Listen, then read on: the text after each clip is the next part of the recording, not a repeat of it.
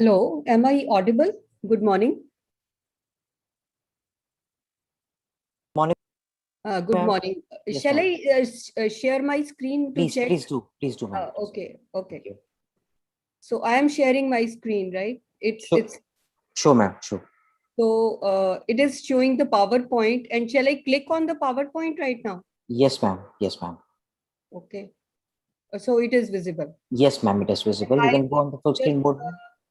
then I'll go to just on the this thing slideshow, right? So that is how I will proceed. Okay. Thank you. So how to close it now? Stop the show?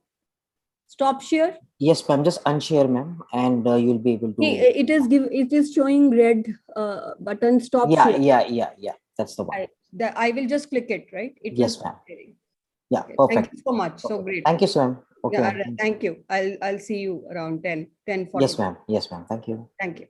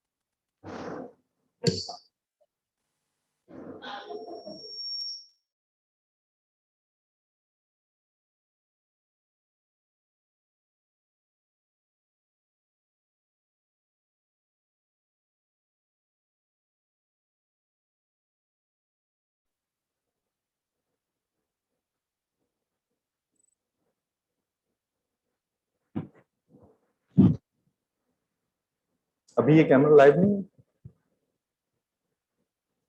ये camera है। Hmm.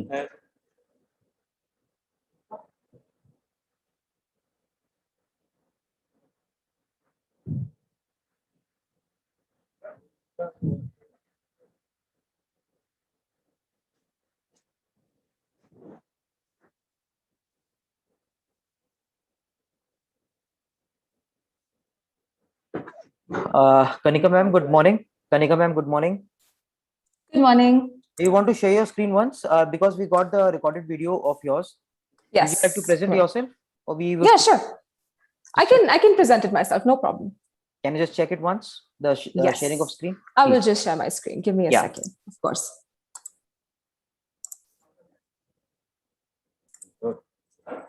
Good morning, Anupam sir. We can see your screen, Kanika ma'am. Is that good? Okay, great. Good morning.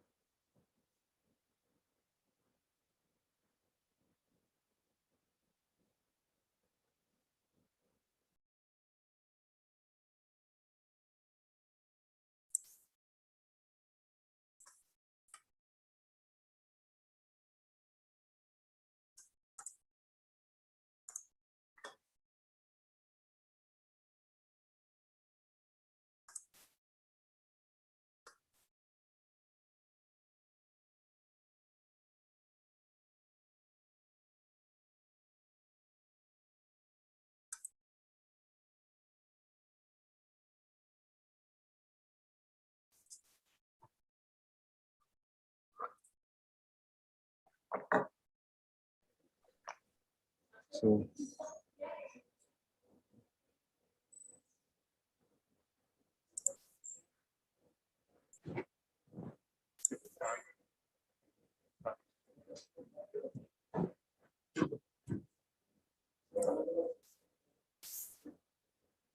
uh, Sir, good morning.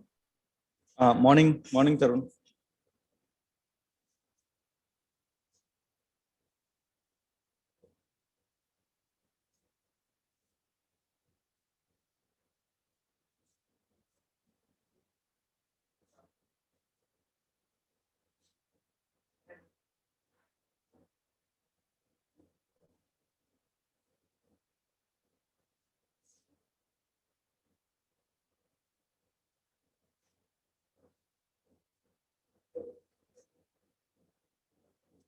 Morning, ma'am. Good morning.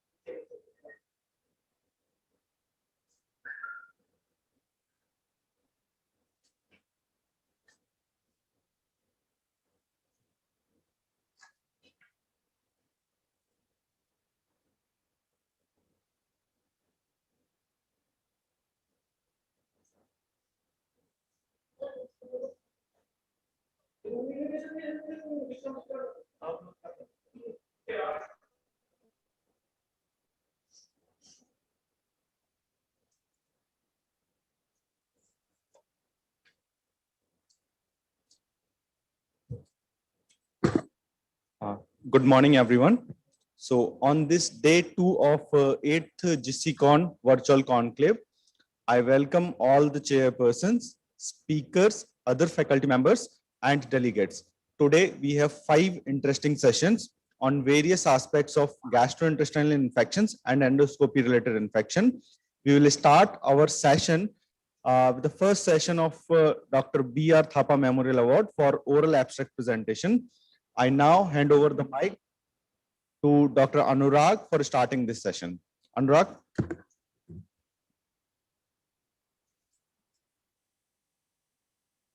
Good morning, everyone. I request all the 5 presenters of this oral presentation to stick to time, 4 minutes of talk and 2 minutes of discussion. I would like to emphasize again not to exceed the allotted time. If they exceed the allotted time, there would be no discussion. Winners of this contest will be declared at the end of the conference at 5 p.m. The chairpersons for this session are Dr. Rakesh Kochar, Professor and Head Department of Gastroenterology, PGI Chandigarh; Dr. Chetna Vaishnavi, Professor G Microbiology, PGI Chandigarh; Dr. Sandeep Nijavan, Professor and Head Department of Gastroenterology, SMS Medical College, Jaipur. Since Dr. Sandeep Nijavan could not attend this session due to unavoidable circumstances, Dr. Bisal Sarma, Associate Professor, PGI Chandigarh, will join as co-chairperson. I request the chairperson to introduce the speaker and start the proceedings.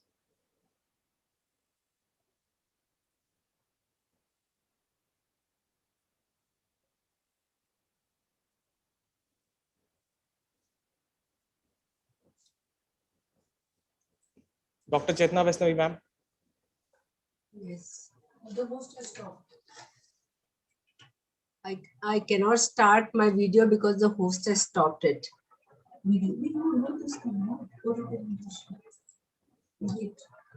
I'm yes. Hello. Today the first oral presentation will be by Dr. Sakshi Khanna. She'll speak on symbiotic supplementation ameliorates gut dysbiosis together with lipid and glucose metabolism. Genes in high-fat diet-induced metabolic syndrome. This is an experimental study. Dr. Sakshi, please start it.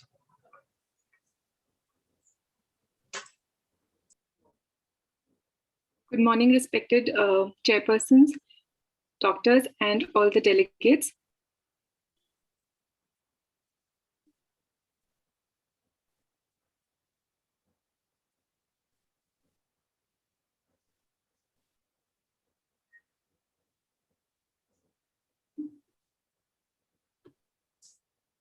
I'm here to present my work entitled Symbiotic Supplementation Ameliorates Gut Dysbiosis together with lipid metabolism and glucose metabolism genes in high-fat diet-induced model of metabolic syndrome and experimental study. I've carried out my work under the supervision of Dr. Geeta Shukla, Department of Microbiology, Punjab University, Chandigarh.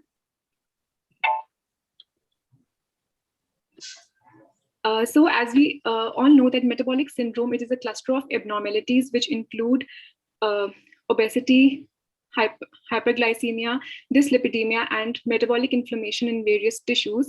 And as we had listened to various talks yesterday, that gut dysbiosis, it plays a very important role in the progression of various gastrointestinal infections and diseases. So similarly, in metabolic syndrome also, it has been observed that gut dysbiosis plays an important role along with the intake of a high calorie diet and the kind of lifestyle we follow these days, that is sedentary lifestyle.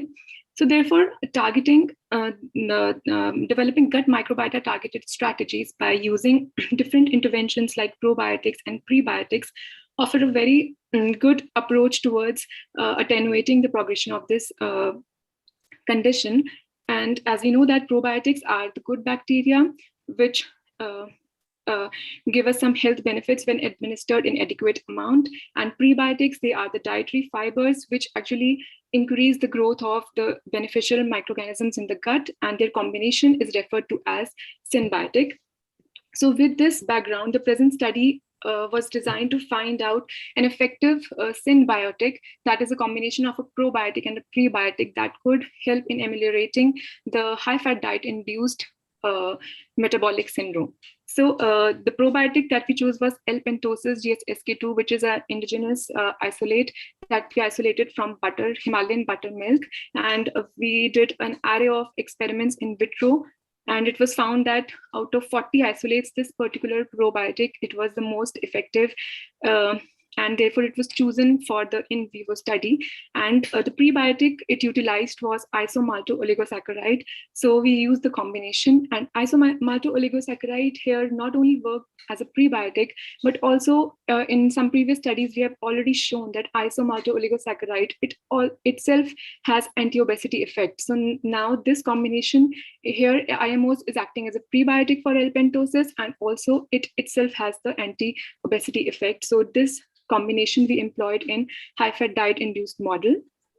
So for this work, the Sprague Dolly rats were taken and they were divided in 9 groups, and which were given the respective diets. For example, control was given standard pellet diet. High-fat diet animals were given 60% high-fat diet, which is a well-established model for metabolic syndrome. And then the probiotic alone animals, that is L-pentosis, GSSK2, they were given the respective dose of probiotic once daily.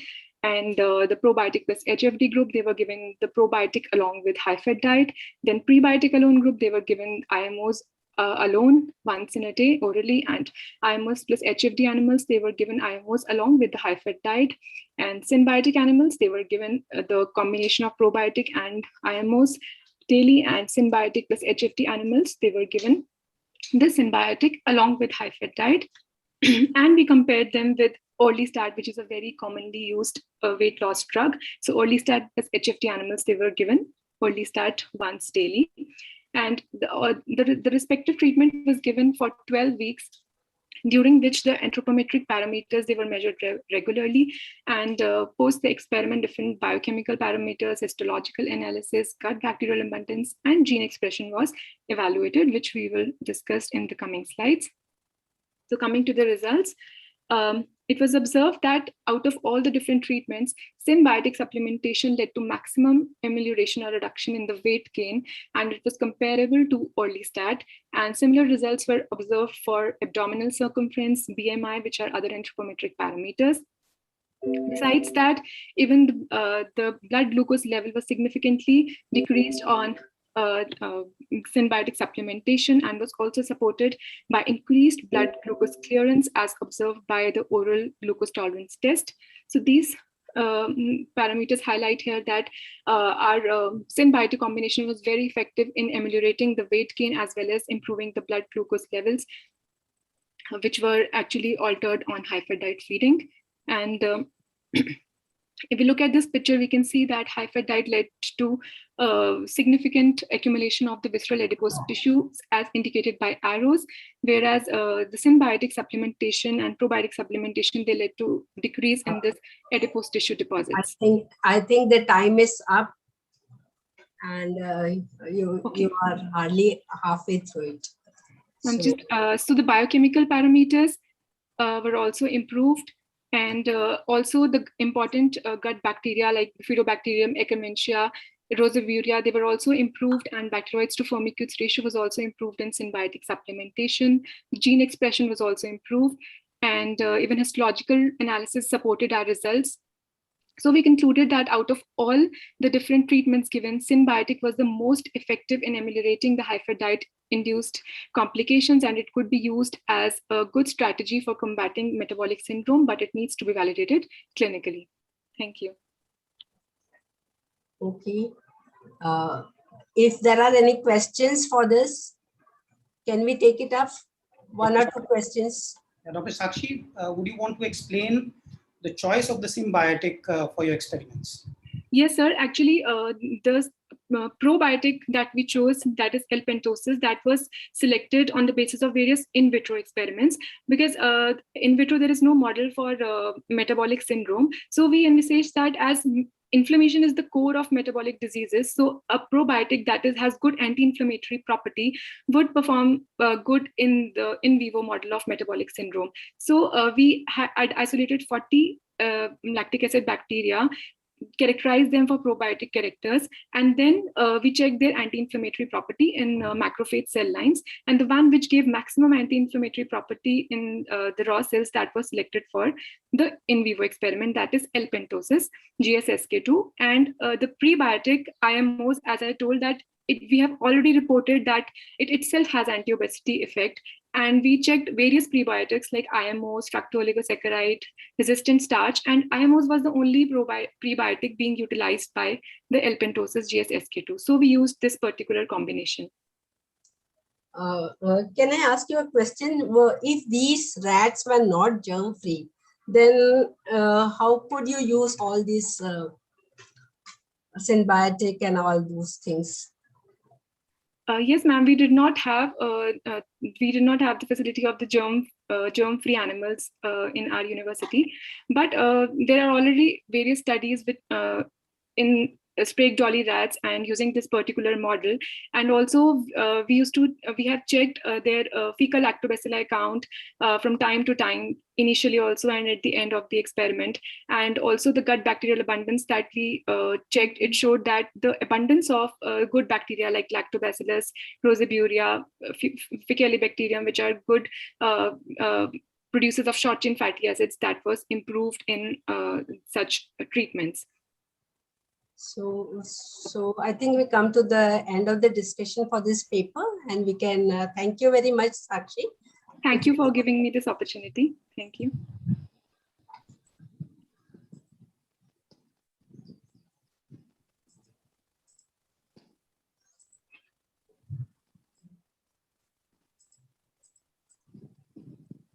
So I think we can proceed on to the next presentation, which is by Dr. S. Pavan, titled Preliminary Work on Gut Microbiota of Parkinson's Disease. Dr. Pavan, please.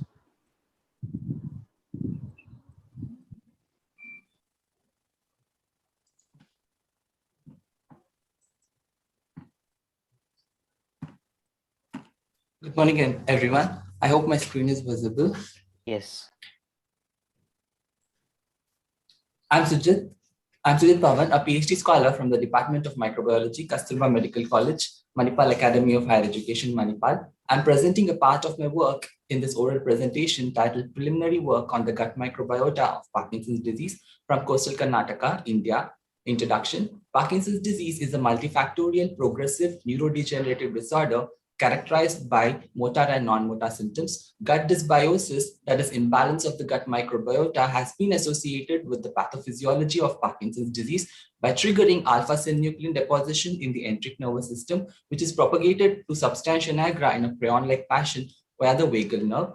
Constipation is attributed to be one of the prodromal non-motor gastrointestinal symptoms in Parkinson's disease.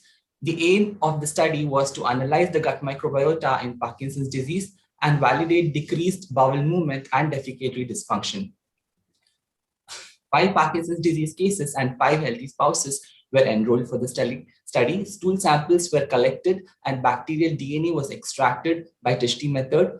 V3 to V4 region of the bacterial 16S rRNA gene was amplified by PCR and sequenced on Illumina MySeq platform and analyzed for the sequence based on kind workflow. Non-motor rating scale was used to measure the frequency and severity of the non-motor symptoms. We have used Rome questionnaire module 5 specific for bowel disorder, and Bristol stool stat was used to measure the consistency of the stool.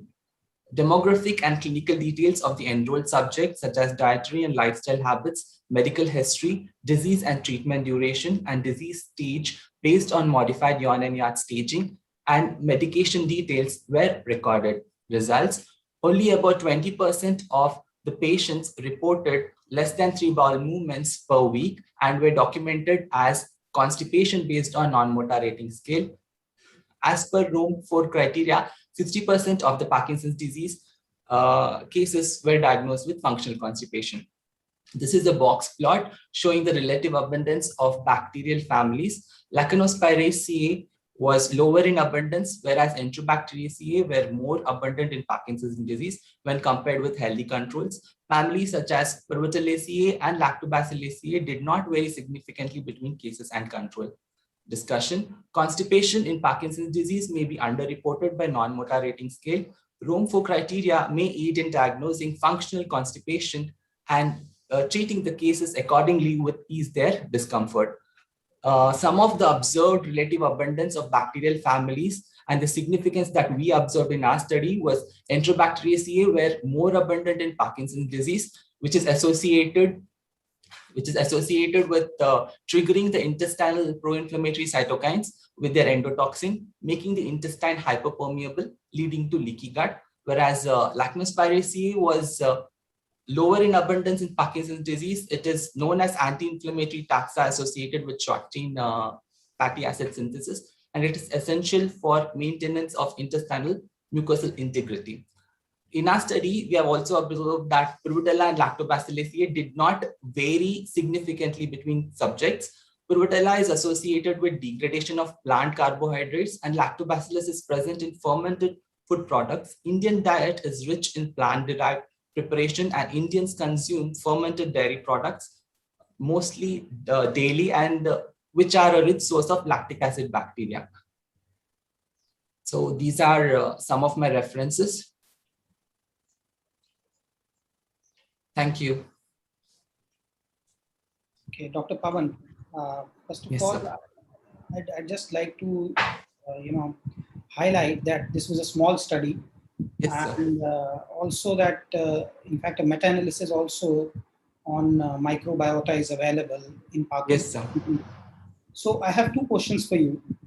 Yes. Are you happy with using the Rome definition for constipation in Indian patients? And the second question is, since there is a lot of data, why did you really do this work? What were you expecting? Were you expecting any geographic differences? Yes, sir. For the first question, actually, Rome 4 criteria, it really helped us. This is a small part of my study because it is just the 5 subjects. I've also done, this is a small part, I'm still continuing with it. So I've really observed there is difference. People, when we use Rome 4 criteria, they have given a better response. We could get subjects to say that they are having constipation based on the criteria, sir. And for the second question, yes, the thing is, the diet is playing a very important role in changing the gut microbiota. So the Western diet, as you said, like others have also done the study, but their diet is completely different. And the protocol they follow will also be different, sir. There's a lot of variations. So that's the reason we took up the study to go ahead with the Parkinson's disease and gut microbiome association. Dr. Pavan, Yes, actually, what I wanted to say, Dr. Vishal has already conveyed. This is a very, very small sample size. I think Yes, we need to do a large number of this to actually get to the conclusion. Yes, ma'am. I'm continuing with it, ma'am. Yes, ma'am. It's just a part of my work. It's just a preliminary work we had done to look for fundings, ma'am. Okay. You did a good presentation, and now we can go to the next one. Thank you, ma'am.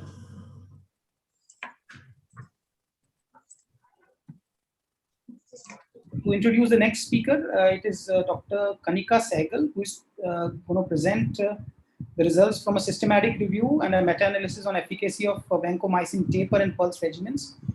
You said you did a good presentation. Clostridioides difficile. Dr. Kanika, please. Thank you so much for the introduction. Good morning, everyone. My name is Kanika Sehgal, and I am a medical graduate from Government Medical College, Chandigarh, and I'm now working as a research fellow in Mayo Clinic. Thank you so much for giving me the opportunity to present here. I feel like my life has come around full circle because I'm getting the chance to present back home in Chandigarh. Anyway, so my presentation today is about a systematic review and meta-analysis that we conducted to find out the resolution rates of Clostridioides difficile infection after vancomycin taper and pulse regimens. To cover a basic background, we know that difficile infection is a very common source of nosocomially acquired diarrhea, and more so now, it's also been established as a community acquired cause of diarrhea. Now we know that treatment also usually centers around giving vancomycin, but treatment guidelines also now recommend that we can give extended courses of vancomycin, which includes a standard course of about 10 days, followed by taper, which is decreasing the dose by 25 to 50% every 1 to 2 weeks, or pulse, which is administration of vancomycin with skipped days, or taper and pulse, which is a combination of the prior 2 regimens.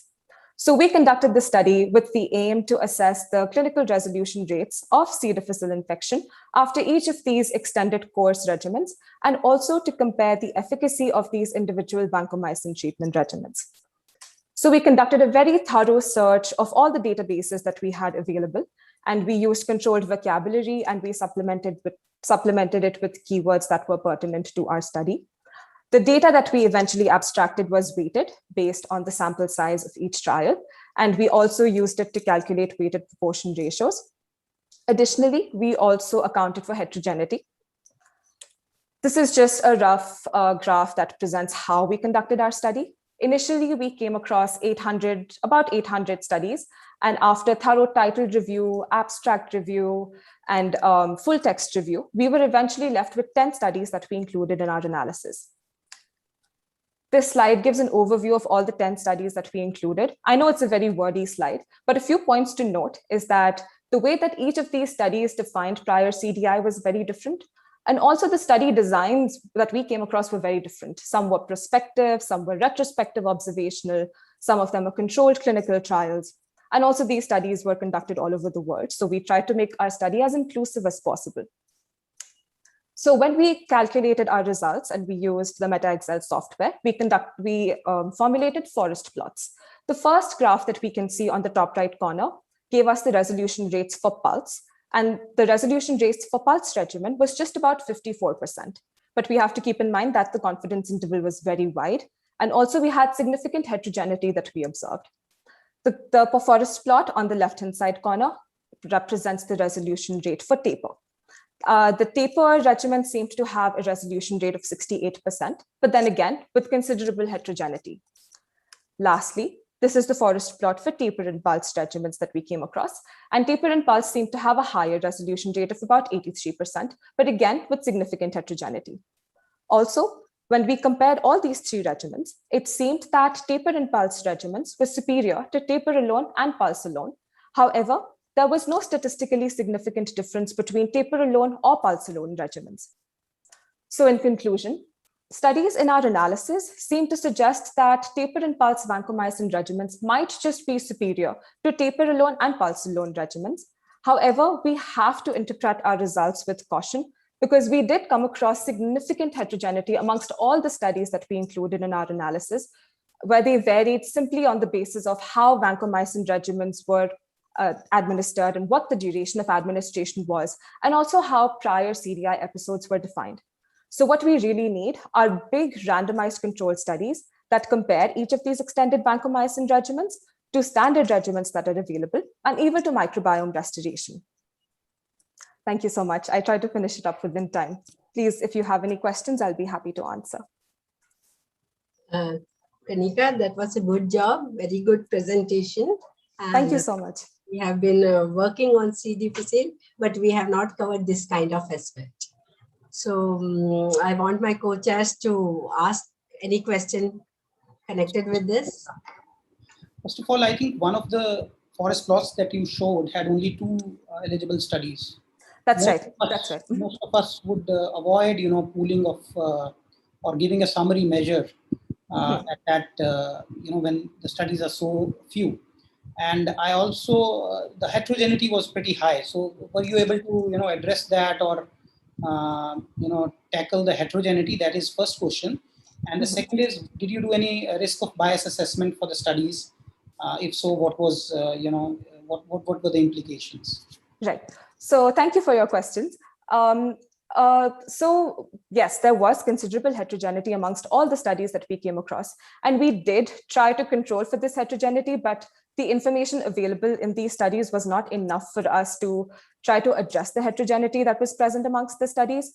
And to address the second question, yes, we did create all these studies that we included. We used this one framework that was presented by Dr. Murad. And it seemed that the quality of all the studies that we included was medium to low, not very high. So that's why I say that our studies should still be, the results should be interpreted with caution.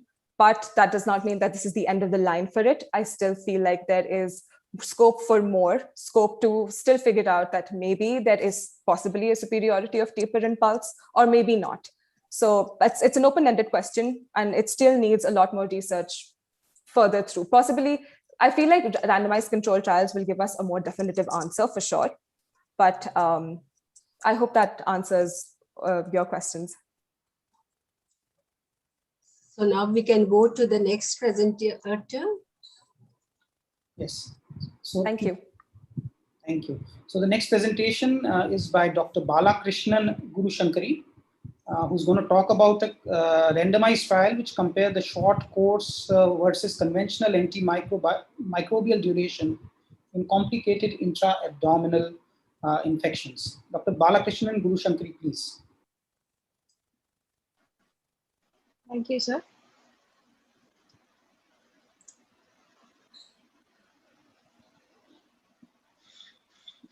Just a second.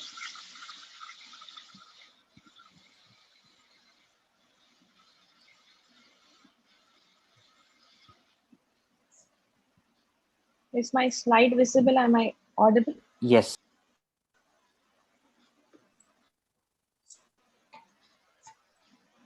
Good morning, all.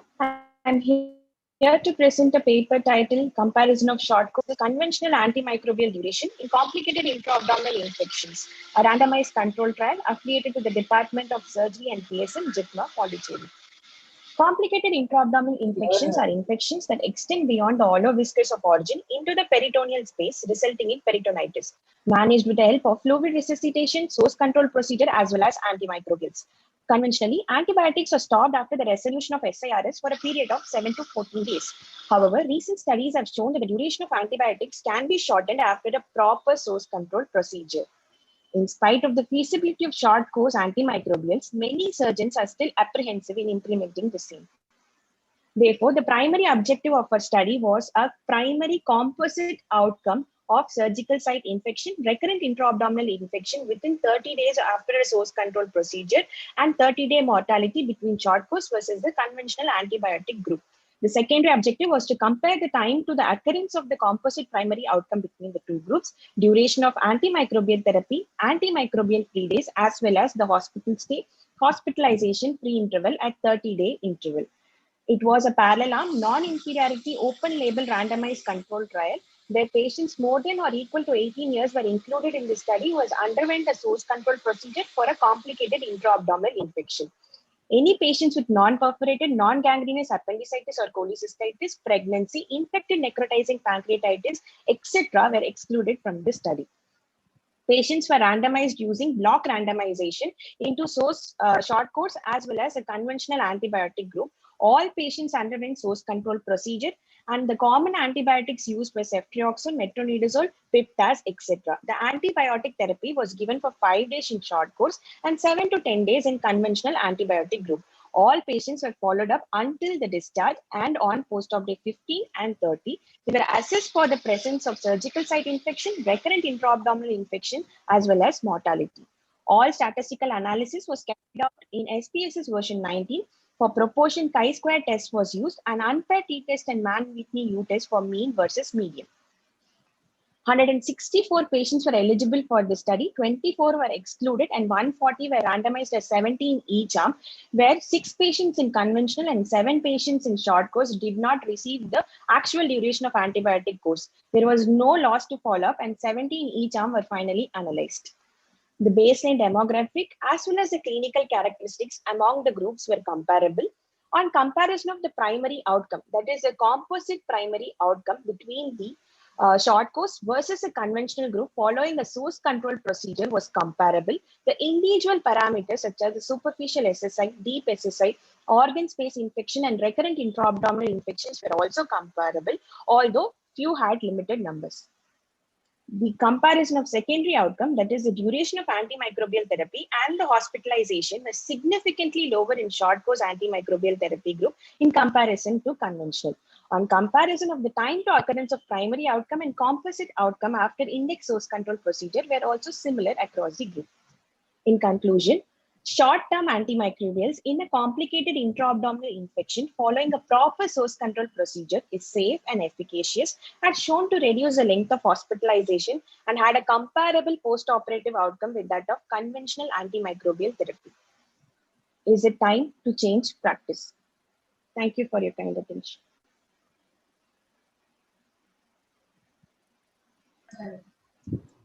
Thank you, Dr. Balkrishnan. I just wanted to know what were there any specific antibiotics utilized in this study? No, ma'am. We routinely followed the antibiotics which we commonly use in our department. For example, for low-risk patient, we usually start with ceftriaxone and metronidazole. That is a third-generation cephalosporin. Whereas where we had patients with high risk, then we used to consider piptaz and metronidazole. Metronidazole was given because to cover the anaerobes, which was commonly seen in our patient population. And one more thing, why in the control groups there the duration was 7 to 10 days? Why not a fixed number of days?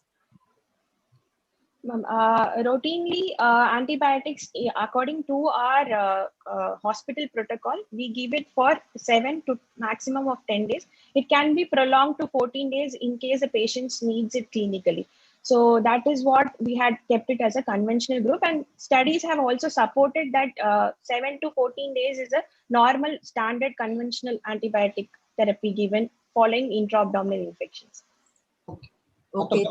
Dr. Guru Shankari, just one thing that it looks like a very interesting work. Were there any formal sample size calculation done prior to the start? And did you plan it as an equivalence trial, non-inferiority, or a superiority design? Yes. Because of restriction of slide numbers, I couldn't project the sample size calculation. Yes, sample size was calculated, sir. And we kept that, we considered that the prevalence of complicated intra-abdominal infections in the conventional group to be 30 to 40%. And it was a non-inferiority trial. We get a margin of 10%. And with the power of 80 and alpha of 5, we calculated the sample size, and it was 70 in each arm, total of 140, and we reached the sample size. If I were to redo the calculation, I think the sample size will be much higher than this. With a superiority design, maybe you could have this kind of a sample size, but with a non-inferiority and a margin which you're saying 10%, I suspect that it is going to be in around 500 or more. Anyway, I'll check that, and if your sample size is correct, of course we'll take it as the correct sample size. I'll check it myself. Yeah. Good work. Thank you. Okay, thank you very much. Now we go on to the next one.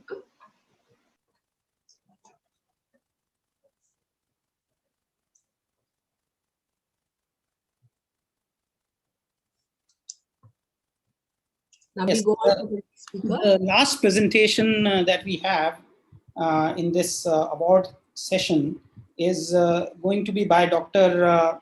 Jinsa Abdul Jalil, who is going to talk about gut microbiota, functional metabolism, and network analysis in decompensated cirrhosis with and without infections. Over to you, Dr. Jinsa. Thank you, sir. Good morning, everyone. My topic is on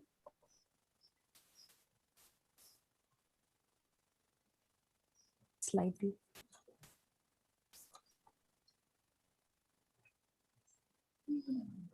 You can go to the full screen, please. My topic is on gut microbiota, functional metabolism, and network analysis in decompensated cirrhotic patients with and without infections. Intestinal dysbiosis has been well established in patients with various liver diseases, and this will lead on to infection, sepsis, and organ failure. So why we have done this study is there is no data on gut microbiota changes and its functional metabolisms in decompensated patients with cirrhosis and infections. So we performed a study on decompensated cirrhotic patients with infection, with and without infections, and fecal samples were collected within 24 hours of admissions. And these were the parameters we have assessed. The parameters shown in red color was statistically significant between both the groups. That is, in patients who had infections at baseline, had more episodes of infections in the past and more antibiotic usage, and there was more number of death. And in patients without infections, this was very low. And CTP score, MELT, and rifaximin usage was equal among both the groups, and they were matched. what we have done is we have analyzed the gut microbiota in patients, decompensated patients with and without cirrhosis, and in various subgroups. And using standard protocols for metagenomics, we have analyzed this. That is, bacterial DNA was extracted and 16S rRNA gene sequencing was done. And using specific softwares, we have identified the microbial communities and their functional metabolisms. And what we observed was, in patients with infections at admissions had more pathogenic microbacteria and more pro-inflammatory functional metabolic pathways were identified. And based on the episodes of infection, there were also significant difference in the microbiota identified. For example, in patients with bacteremia, Agarthala was the predominant bacteria identified. And in patients with skin and soft tissue infections, Pseudomonas was the predominant gut microbiota. And when we looked at based on the episodes of infections, it was noted that more the number of infections in this group of patients, more there was highly pathogenic and opportunities bacteria was highly predominant, like the Leptotracheae and the Lautropiae. We have looked at the overall survival also. In patients who had infections at admissions and during 6 months follow-up, in those who survived the infections, we have identified Megamonas as the significant bacteria associated with survival. So in summary, in decompensated patients who had infections at admissions had more pathogenic genera and more pathogenic pathways like oxidative stress, endotoxemic pathways, and pro-inflammatory pathways. And specific pathogenic taxa was identified based on different clinical outcomes. And repeated infections were associated with more pathogenic bacteria with immune exhaustion like Lautropiae and Leptotracheae. In patients without infections, more beneficial beneficial genera and beneficial pathways and specific beneficial taxa was associated with different clinical outcomes. And ultimately, we have identified that Megamonas was the significant bacteria which was strongly associated with survival at admissions and during follow-up in patients, decompensated patients who had infections at admission. Thank you. Thank you, Dr. Gisicon. Thank you. Abdul Jalil, I'm sorry I didn't pronounce your name. Thank you. This is again a very good presentation, and I request the co-chair to join in for any questions. There is some question here. This is for something. Okay, Dr. Vishal, you would like to take up any question? I'd just like to know from Dr. Jinsha how, in such studies where you assess microbiota, I mean, the issue of covariates is very, very important. A single dose of antibiotic may, change the microbial profile. So how did you address these covariates? I suspect that patients who were having infections would be on antibiotics. So was it the infection which was it the microbiota which was causing the increased risk of infection, or was it the antibiotics which changed the microbiota, and these were the changes you detected? Actually, cirrhosis itself is a dysbiotic condition, sir. So we cannot say that infections are the cause of dysbiosis in this patient. So, and we have all collected the stool samples from these patients within 24 hours of admissions, and studies have shown that single antibiotics will change only the culture results, not the 16S rRNA sequencing. 16S rRNA sequencing will be equal up to 48 to 72 hours of antibiotic usage. So if there are any more questions, one last question. What are the implications of this finding? Actually, this study shows that if we can identify, we have identified a beneficial bacteria like Megamonas in our study. So if we can identify specific beneficial pathogenic beneficial bacteria in patients with repeated number of infections, if we can supplement them, we can reduce the severity of sepsis, and there comes the importance of fecal microbiota in this group of patients that we have to explore more. Thank you, Dr. Gisicon. I think we complete this session now. Thank you, sir. This was a good presentation. Again. Thank you so much. Thank you, chairpersons. The results of oral presentation will be declared at the end of conference today at 5 p.m.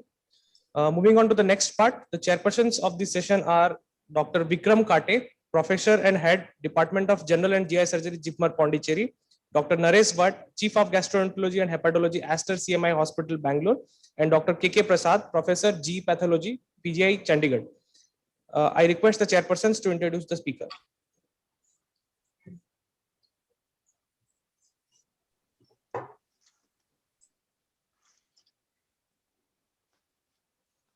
Good morning to all.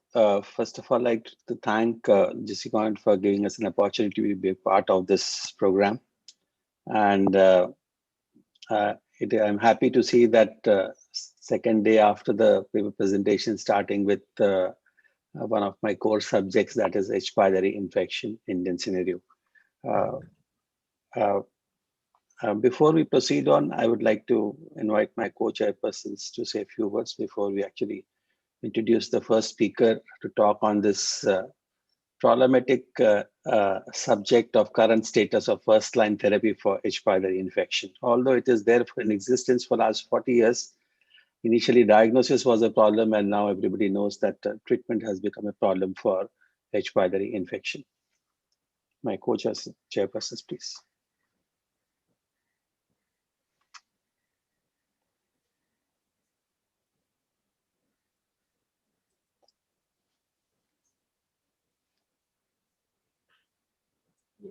Dr. Kaushal.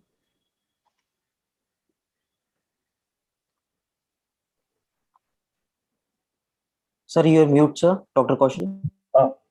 Good morning, everybody.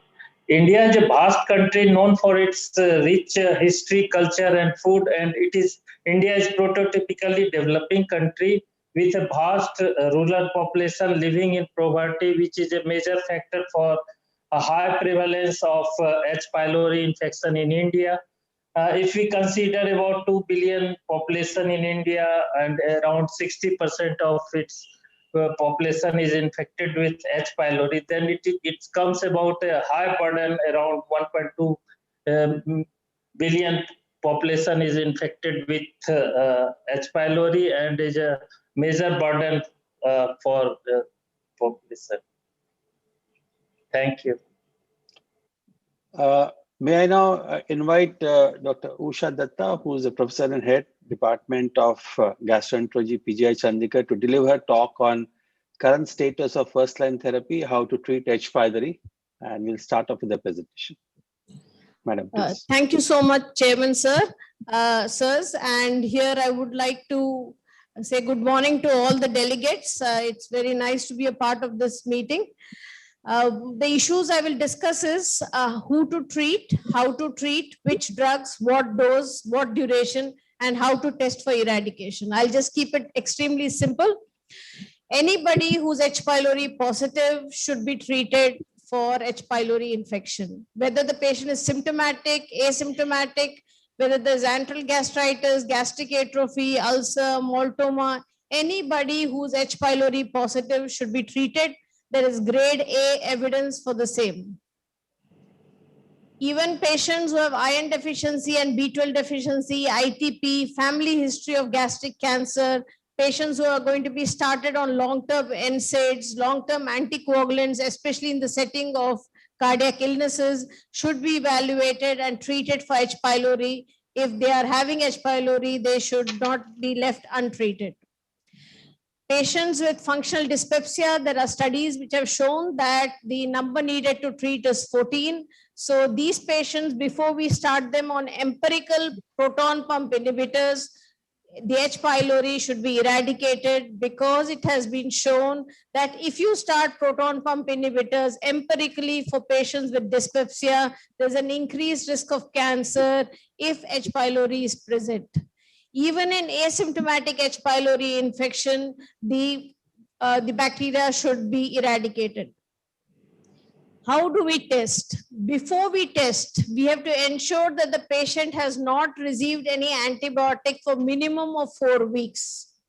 They should not be on proton pump inhibitors for minimum of 2 weeks.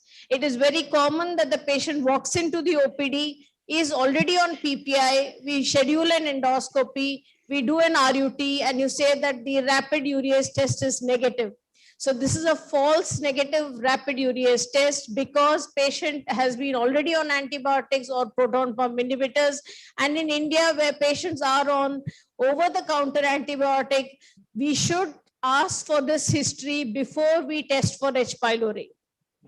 Which test to use? You can use urea breath test, you can use H. pylori stool antigen test, or you can use rapid urease test during endoscopy.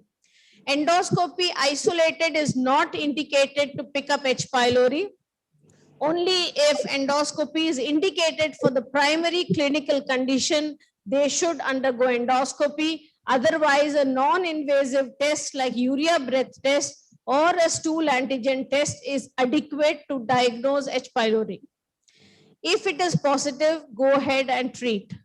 There is a caveat: if there is isolated serology positive, it is not an indication for therapy, because isolated serology positive does not tell you that there is active H. pylori infection.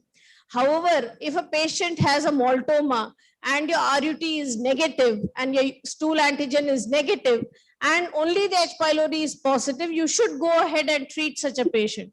If a patient has an ulcer and you haven't found evidence of active H. pylori on these standard tests, but serology is positive, take it as H. pylori induced ulcer and treat that. The reason why I'm saying this is that the rapid urease test is positive only when H. pylori is more than 10 to the power 5 in the tissue. So if you realize patients who are on PPI antibiotic, this level may go down less than 10 to the power 5 and you may have a false negative test. So in certain individualized situation, you can base the treatment on serology if you think the patient may have sinister consequences if the H. pylori is present. So why to treat? Because the benefit outweighs the risk. What are the benefits? The benefits is decrease in symptomatology, decrease in cancer incidence, decrease in ulcer, decrease in bleeding, and improvement in iron deficiency. What are the downsides? Cost, logistics, possibility of resistance, reinfection, and recrudescence. However, as an overall, the benefit outweighs the risk, so all these patients should be treated for H. pylori. There's a recent study on mass eradication of H. pylori to reduce gastric cancer incidence and mortality, a long-term study from Matsu Islands in Taiwan. And here you can see that after treatment, the prevalence of H. pylori has decreased from 64% to 15.7%. And this fear of reinfection is without any basis, because they have found that there's no significant increase in reinfection. The other very interesting finding they have found is that the incidence of gastric cancer has significantly reduced in the community. So we have to emulate these kind of guidelines in our own country, especially where we do have a high prevalence of H. pylori and we do have a high prevalence of gastric cancer, maybe not as much as what we would have expected for H. pylori. There may be some protective components in our diet which is preventing full-blown gastric cancer in our country in a great number of people. So which drugs, what dose, what duration, how to tailor it in India? So what are the drugs we have? We have proton pump inhibitors, metronidazole, clarithromycin, amoxicillin, quinolones, and bismuth. All these drugs will have an effect on H. pylori by acting on it in close relation to the gastric epithelium. How does PPI work? We use it day in, day out in H. pylori. PPI suppresses H. pylori. Second is when the acid is suppressed, H. pylori enters into a replicative state when the pH goes to 6 to 8. When it enters the replicative state, other antibiotics can now act on it. Another thing is it inhibits the efflux pumps, which leads to clarithromycin resistance. So it prevents clarithromycin resistance. It puts the H. pylori into a replicative state and also actively suppresses H. pylori. By this method, it increases the efficacy of antibiotic. So quality PPI is essential in the management of patients with H. pylori infection.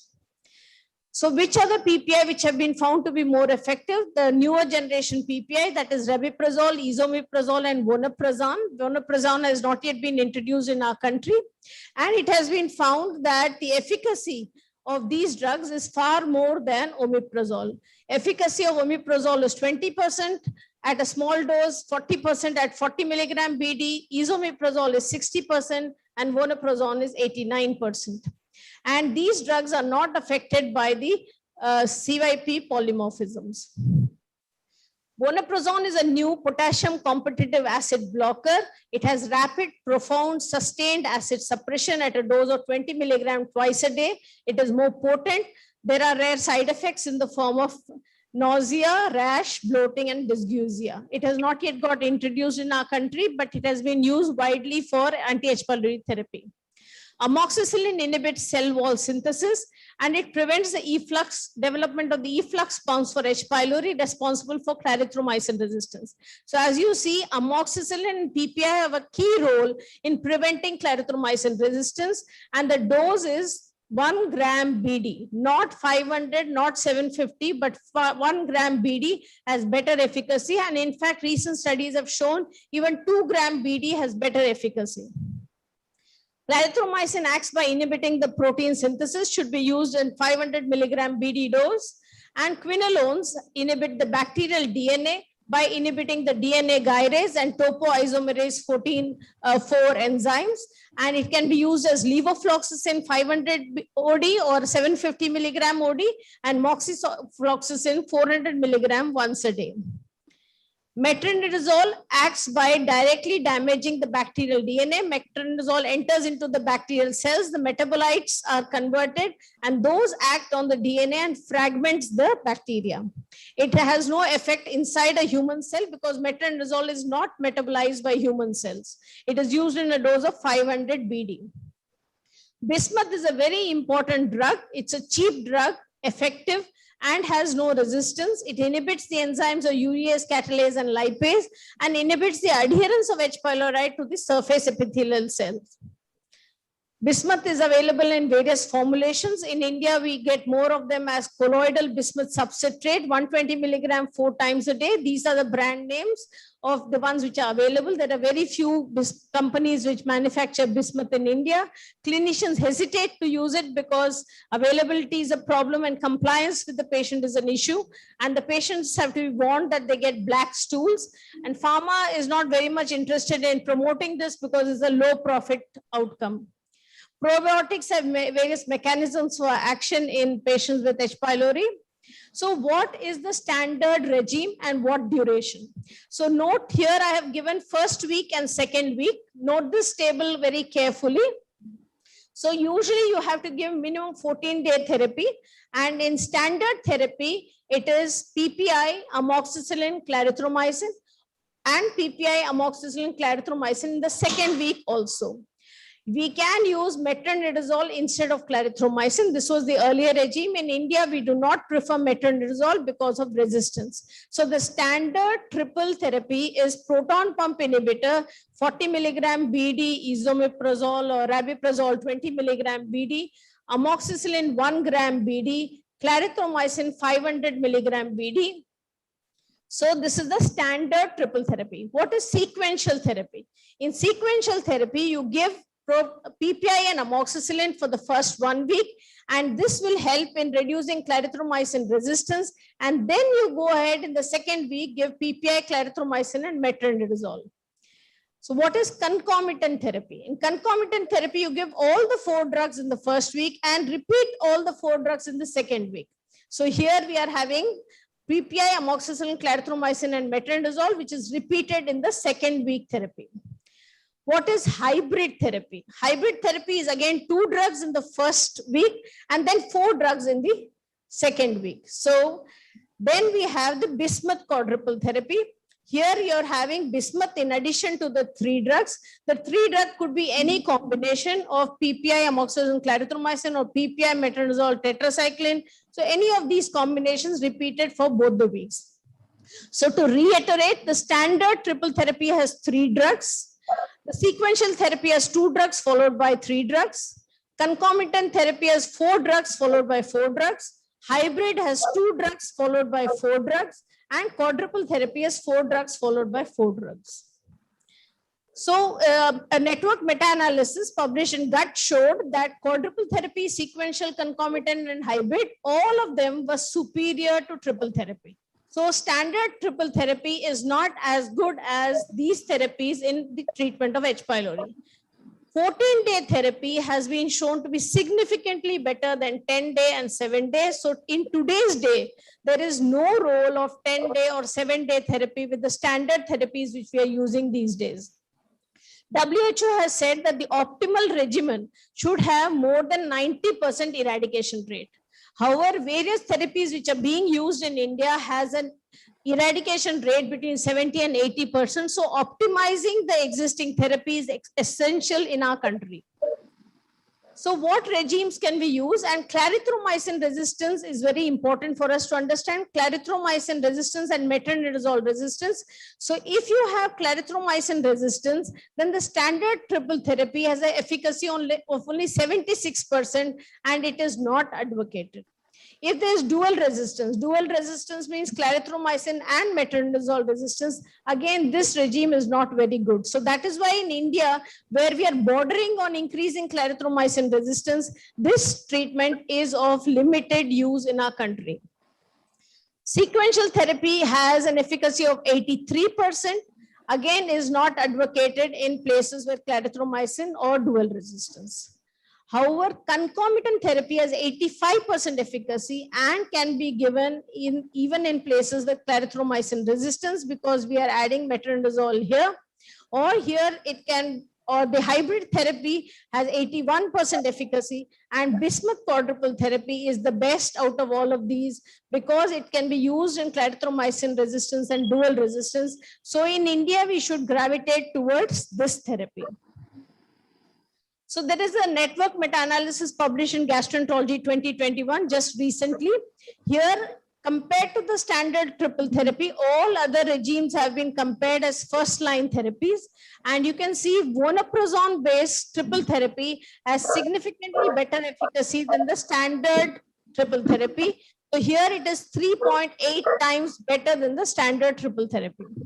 There are also therapies which I've used here. Again, if you have bismuth quadruple therapy is 1.47 times. So it's about 1.5 times better than the standard triple therapy. People have used amoxicillin and PPI, high dose amoxicillin, high dose PPI, that is 2 gram amoxicillin BD and PPI 40 milligram BD, and this is also showing better efficacy than the standard triple therapy. So standard triple therapy, I think, will get phased out with time, minimum in a country like ours with high resistance patterns.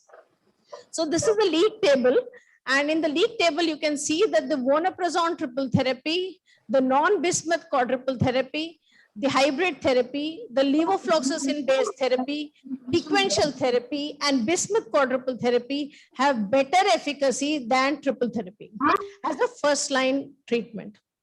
So what do the guidelines say? The Maastricht guideline, the ACG guideline, the Toronto Canadian guideline, and the Indian guidelines say that if you are suspecting a low clarithromycin resistance, the first-line therapy remains PPI, amoxicillin, clarithromycin. In areas suspected with high clarithromycin resistance, we can give proton pump inhibitor, amoxicillin, clarithromycin, and bismuth. So basically, we are just adding bismuth to this regime and improving the efficacy in a high clarithromycin condition. Dual resistance, we can use again the same PPI, amoxicillin, clarithromycin, and bismuth. And especially in a country like India, where patients visit tertiary care center only once and then go back into the community, in order to reduce the burden in the community and risk in the patient, a single time therapy in which PPI, amoxicillin, clarithromycin, and bismuth should become our first line therapy routinely. So this is the Indian guidelines after the Bhubaneswar consensus, which is published in a recent issue of Indian Journal of Gastroenterology, again advocating that in high clarithromycin, we should use a combination of these 4 drugs. Nitroimidazole, that is the metronidazole group of drugs, should not be used in patients with H. pylori. Factors affecting efficacy is 14-day therapy is better, new generation PPI is better, higher dose amoxicillin is better, adding bismuth is better. The thing about probiotics is still not clear, but it may be slightly improving efficacy. However, when we give antibiotics, there is resistance. So you have to be very careful that you ensure compliance so that in one time we take care of the situation. We ask patients to avoid smoking, and we ensure that other issues such as metabolic syndromes are taken into check. So increasing the efficacy can be done by adding bismuth to the standard therapy. The efficacy reaches 90%. We can add probiotic, it adds to the efficacy by 13%. And even to this regime with bismuth, adding probiotic adds efficacy by 11%. We can also replace clarithromycin with quinolone, which increases efficacy by 10%. There's a recent European registry in H. pylori where 1,141 patients real life experience treated with all the 4 drugs at 88% efficacy. And a study which has shown that addition of probiotic increases the efficacy to 96% compared to 88% in bismuth quadruple therapy. And this study is very interesting, is that this is a retrospective analysis of a prospective collected data in which H. pylori patients who are positive were either tailored, that means they're assessed for the clarithromycin resistance, and based on the resistance given a special therapy versus that is PPI, bismuth, metronidazole, and tetracycline regime, and if negative, given the standard triple therapy.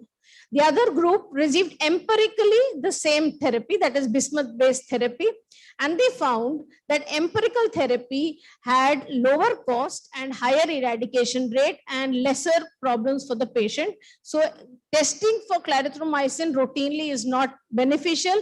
Instead, adding bismuth is better. Rifabutin has also been used as first-line therapy. Dr. Govind will be dealing with rifabutin-based therapies, but just to say that rifabutin also has better efficacy than just 2-drug therapies. And rifabutin therapy has been used in US, but however, they had excluded patients of Asian descent, so we cannot directly extrapolate the data, but rifabutin may be promising in clarithromycin resistance. So after you give therapy for 2 weeks, you have to keep the patient off PPI for 2 weeks. You give PPI for 2 weeks and then off drugs for 2 weeks. And then you repeat the H. pylori testing. So basically 2 weeks therapy, 2 weeks PPI, then no drugs for 2 weeks, and then repeat testing either by a urea breath test or an antigen test. Do not repeat an endoscopy unless it was a gastric ulcer to start with. There are various mechanisms of resistance. I cannot go into that right now, but suffice to say, India is around touching about 17% clarithromycin resistance. And there are various studies which have shown that there is an increase in resistance in the Asia Pacific region. And there is a steady increase in the clarithromycin resistance as well as the metronidazole resistance, and levoflox resistance is also going up. So we have to be very careful according to our pattern. And here is study from all over India showing high resistance pattern in different parts of India, and a study from Bangalore showing 20% resistance with clarithromycin, another study from Mumbai showing very high clarithromycin resistance. So we need national data, which we are collecting it as a part of the national task force. So if you see clarithromycin resistance in India is bordering around 17%, levoflox about 6%, amox about 18%, and metronidazole is 70%. So obviously this is out. Tetracycline we do not use very much because of a lot of over-the-counter use of this drug. So in the Indian perspective, real life, triple therapy has only 80% eradication. We, as I said, need 90% eradication. So we have to add something to this. Adding bismuth may help us. Adding, I would not advocate probiotic because it adds to the cost. The 4-drug concomitant therapy has 86% eradication rate. And if vonoprazan gets introduced into India, that might help us in increasing the efficacy, and replacing clarithromycin by levoflox or rifabutin may be answer, but using metronidazole and tetracycline is not advocated. So the take home message is treat if you detect H. pylori. Combination of proton pump inhibitor, amoxicillin, clarithromycin is your first line therapy in low clarithromycin resistance. In India, we still do not know what is the clarithromycin resistance. However, if a patient has already taken antibiotics, then it may be safer to use PPI, amoxicillin, clarithromycin, and bismuth, a combination for minimum of 14 days. And ensure that you emphasize to the patient regarding compliance and use of newer PPI agent. Higher dose PPI is essential, as I told you how PPI has a role in the treatment of H. pylori. Duration of 14 days, and ensure compliance. Quite often patients have a problem in the first few days. You tell them if they are having a problem, they report back rather than ask them to come after 2 weeks and they're telling you that they did not take all the drugs properly. And check definitely for eradication by non-invasive methods unless there was a gastric ulcer to start with. And therapy should be based on the local resistance pattern in our country. Thank you. Thank you very much, Dr. Datta, for your wonderful presentation. And we'll have the discussion after the two presentations. Sure. Thank you. May I now invite Dr. Govind Makharia to speak on the second problem. Like we just now heard that a lot of regimes are used and resistance is one of the common problems that we face. So when you have a refractory H. pylori, how do we manage that? So we'll have a talk from Dr. Govind Makharia, who's a professor of gastroenterology at AIIMS Delhi on refractory H. pylori management of it. Dr. Govind Makharia, please.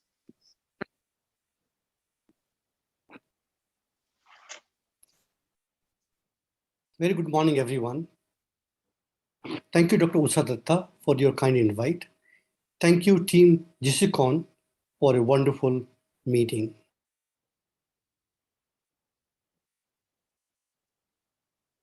Dr. Usha Datta left on the question, how do you treat a patient who has a Helicobacter pylori infection? So to start from there, let me take the one case which we treated some time back. This is a 60 years old scientist who was about to retire, and she presented to us with dyspepsia, which was new onset. She had mainly postprandial distension and discomfort for last 6 months. She also has nausea,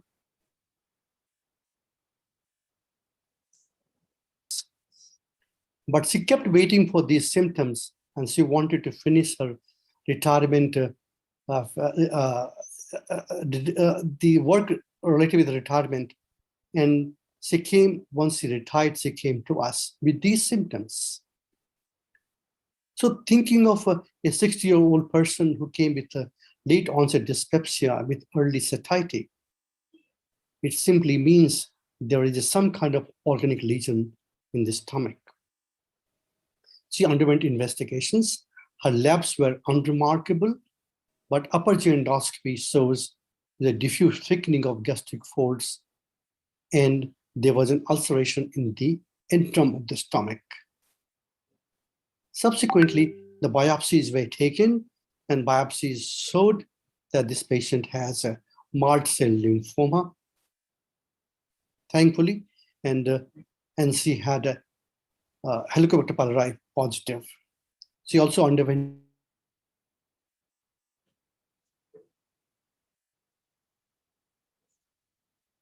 wanted to finish her retirement, the work related with retirement. And she came, once she retired, she came to us with these symptoms. So thinking of a 60-year-old person who came with a late onset dyspepsia with early satiety, it simply means there is some kind of organic lesion in the stomach. She underwent investigations. Her labs were unremarkable, but upper GI endoscopy shows the diffuse thickening of gastric folds, and there was an ulceration in the interim of the stomach. Subsequently, the biopsies were taken, and biopsies showed that this patient has a marred cell lymphoma, thankfully, and she had a Helicobacter pylori positive. She also underwent the urea breath test, which also found to be positive. So she had a myeloma with H. pylori positive. She underwent evaluation for extent of disease and under consultation with a medical oncologist, and the disease was limited only to the stomach wall. And therefore, the plan was to treat her with the H. pylori infection, treat that H. pylori, and keep her under surveillance. With this plan, we asked her about the use of any antibiotic in the past. She was very categorical that "Mai koi dawa nahi leti hu." I avoid medicine at all times. And she didn't remember that she took antibiotic in last 20 to 25 years. So therefore, while choosing a therapy for Helicobacter pylori infection in her, we thought that first-line therapy will be most appropriate for her because there was no history of exposure to clarithromycin or even amoxicillin. Therefore, she was prescribed a standard first-line therapy, including amoxicillin, azithromycin, and double-dose PPI. She was very compliant to treatment, and her symptoms became better.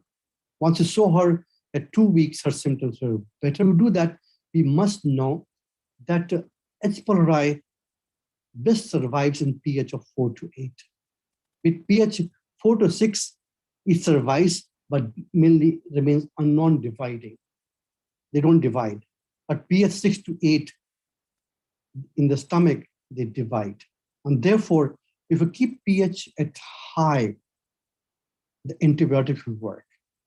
If we keep the pH low, antibiotic will not work. And therefore, one must remember that we want to keep pH in the stomach to be high. And therefore, we use PPI, not single dose. We use double dose PPI. And that's the philosophy of using double dose PPI in patient in the regimen for H. pylori eradication. Right? Second point, why antibiotics? Certainly, it's bacteria antibiotics, but why multiple? If you look at evolution of treatment of Helicobacter pylori since early parts, the last 30 years, the first treatment was one antibiotics of different kinds. The response rate was not very large, 30, 40, 50%. But once two antibiotics were combined, then response rate became much better. And that was the reason of using multiple antibiotics. Now, are we clear that we use double dose PPI to keep pH above between 6 and 8 so that we can suppress bacteria, the bacterial reply, and therefore antibiotic can work better. And we use two antibiotics for 2 or 3 antibiotics, depending upon the different regimen for adequate control of or eradication of Helicobacter pylori infection. But once we use antibiotic, the likelihood of developing a resistance, and this is very important to understand. That certain antibiotics resistance is very common. For example, clarithromycin, levofloxacin, and metronidazole. Resistance is very common. Metronidazole is well known that in India, it is 30 to 40% resistance rate. So this is not a drug to be used for H. pylori infection. Even for levofloxacin, there's an emerging rate of resistance. Clarithromycin, as Dr. Datta already told you, that there are different pockets in our country where there is a resistance to clarithromycin. And in any society, if resistance to clarithromycin is more than 15 or 20%, we will not like to use empirical clarithromycin in the society. Interesting to note that resistance to amoxicillin, bismuth, or tetracycline is rare with the H. pylori infection. And therefore, these drugs are great for treating patients who have a refractory or those who don't respond to first-line treatment. So coming to what are the standard regimen for treatment, as Dr. Datta already alluded to in her talk, that we have a standard triple therapy, we have a concomitant therapy where you use multiple antibiotics at one point of time, we have a sequential therapy that's called 5 days and 5 days. Then we have a sequential and concomitant therapy, which is called hybrid therapy. So these are the 4 standard regimens.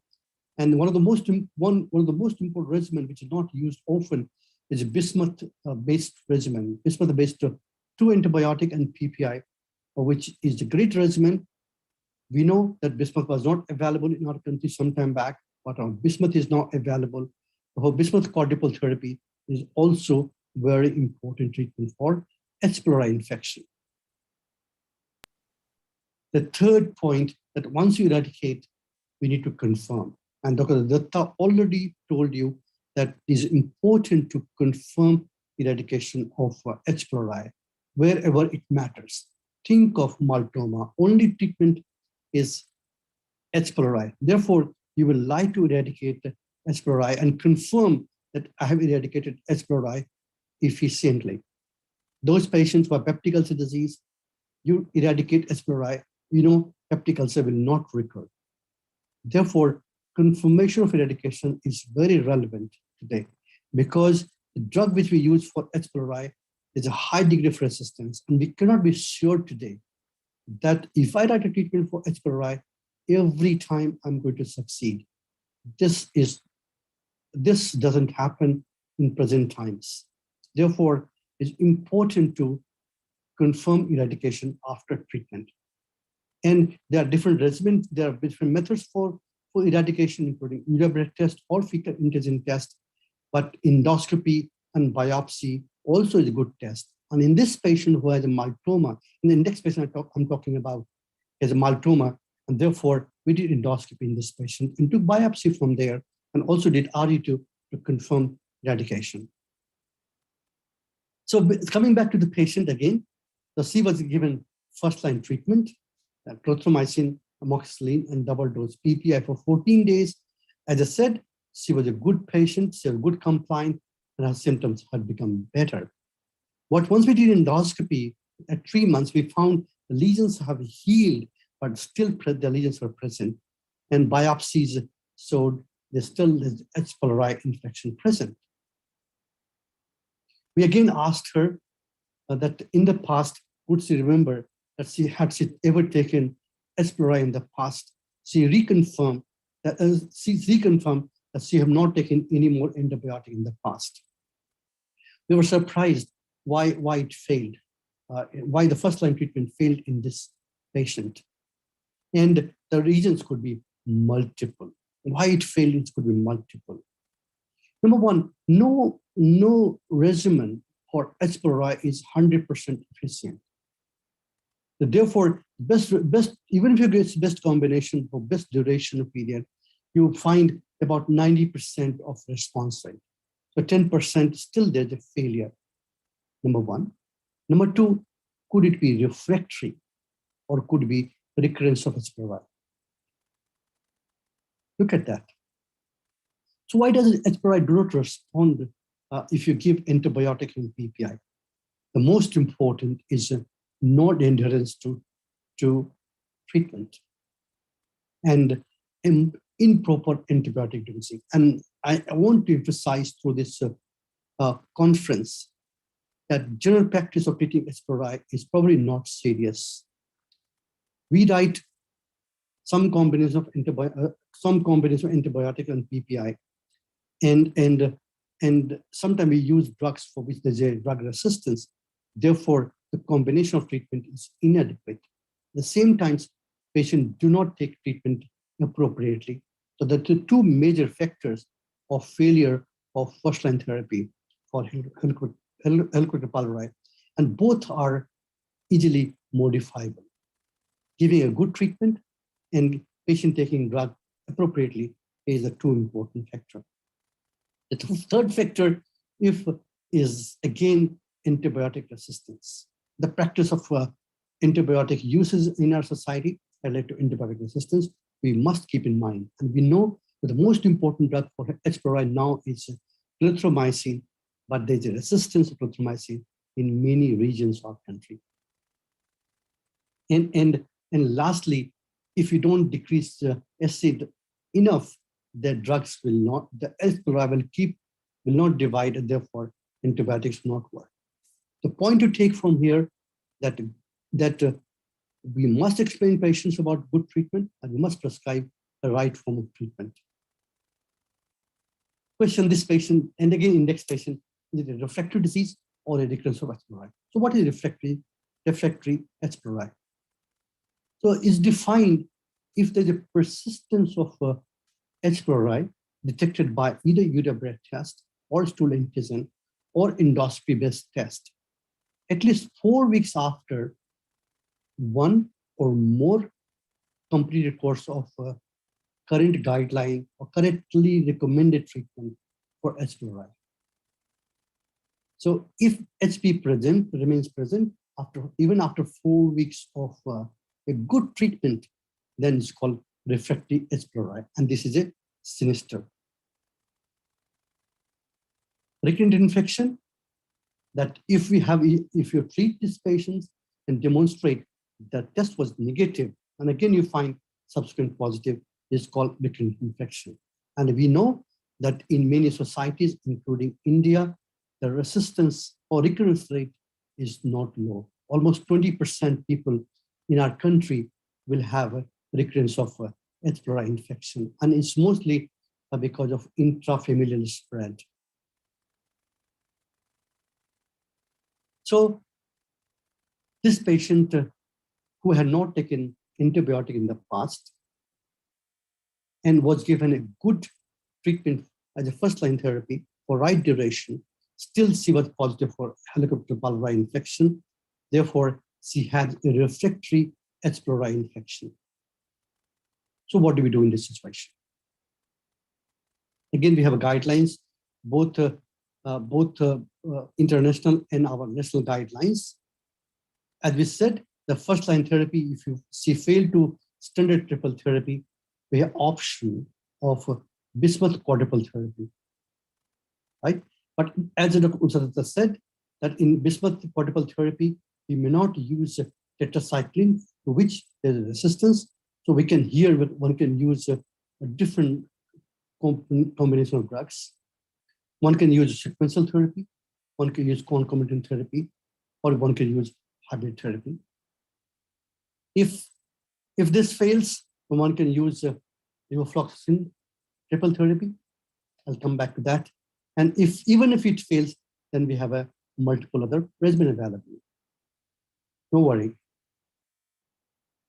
So coming back to this patient who had a still positive H. pylori infection, she was given bismuth-based quadruple therapy. And here we used double dose PPI, we use bismuth. Rather than using tetracycline or metronidazole, we use levofloxacin, and interestingly, we use amoxicillin 4 grams. So that already told you that amoxicillin at higher dose is probably more effective. And therefore, in this patient who has a mild lymphoma, H. pylori was still positive. We didn't want to take any chance, and therefore we gave a high dose of amoxicillin. We knew that she will have side effect of these drugs, bismuth-related gastric effects, and also amoxicillin effect, the GI effect are very common. But we took this chance, and patient agreed to this treatment, and we instituted this treatment for 14 days, to which she tolerated. She had a mild GI upset, but as I said, she was a very compliant and obedient patient. She took this treatment for 14 days. And after that, her symptoms improved. We repeated endoscopy after 8 weeks.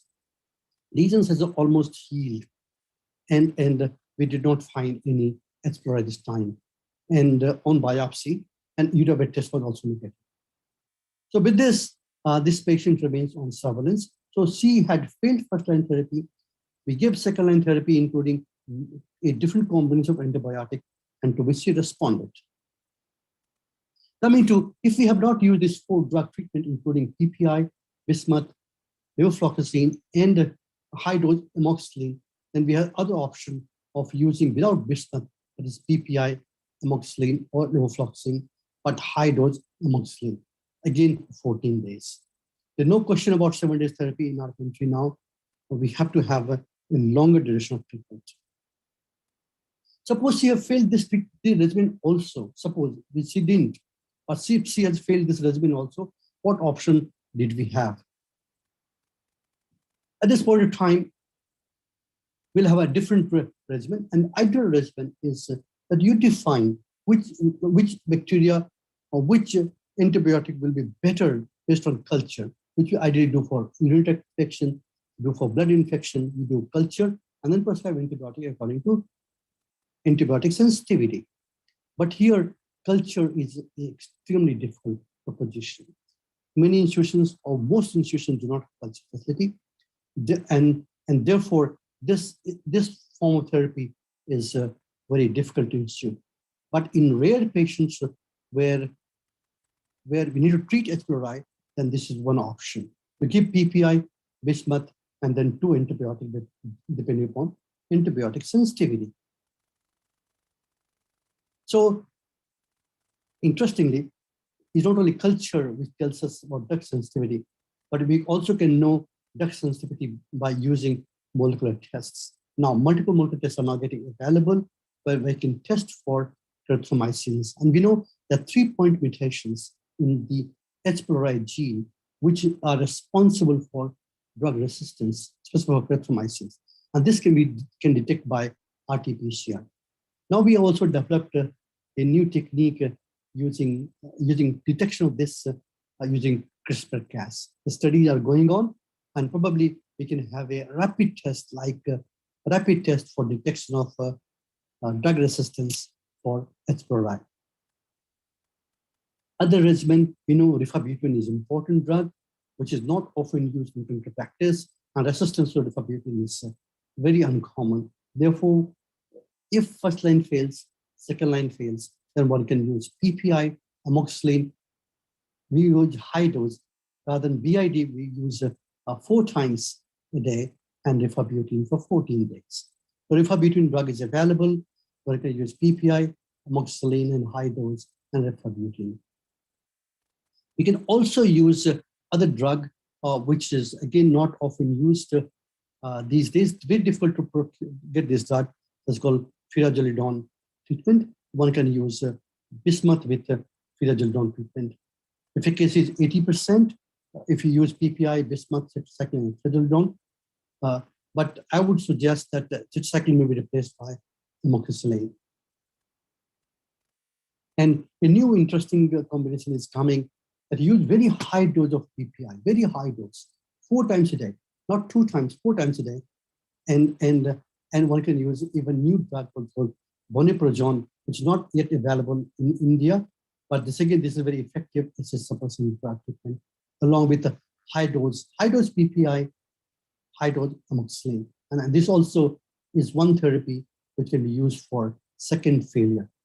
First line treatment failure, second line treatment failure, and then for no option patients, one can use this combination. One must remember that all treatment will require antibiotic. The regimen keeps changing because of evolution of a new resistance pattern coming. Therefore, one should always keep in mind and keep looking for literature that what is the most current recommended treatment for a particular. And to sum up that, and sum up not only my talk, but also the talk of Dr. Usadatta, that institute appropriate treatment and appropriate dose and duration. This is the single most important point both of us will like to highlight. The regimen for H. pylori will keep evolving, use most current recommended treatment, and therefore we must look at the latest guidelines. And I will take this platform also to emphasize that we must practice antibiotic stewardship and we must not misuse antibiotics. With that, thank you very much. Enjoyed speaking to all of you, and very good morning, everyone. Bye-bye.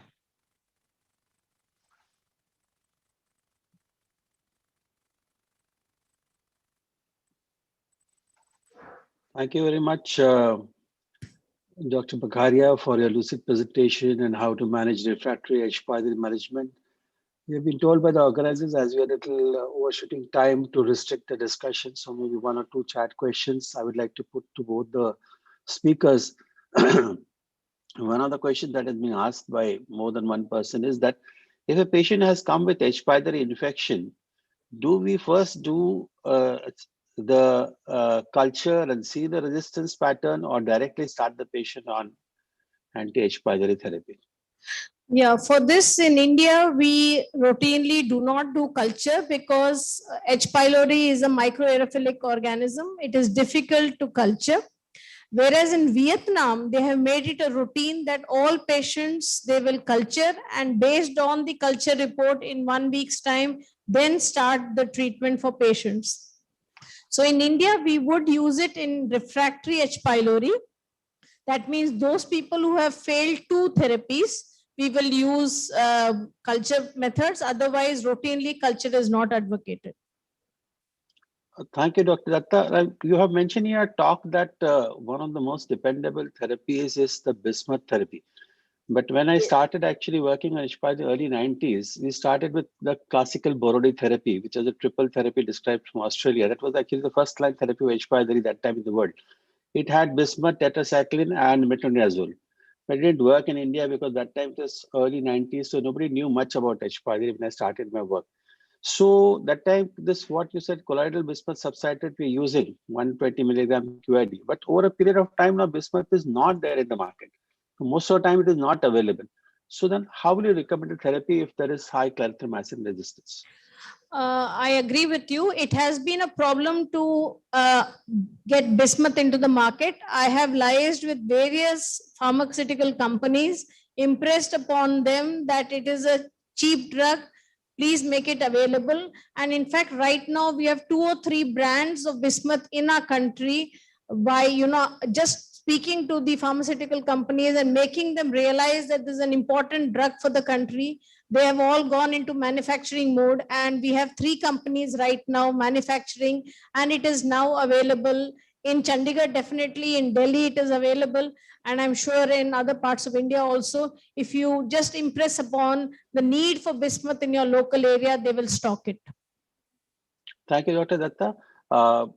May I invite my co-chairpersons to give some concluding remarks before we close the session? Dr. Prasad, please. Dr. Prasad? Meanwhile, I'll quickly answer the 2 questions here. Rapid urease test should be read negative at 24 hours. You can get an early positive at 30 minutes, but if it is negative, you have to declare it at 24 hours. So you should keep the slide in the lab or give the slide to the patient and he can take a pic and send it to you the next day. So any one of the 2 methods would work. And here there's another question related to H. pylori in elderly. In elderly, you give H. pylori in the same regime. In elderly, usually the acid production goes down. So with the standard high dose PPI and the 3 drugs with bismuth should be sufficient to treat them. Thank you. And there is, yeah, I think we should close the session so that we can stick to time. Thank you. I'll answer the rest of the questions on chat. Thank you. Thank you, Dr. Datta and Dr. Makharia for lucid presentation. So as time is overshooting, I'm giving back to host. Thank you very much. Thank you. Thank you, chairpersons. Moving on to the next session. The chairpersons of this session are Dr. Vishwa M. Katoch, Chair, National Academy of Sciences, Rajasthan University of Health Science, Jaipur. Dr. Atul Sachdeva, Medical Director, Department of Gastroenterology, Max Hospital, Mohali. And Dr. Vishal Sharma, Associate Professor, Department of Gastroenterology, PGI, Chandigarh. I would also like to inform there is a slight change in the order of speakers due to unavoidable circumstances. The first talk will be by Dr. Kushum Sharma, followed by Dr. Amit Datta, then Dr. Rajesh Puri, and followed by lastly by Dr. Praveen Rathi. I request the chairpersons to introduce the first speaker. Thank you very much. First, actually, on behalf of Dr. Atul Sachdeva, Dr. Kash Sharma, and myself, we welcome you all to this important session on abdominal tuberculosis, which eternally continues to be the clinicians' competence domain, I call that way, because the technologies, they really help to a very limited extent. They're becoming better and better, but they don't help to the extent. So clinical judgment remains the top, which was 50 years back when I was in the medical college. So I think that scenario has not changed. But let's start with the session and let's hear what the new advances the people would like, the learned speakers would like to bring out. Are we beginning with I think Dr. Kusum Sharma or Dr. Rathi? Slides are So I think the first talk would be by Dr. Kusum Sharma. okay. I think so. So you change the slides then. Well, then it's our pleasure to invite Professor Kusum Sharma, again, okay, fellow microbiologist, and she has consistently worked on the tuberculosis and mycobacteria for a long years. And we'd like to her views, her experiences on the newer diagnostic tests for abdominal tuberculosis. Dr. Kusum Sharma, from a professor from PGH Chandigarh, which of course, in this group, everybody knows everybody. And so that's I think that that introduction becomes fairly superfluous, that's Dr. Kusum, please go ahead. Yes.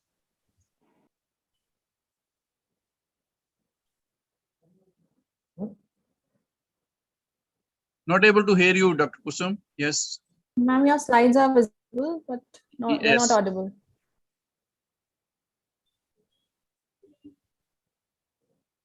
Dr. Kusum? Ma'am, your slides are visible. Yeah, slides are visible. Yes. Please unmute yourself. Okay, I have unmuted. Am I Yes. audible? Yeah.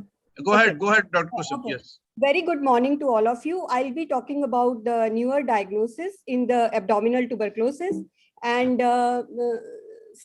okay. So the diagnosis of abdominal tuberculosis is still a very challenge, both for the gastroenterologist as well as for the microbiologist. Why? Because despite of available innovative technologies, currently available tests are insensitive. The need of an R is not only the rapid diagnosis, but along with the comprehensive information about the drug susceptibility of the bug, which is causing the infection in a clinically relevant time frame, which requires the sophisticated setup, which is going to be a major challenge in in high endemic resource poor settings. So I'm not able to shift the slide. So why it is difficult to diagnose the abdominal tuberculosis? Because it is one of the extrapulmonary condition. It is possibacillary in nature. As a result of which the conventional diagnostic modality, they are associated with a low sensitivity, and the culture takes a long time to be helpful in a real clinical settings. And moreover, there is increase in the drug resistance. We have seen all the forms of tuberculosis, so abdominal tuberculosis is not an exception. So these are the newer technologies which are coming up in a big way, and I will be discussing the advantages and disadvantages, what is the time required for each technique, and how what is the performance of each technique as far as abdominal tuberculosis is concerned. So first of all, I would like to start with the collection of the sample. Though collection of the samples depends upon the site of involvement. Secondly, it also depends upon the number of the samples what we are collecting. Thirdly, it also depends upon the type of sample we are collecting. If we are collecting the more number of biopsies, the better the results are, right? If you give us the more sample, we will give you the better results. So quality of sample is directly proportional to the yield of the diagnostic test, as is been reported in one study from the Hinduja hospital. Then when they subjected 8 biopsies for microbiological examination for the culture as well as for the histopathological testing, there was almost a 50% increase in the yield of the liquid culture. And a second thing I want to emphasize here with the clinical colleagues is that they should send the sample for the liquid culture as well, because liquid culture has a better sensitivity as compared to the solid culture, and results are available within 13 to 14 days as compared to the solid culture, which takes around 4 to 6 weeks. So give us the better samples, we will give you the better results. This is the message from this slide. So here comes, because the conventional diagnostic armamentarium has a limited role to play in a possibacillary condition like abdominal tuberculosis, here comes the role of nucleic acid amplification techniques. Because nucleic acid amplification methods, it will give you the rapid diagnosis within 24 hours. And these techniques are more sensitive. Practically, even a single bacilli can be detected with upcoming technologies. It not only gives you the diagnosis, but along with the molecular DST, we can be carried out from the DNA, which is positive for MTB. But IDSA has also given the recommendation that NAT should be performed in all samples suspected of tuberculosis.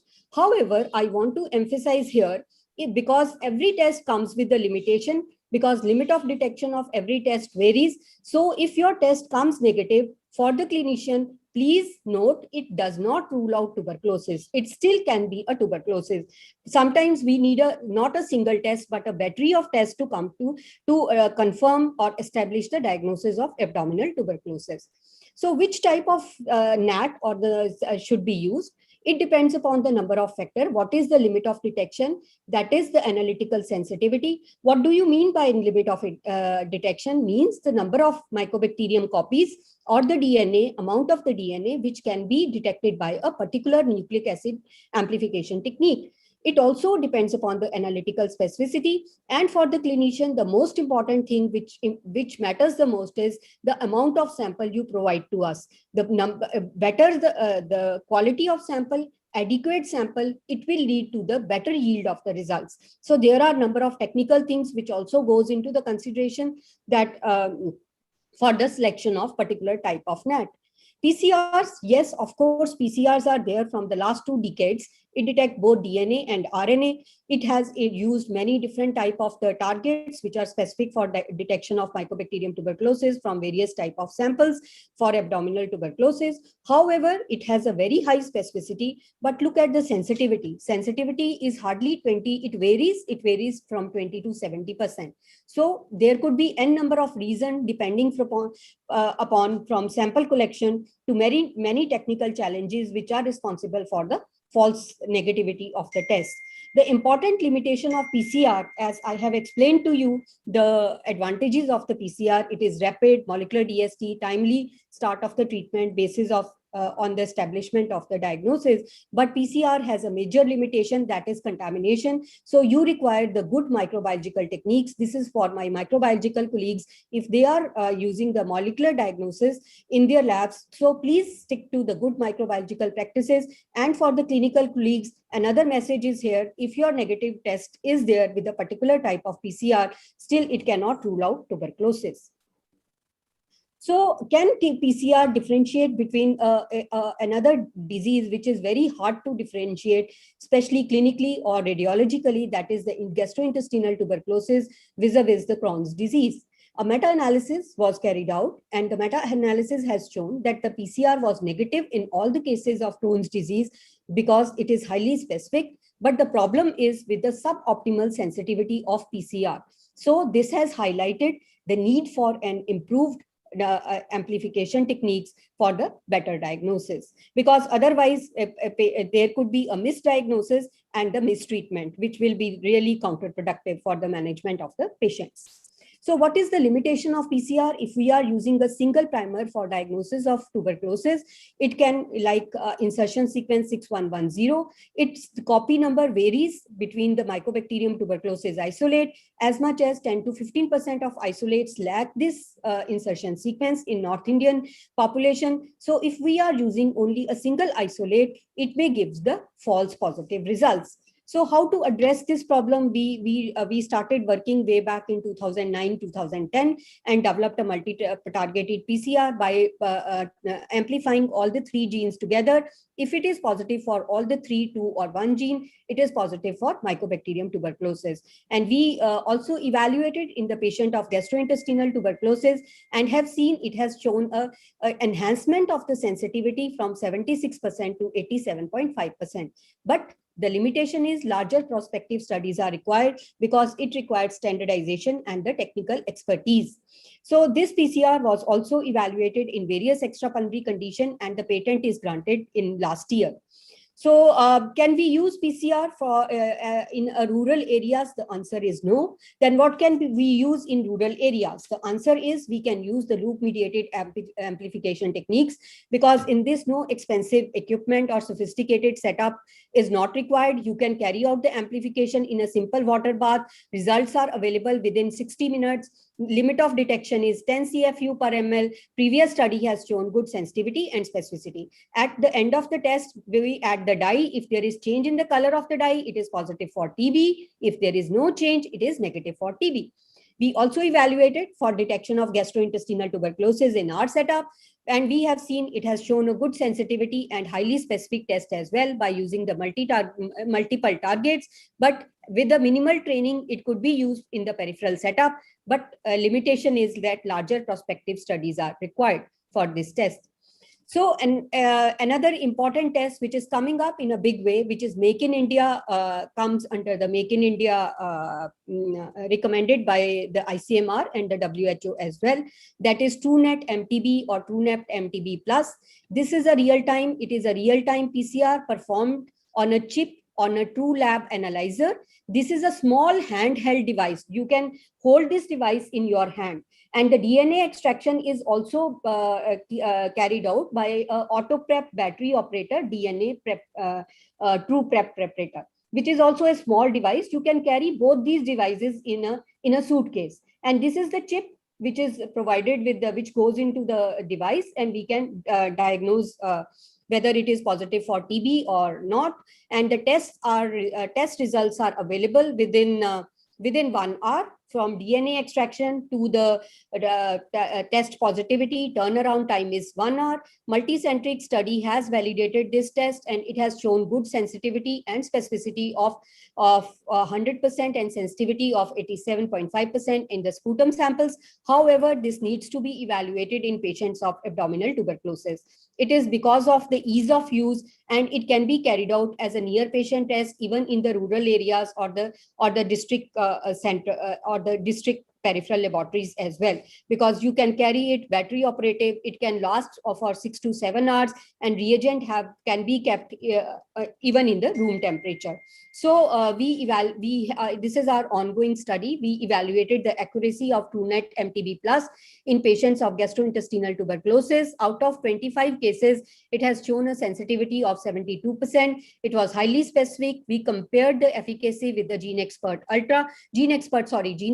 MTB RIF. It has shown a sensitivity of 28%. So, and 2 cases of RIF resistance was detected both by the TrueNet as well as by the TrueNet MTB RIF and the Expert Ultra, and they were confirmed by RPOB gene sequencing. Still, it is too early to say or comment anything, and we need more number of samples before we can comment. We can accurately say what is the accuracy of this test for diagnosis of abdominal tuberculosis. The test which has brought a paradigm shift, or which is the game changer as far as the TB test, TB case finding is concerned, that is the GeneXpert MTB RIF assay. It is an automated molecular test, which it is cartridge-based automated molecular test, which use the RPOB gene for diagnosis as well as detection of rifampicin resistance. And the limit of detection is 131 CFU per ml.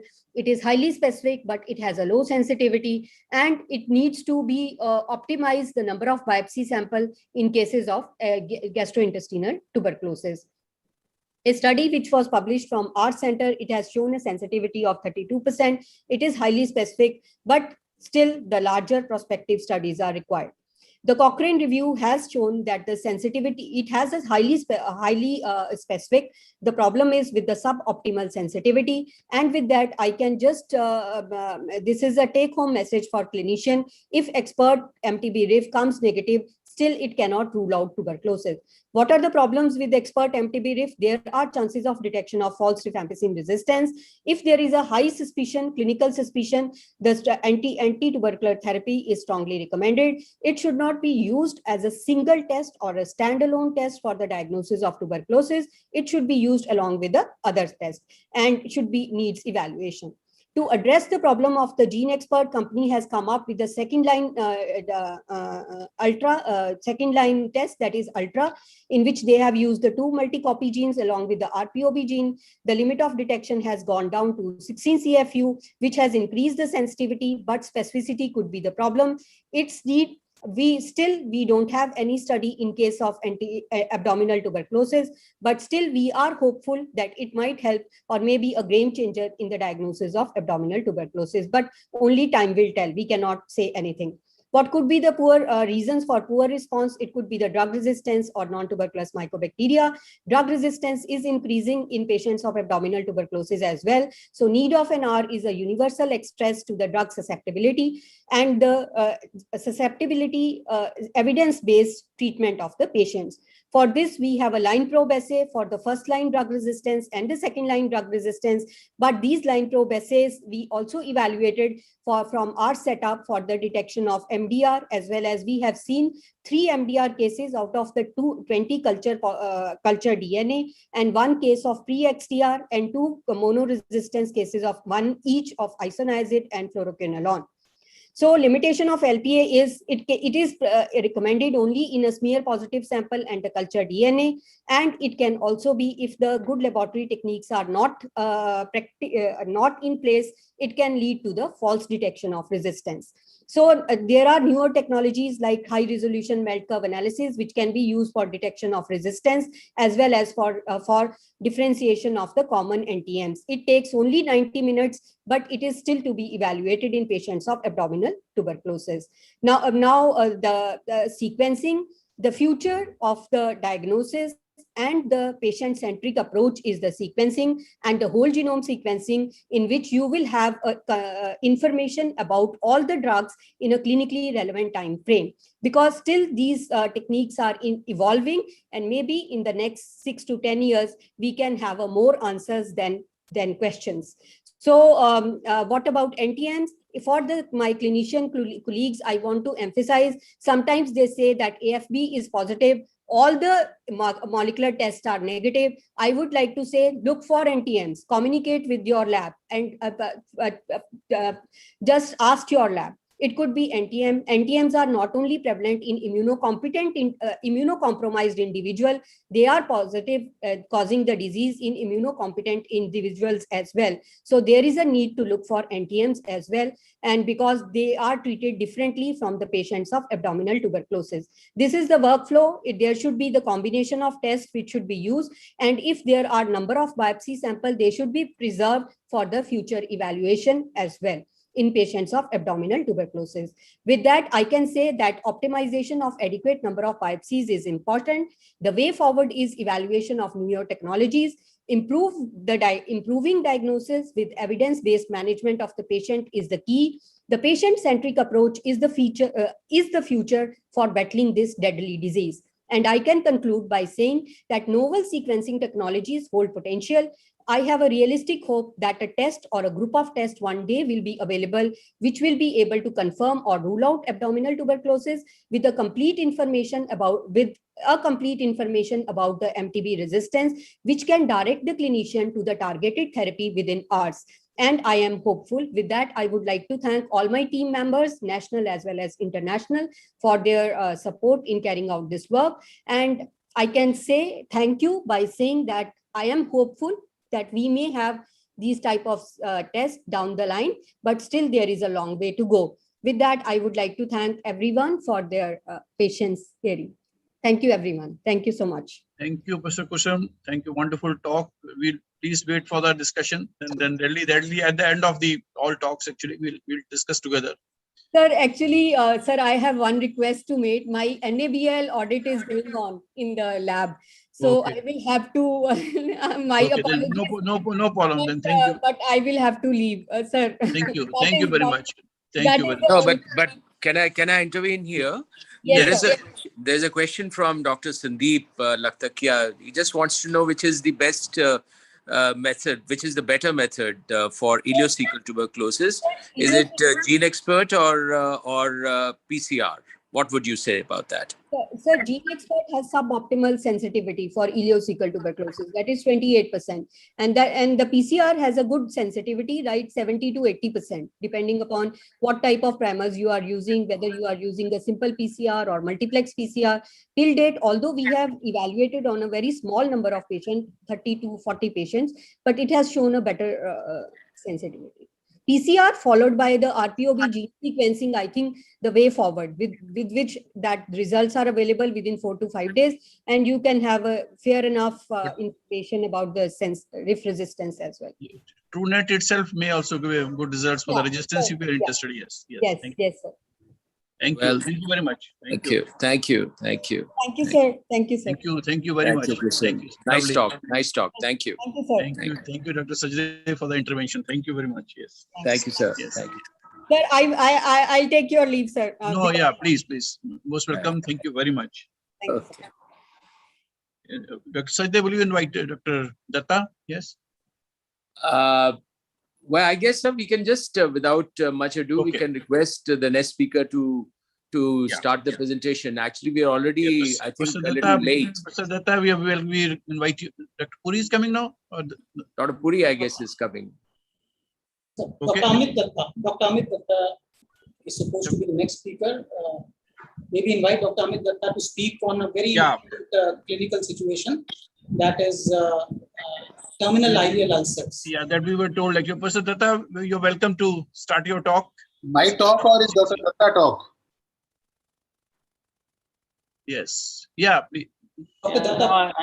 I'm not getting I'm not able to share the screen, so I need this permission to share the screen. Please try it now, sir. Please try it now. So please try. Yeah. अनुराग कुछ बोल ही नहीं रहा है यहाँ. Is my lecture or Dr. Datta lecture? Sir, Dr. Amit Datta. Dr. Datta is beginning. Dr. Amit Datta's lecture, sir. Then, okay. After 15 minutes, Dr. Puri, but we hope you to stay on. Yes.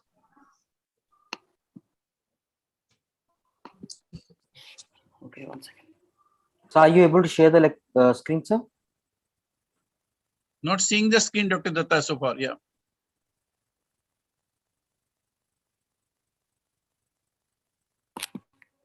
Can you see now? No, sir. Just please share your screen.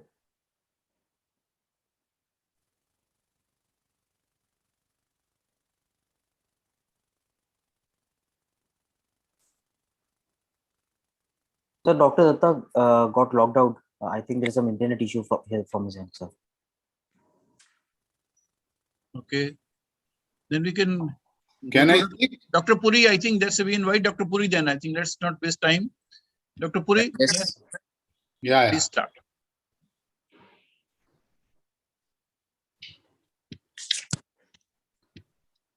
Is my slides are visible? Yeah, Dr. Puri. Yeah, please go ahead. Yes.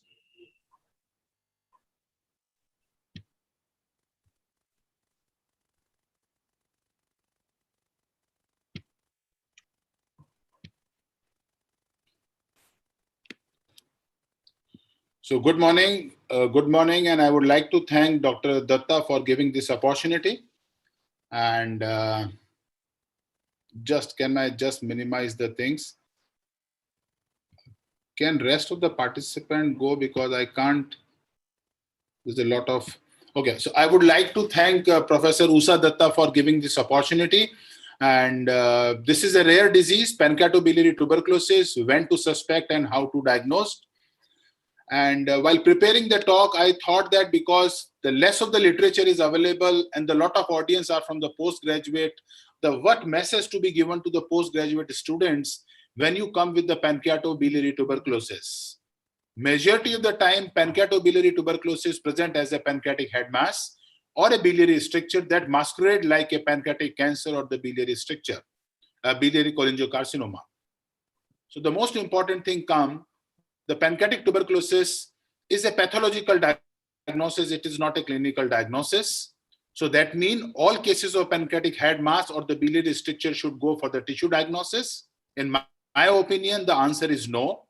You should always have a suspicion that this patient is not having a pancreatic cancer or this patient is not having a cholangiocarcinoma. In those situations, in that subgroup of the patient, you require a tissue diagnosis and you can proceed with the exact cause of the pancreatic head mass or the biliary stricture. So tuberculosis is a major cause of the death worldwide. Majority of the time the tuberculosis is pulmonary, but 12.5 to 15 cases it is extrapulmonary, and out of them 11 to 15% cases are abdominal. And incidence is increasing both in the developing and the developed countries because of the migration into the developed countries or because of the immunosuppressive therapy or immune deficient state. I will start my presentation with the case, a 35-year-old male who presented with the pain abdomen from the last 6 months with the loss of appetite, weight loss of around 10 kg in the last 6 months. He complains of yellow discoloration of the eye from the last 1 month, and lab shows bilirubin of 10, conjugated hyperbilirubinemia with a raised alpha and gamma GT. His CA 19-9 is 131. This is the cross-sectional imaging. You can see the dilated bile duct with the dilated intrahepatic duct, and you can see a mass in the head of the pancreas, which is adherent to replacement of the right hepatic artery. So on the basis of CT scan, the diagnosis was this gentleman has a pancreatic malignancy.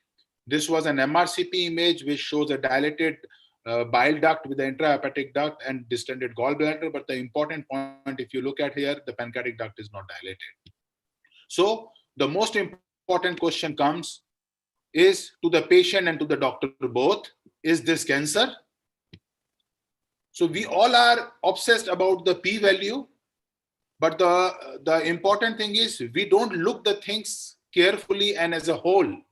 If you look at this, a young gentleman with obstructive jaundice, with a pancreatic head mass, with the involvement of the right hepatic artery, possibility of a pancreatic cancer. But if you look at carefully, so similarly, rather than a p-value, the negative predictive value of a test and sensitivity of test is very important. So similarly, you have to have an influence of the pre-test probability. If you look at this case, our case, a young man, he was only 35, 40 years, who has a pain as the predominant feature from the last 6 months. The CA19-9 is borderline. On imaging, pancreatic duct is non-dilated. So because of this, my suspicion goes this patient might have a non-cancerous stage. And what I did is, I did an endoscopic ultrasound and which shows a mass, hypo or heteroechoic mass with the cystic area in between, which causes blockage of the bile duct. The PD was normal and it was reaching up to the portal vein. We did an EUS guided FNA from this mass because the portal vein was involved. In any case, this was a borderline resectable case. So we did an FNA from this case and it turns out to be a pancreatic tuberculosis. So the final diagnosis was pancreatic tuberculosis causing obstructive jaundice. This patient underwent plastic stenting followed by the ATT. So if you look at the pancreatic tuberculosis, is a rare disease. You may get the histological surprise when the patient was subjected for a Whipple surgery. And it is a great mimicker to misdiagnose as a pancreatic cancer. Awareness is low, lead to unsatisfactory treatment because of the surgical intervention and high healthcare cost. The majority of the time, if you look at the pancreatic tuberculosis, as I said, mostly they are males. They are present in 3rd to 4th decade of the life.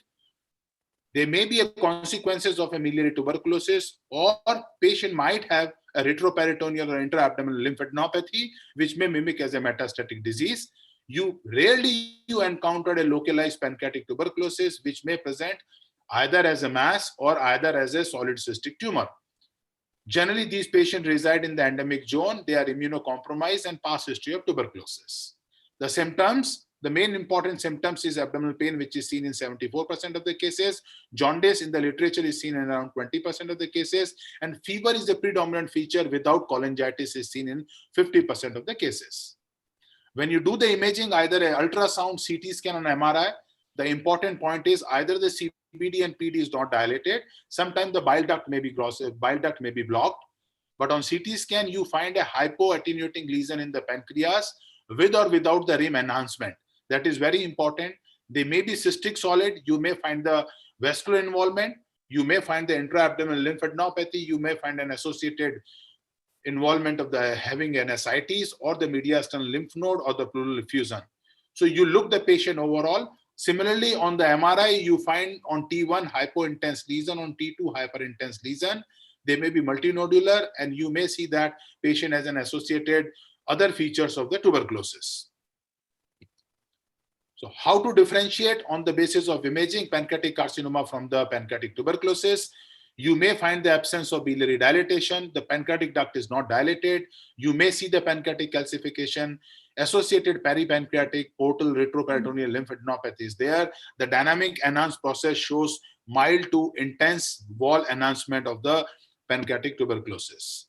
EUS is a very good modality, which again shows a hypoechoic lesion, which is mixed isogenicity, having a solid cystic area. You may find the calcification, you may find the vascular involvement associated with the peripancreatic and mediastinal lymphadenopathy, associated ascites, pleural effusion, or extrapancreatic finding may be possible. If you look at the literature, these are the various series, and we published our paper in 2012. 19 cases of pancreatic tuberculosis out of 212 referred cases of the pancreatic head mass, and the AFB was positive in 47% of the cases, granuloma and the KGSN was seen in 100% of the cases. RT-PCR was not done. So how to tackle this great mimic? Because a head mass mimic like a cancer versus the benign disease, autoimmune pancreatitis or pancreatic tuberculosis, the key, keep your eyes out of the unusual presentation. Absence of pancreatic duct dilatation should raise the suspicion. Hypoechoic lesion with the necrotic lymphadenopathy. Generally, these patients are young, looking fit, and pain and the fever is a predominant features. Around 10% of the benign condition is still underwent for the surgical intervention, and you may come across while doing the post-operative specimen. So when the clinical suspicion is high, you do a CT scan, MRI, do the immune deficient stage, X-ray chest, CT scan, LFT and the Mantoux test, pancreatic mass with the extra pancreatic lesion, obtain the tissue from the extra pancreatic lesion, and prove that you are dealing with the pancreatic tuberculosis. If isolated pancreatic lesion is there, then you can do the EUS guided FNA. And diagnosis, you start the ATT, follow-up imaging for the resolution is mandatory. If patient has no response, look for the drug resistance. Even if the patient has no response, you should always look for the alternative diagnosis. When we talk about the biliary tuberculosis, I'm again going with the case. A 53-year-old gentleman came to the emergency department with a 45 days history of progressively worsening of the painless cholestatic jaundice with a weight loss of around 5 kg. His physical examination shows jaundice, palpable gallbladder. He has long history of axial arthropathy for which he was taking the analgesia. There was no other comorbidity. His lab shows bilirubin of 12 with the raised alphos and gamma GT, and his CA19-9 was 2400. Ultrasound CT scan shows dilated intrahepatic biliary radical with the type 2 block. The another important findings are this patient has a uniformly thickened bile duct. That was an additional finding, and he has an enlarged porta as well as mediastinal lymph nodes. So the initial diagnosis was this patient might have a CAGB or cholangiocarcinoma or lymphoma. As patient has a axial arthropathy, this might be because of the PSC or IgG4 cholangiopathy. We did the battery of tests, dynamic CT, MRI, and EUS, and you see on CT scan there is a plaque-like thickening just at the confluence, and it is extending up to the lower end of the CBD. You can see the thickened CBD in entire course. Pancreas was entirely normal. There was no vascular involvement. This was an MRCP image which shows type 2 block, and EUS, if you look at the EUS, the entire CBD wall is thick. There is no adjacent lymphadenopathy at the porta. The gallbladder was distended and full of sludge, and there was no mass lesion observed in the confluence. You can see the confluence very well on EUS. What we did is we took an FNA both from the para-aortic as well as mediastinal lymph node, and all site lymph node, mediastinal, intra-abdominal comes out to be AFB positive, granulonecrotizing granulomatosis. So this patient has a tubercular lymphadenitis with the thickened CBD. Now the question comes, this thickened CBD is because of the tuberculosis or patient is having an associated autoimmune or the malignant pathology. HRCT was just done, there was no lung lesion. So if you look at the biliary tuberculosis, it is rare, onset is slow, indistinguished from the malignancy. Endemic countries, especially Philippines, it is more common, usually associated with the other site like liver, pancreas, intestine, more common in the male, no specific age group, mostly diagnosed after the surgery. And the route of spread into the biliary tuberculosis is a descending infection from the portal tract or tubercular periportal lymphadenitis, which is compressing the common bile duct.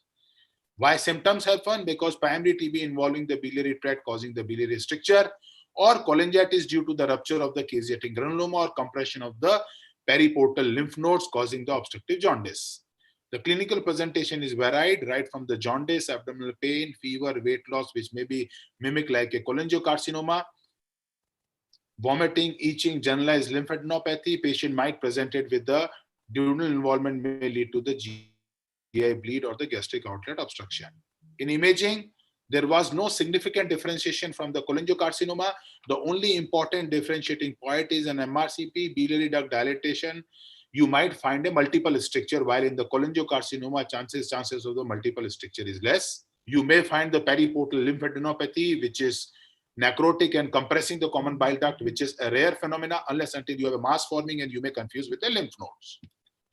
So FNA and FNB, I think EUS guided FNA and FNB is a better answer for these patients. People has tried with the biliary fluid while taking the breast cytology and intraductal biopsies. Now let's back to our case who has generalized lymphadenopathy, which is tubercular with the biliary thickening, biliary stricture. Is it a cholangiocarcinoma or tuberculosis? As his bilirubin was high, we planned to do the ERCP to decompress it. We did an ERCP, we took a bile cytology, brush intraductal biopsies, and we also did the cholangioscopy. And you see on cholangioscopy, you can see an eccentric wall thickening with the tumoral vessels, papillary fonts in the tumoral vessels. And when we took the biopsy from this side, you see there was a IST shows diffuse CK19 positive and focal CDX positive, confirming the diagnosis of cholangiocarcinoma. So our final diagnosis was cholangiocarcinoma along with the tubercular lymphadenopathy. So an unresectable disease, because on the basis of the CT and MRI or the PET scan, it was an unresectable disease, but the patient was stented, given an ATT for 3 weeks and subjected for the surgery. So the take-home message is a short history with a well-preserved patient, young patients, tuberculosis in the endemic countries like India. Tubercular biliary stricture should be kept in mind as a differential diagnosis, especially if you have an associated lymphadenopathy and the typical imaging morphology of the malignancy is not there. Benign lesions should be differentiated from the malignant masquerade, equally keeping in mind not to mistake malignant lesion for the benign. Thank you for the patience hearing. Thank you, Dr. Puri, for a wonderful presentation. I think since we have started taking questions along with, we can take 1 or 2 questions for Dr. Puri now, because he may also again slip off then. We don't know. Yes.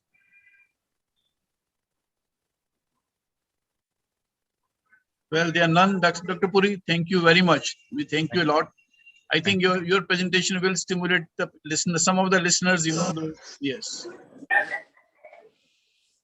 We invite Dr. Datta to make the presentation, Professor Datta from CMC, to talk on the isolated terminal ileal cecal ulcers.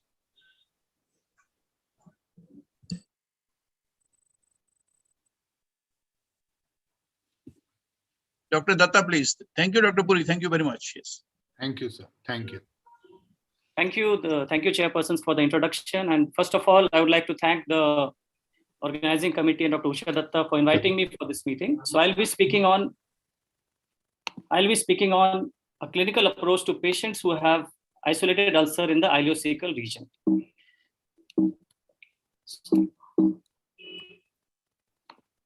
So if you look at the characteristics of the ileocecal region, there is slowing of the transit of contents because of the ileocecal valve.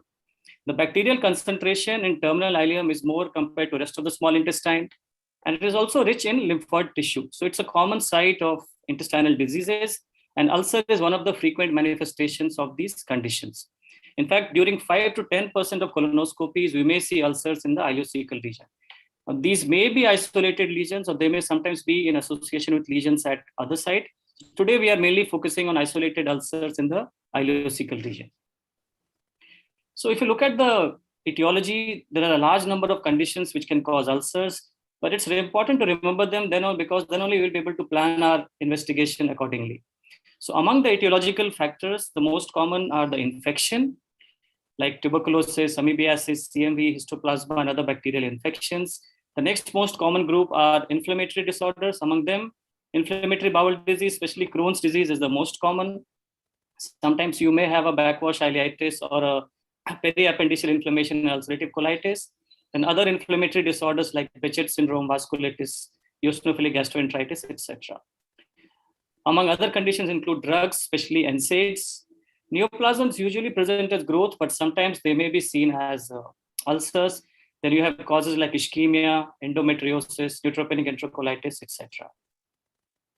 And then finally, when we don't find an etiology, the biopsy just shows a non-specific chronic inflammation in the ileum, then that is considered a non-specific TI inflammation. So these are the conditions. Now, what are the conditions which are commonly seen in clinical practice? So these are the data from our country.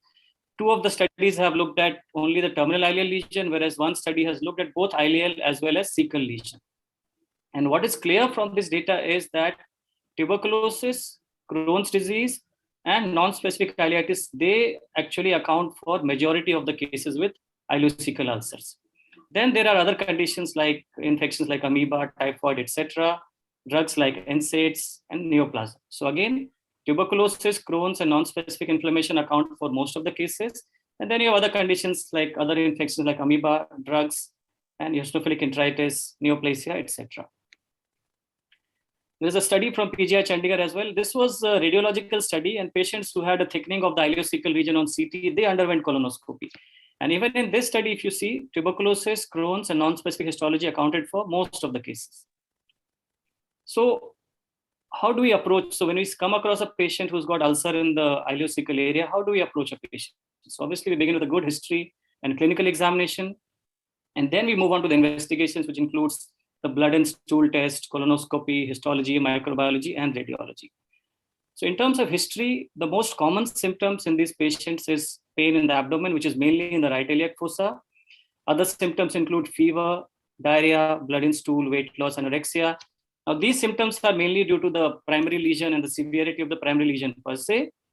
In history, we need to further explore to find out any clue to underlying etiology. So, for example, if there is history of extraintestinal manifestations or perianal symptoms, then Crohn's is a possibility. Somebody who is on immunosuppressive drug or immunosuppressive condition like HIV, infection becomes a possibility. If you have a past history of TB or a history of contact with TB, then it raises the suspicion of TB. Again, drugs like NSAIDs and chemotherapy, we should ask about them. Now, one of the very useful points in history can be the duration of symptoms. So if you look at the different etiologies, based on duration, we can have some idea as to what we are dealing with. So most of the bacterial infections, especially this Shigella, Salmonella, etc., there the symptoms are just for a few days, and often they resolve with conservative management or sometimes antibiotics. So these patients are seldom seen in clinical practice as colonic ulcers because they resolve quickly. Sometimes the infections, especially interamoeba, CMV, histoplasma, they may go for weeks and sometimes even months. Okay. Then tuberculosis and non-specific inflammation, in these conditions, the history is usually for months. Sometimes it may be a year or 2. Whereas Crohn's disease, among all the conditions, Crohn's disease generally tends to have the longest duration of symptoms, which can range from months to several years. So duration of symptom can also give us a clue as to what the underlying cause may be. Now, in addition to history, also we need to do a good examination, which includes a thorough general as well as systemic examination. So once we have done the clinical part of history and examination, sometimes we may get a clue to the underlying condition and we can plan our investigation accordingly. Sometimes we may not. So we have to have a systematic approach to further investigation. So we begin the investigations with initial blood and stool test, which helps us to assess the general condition of the patient as well as provide a clue to the etiology. So this includes a hemogram, platelet, liver function test, renal function test. Markers like CRP and ESR may be elevated in both infection and inflammation. Fecal calprotectin, which is elevated in IBD. Again, stool examination, very important, especially in a tropical country like India. Never forget a stool test. Stool should be checked for parasite, culture, toxins, etc.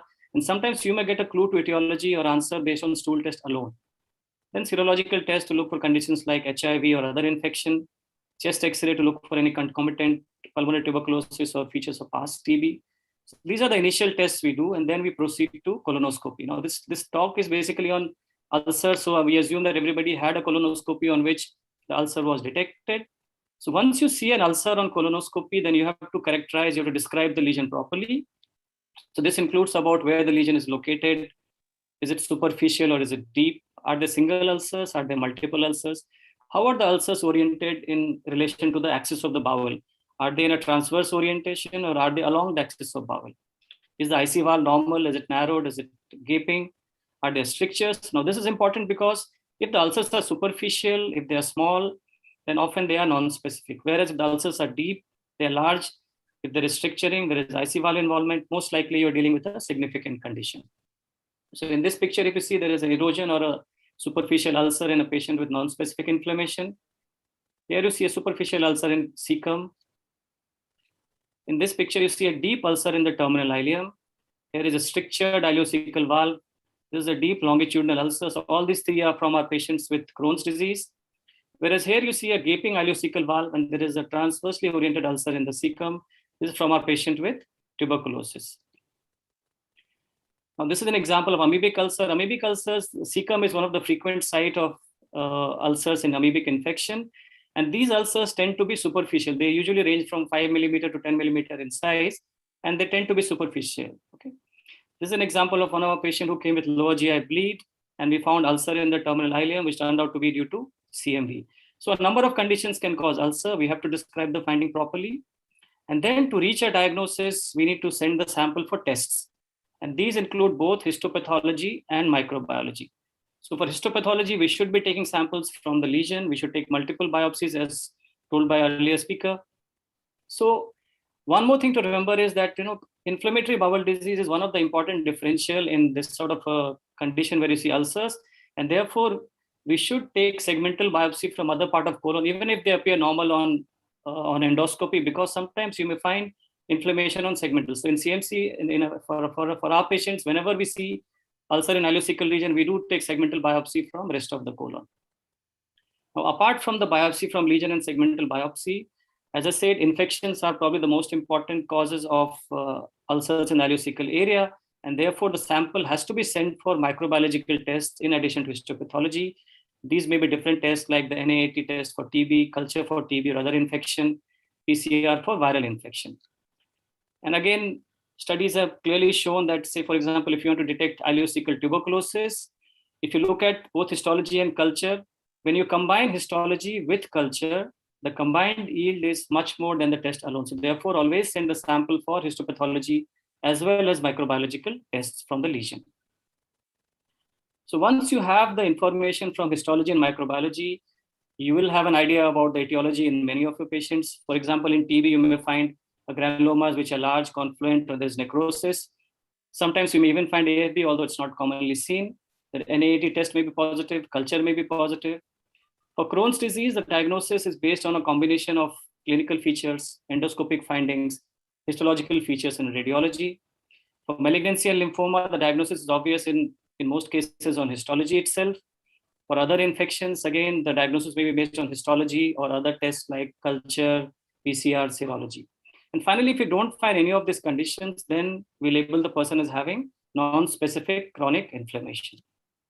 So this is an example of a confluent granuloma, a large granuloma in a patient with tuberculosis, whereas here you have a small granuloma seen in a patient with Crohn's disease. This is a biopsy from cecum showing necrotic material, and there are trophozoites of amoeba in a patient with amoebic infection. These are the inclusion bodies seen in CMV infection. For CMV, immunohistochemistry can be very helpful in detecting the lesions. Okay. So finally, we move on to radiology. Now, in some patients, radiological tests may have been done before, which means a cross-section imaging may have been done before you're doing a colonoscopy. But in other patients, when do you need a cross-section imaging? So these are the patients where colonoscopy or diagnosis is not clear, or you want to assess the extent of lesion. Like for example, in Crohn's, you want to know the extent, in other like small bowel extent, or a malignancy, you want to know the extent of lesion. So these are the indications for doing radiological test. And enterography, either a CT or MRI is the test which is usually done, because this not only gives you information about the different attributes of the bowel wall, but also about the lymph nodes, things like free fluid, mesentery, omentum, organomegaly. Okay. So now that we have discussed about the approach and how do you do investigations, a couple of slides about TB and Crohn's, because these are the two common conditions. As I told you, TB, Crohn's are the common things causing ileocecal ulcer. And sometimes it may be difficult to distinguish between these two conditions. So a number of studies and review articles have been published, which have found that some things are more common in Crohn's, some things are more common in TB. And we can, once we get the information from different aspects like clinical, endoscopy, histology, then we can come to a conclusion that what is the likely diagnosis in our patient, okay? So for example, in Crohn's patients, they tend to have a longer duration of symptoms. Perianal disease and extra-intestinal manifestations are more common in Crohn's disease, whereas in TB, the duration of symptom tends to be shorter, fever and ascites is more common. ESR and CRP doesn't help us much. On colonoscopy, if you see aphthous ulcers, longitudinal ulcers, cobblestoning, these are more common in Crohn's. whereas transversely oriented ulcers, a petrolus IC valve is more common in TB.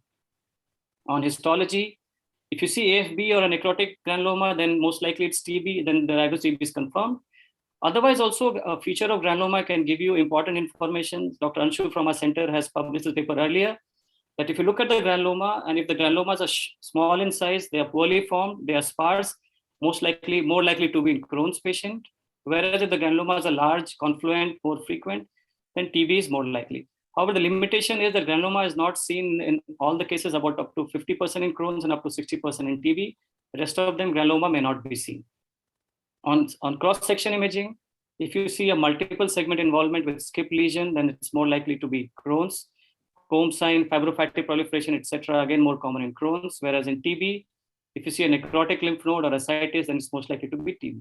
So finally, once we have information from all this, that's clinical, endoscopy, histopathology, and radiology, we combine the information and make a conclusion: this patient most likely has TB, this patient most likely has Crohn's. Sometimes, despite of all this, we may not get an answer. So in those patients, the option is an empirical anti-tuberculous therapy. Now remember that about 35 to 40% of Crohn's patients may also show a clinical response. So therefore, after giving anti-tuberculous therapy, we have to repeat a colonoscopy and assess for healing of lesion.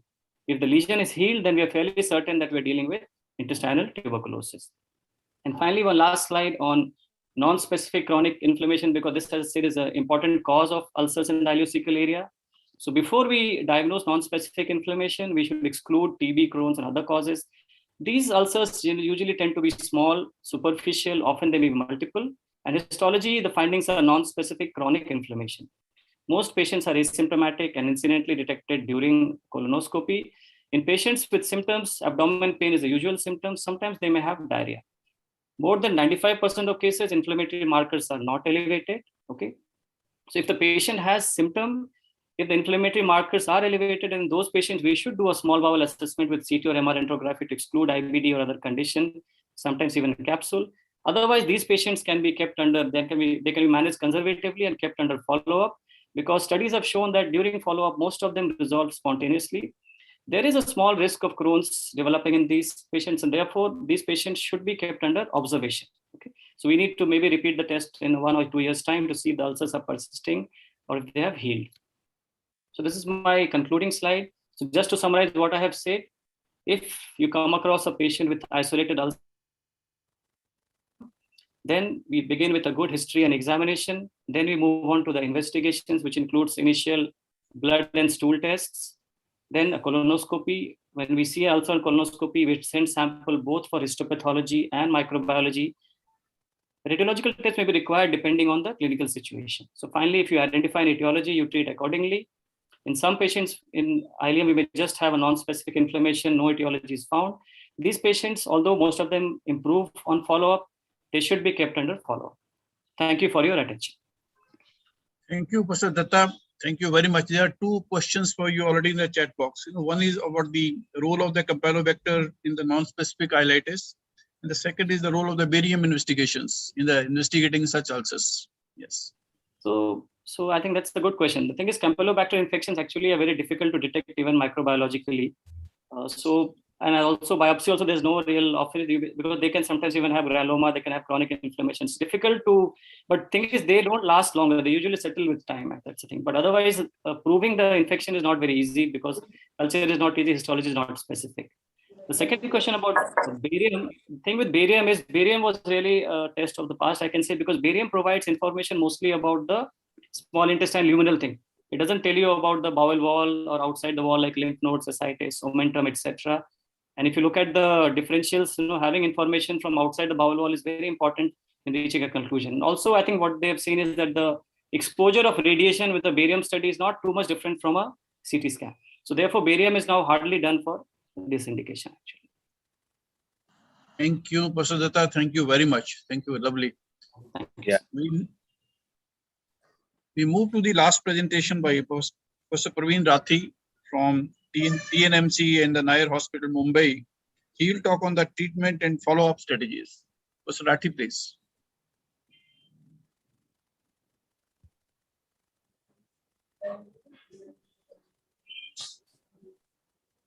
Rathi sir, would you please share your screen, sir? Yeah, I'm sharing, but it's not. There's a green color button right at the end, sir, at the bottom of the screen. Yeah, yeah.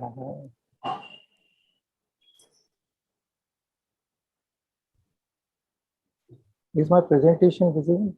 Not yet, sir.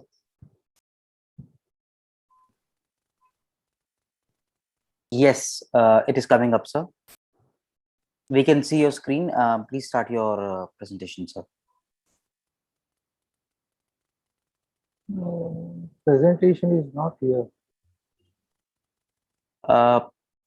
Just type in the name at the search bar at the top, sir.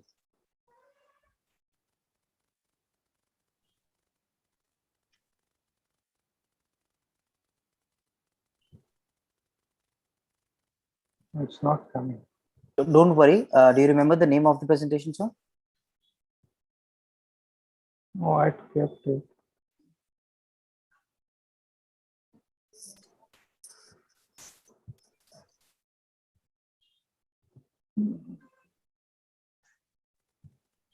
There's a search bar at the top right corner, sir. Search bar. Just click on your search bar, please. Yeah, this one. This lens thing. Right, sir. Just click on it. It's showing spotlight search. Yeah. Now type in the name of the PPT that you made, sir.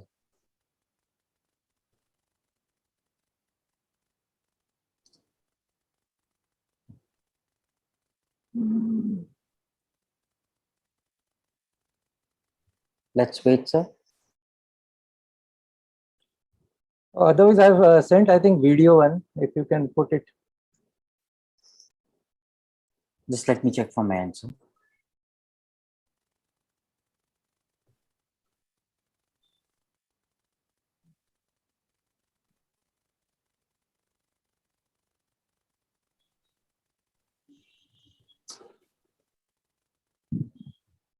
If Dr. Rajesh Puri is still around, there was one question for him, hepatobiliary TB versus PSC.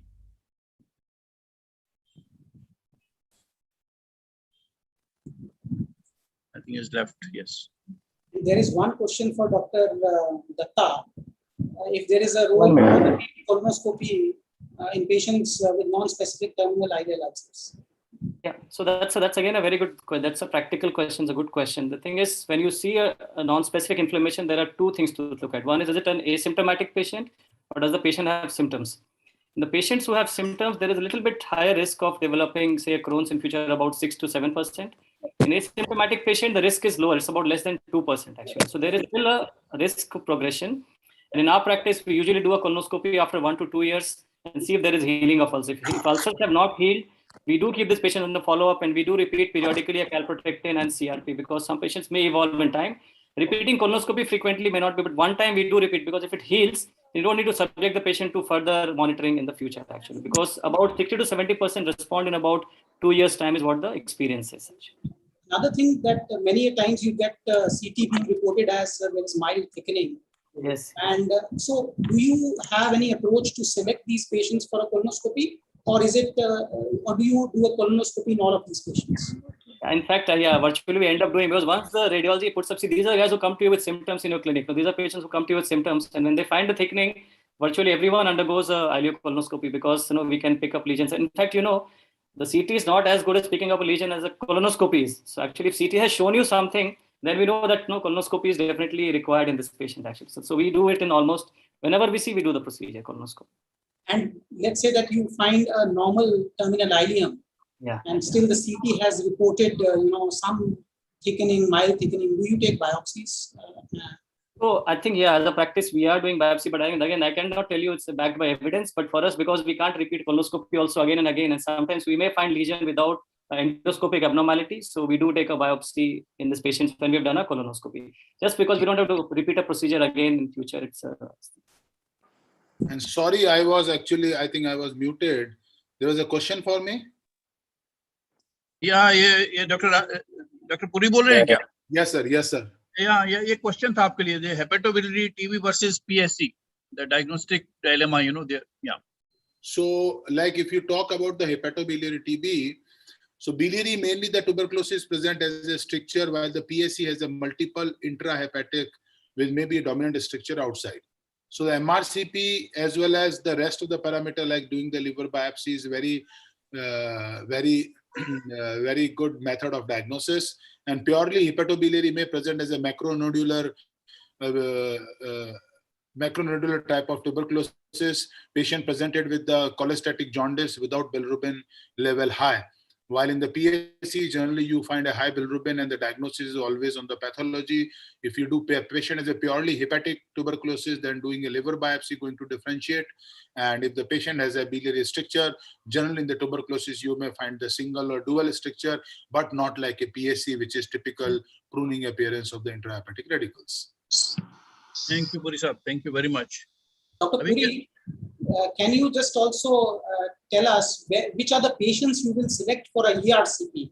Let's say a patient has a jaundice or some amount of hyperbilirubinemia without cholangitis, and you on a FNA find AFP. Would you prefer to start ATT, or would you like to drain all of these patients using ERCP? Yeah, very good question, sir. Generally, if because the literature has not shown any evidence that in this much of bilirubin you have to go for an ERCP. But in my practice, because I've got maybe I think more than 25 patients, if patient has only raised transaminitis with the raised alphos and gamma GT, I don't do the ERCP. I straightforward start with the ATT. If patient like bilirubin in the case which I have presented with the bilirubin level of 10 and 12, so if the bilirubin level is more than 10, then chances of the hepatotoxicity is high. Because of that fear, we start with the stenting and decrease the bilirubin level less than 5, and we start with an ATT. But no, not much of the data available for that. Thank you, Doctor. Thank you very much. Thank you. ये sort out हो गया क्या आखिरी वाला? नहीं, doctor Rathi वाला नहीं. No connection. I think still stuck. तो सचदेव जी, आप पे कोई रिमार्क्स हैं तो आप बोल दीजिए. No, I think they were very interesting presentations, all of them. We also have, in fact, we follow similar policies like highlighted by Rajesh also. It's not an easy diagnosis. I would say that it's a very rare disease, basically, hepatobiliary tuberculosis, and differentiating it from PSC obviously is not easy in a lot of situations. But I think he's brought out the facts very well, and it's actually a very rare diagnosis. We also have an experience of about having diagnosed 15 cases, and one of our cases was incidentally picked up on biliary brushings. We couldn't cannulate the young man had come with obstructive jaundice, and we just took brushings. It was a contrast-free cannulation. At that time, we didn't have a US, so there was nothing else. And lo and behold, the brushings came out to be teeming with AFP. So that was very interesting, and that's another thing. But that's in the past now. Now we have EUS, and we can of course take tissue biopsies and come to a definitive diagnosis. Thank you, Dr. Sachdev. Thank you very much. Thank you, sir. Thank you, sir. One more question, Dr. Datta, ye sabhi ke liye. For about 15-20 years back, there was a lot of rush of using the in situ hybridization, the in situ PCR, in situ hybridization. And that did resolve number of cases of the chronic ulcers, particularly in the Crohn's disease, regional ileitis, and so on. But then suddenly pathologists lost interest in this. I thought had they kept on, more and more pathologists were kept on using the battery of the tests by the in situ approaches, by now your non-specific list would have gone down. That was my belief, But anyway, I was a player of a long years back, so I can't comment, but I feel that that area suddenly got shine. That's why that haziness, non-specific, remains non-specific. Yes. And it's a frequent problem. So like if you do colonoscopies, you'll find almost if you have a big list, if you do 20 patients in a day, you find one or two patients will have these ulcers which are not fitting into TB Crohn's. And so it's always a clinical problem. But only good thing is when you don't have symptoms and markers are not elevated, they tend to do well in a long term. So don't really, the missing of lesion is very uncommon if there is no inflammatory marker elevated and symptoms are not there.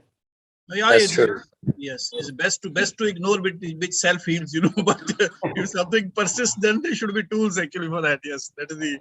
In fact, patients get very tense when they see ulcer. So what I find is that it becomes a difficult thing to us to tell the patient that because they see ulcer diagnosis and they get really anxious about this ulcer and healing. Automatically, this is automatically. And so that's one more of a patient sort of it affects patient more probably than our own diagnostic thing. Yeah. many times the patient will want to know what is the risk of them developing Crohn's over time. Yeah. So, I mean, how would you approach? I mean, would you wait and watch, do a repeat colonoscopy, or would you select some of them for a capsule endoscopy? So I think as the studies, one is that from Korea, which is a large retrospective study where they had 140, 150 patients, which they followed for 4 or 5 years.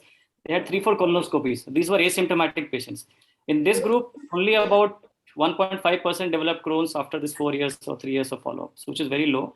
The study from Ludhiana, which is a retrospective study in about 40 cases with this, there they had about 3 out of them, which was about say 7-8% would develop Crohn's. So the thing is, the risk is, but the Ludhiana series was a symptomatic patient. They had some symptom like pain or diarrhea or something. So there is a risk.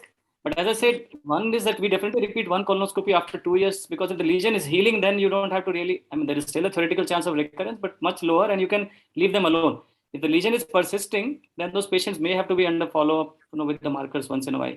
But again, because the data is not so much in this field, nobody can make a guideline with a lot of strength of recommendation. It's more of our individual practice. For patients also, I feel when they find that we are keeping them under observation because ulcer is there, they find it a bit more reassuring than saying, okay, ulcer is there, nothing will happen.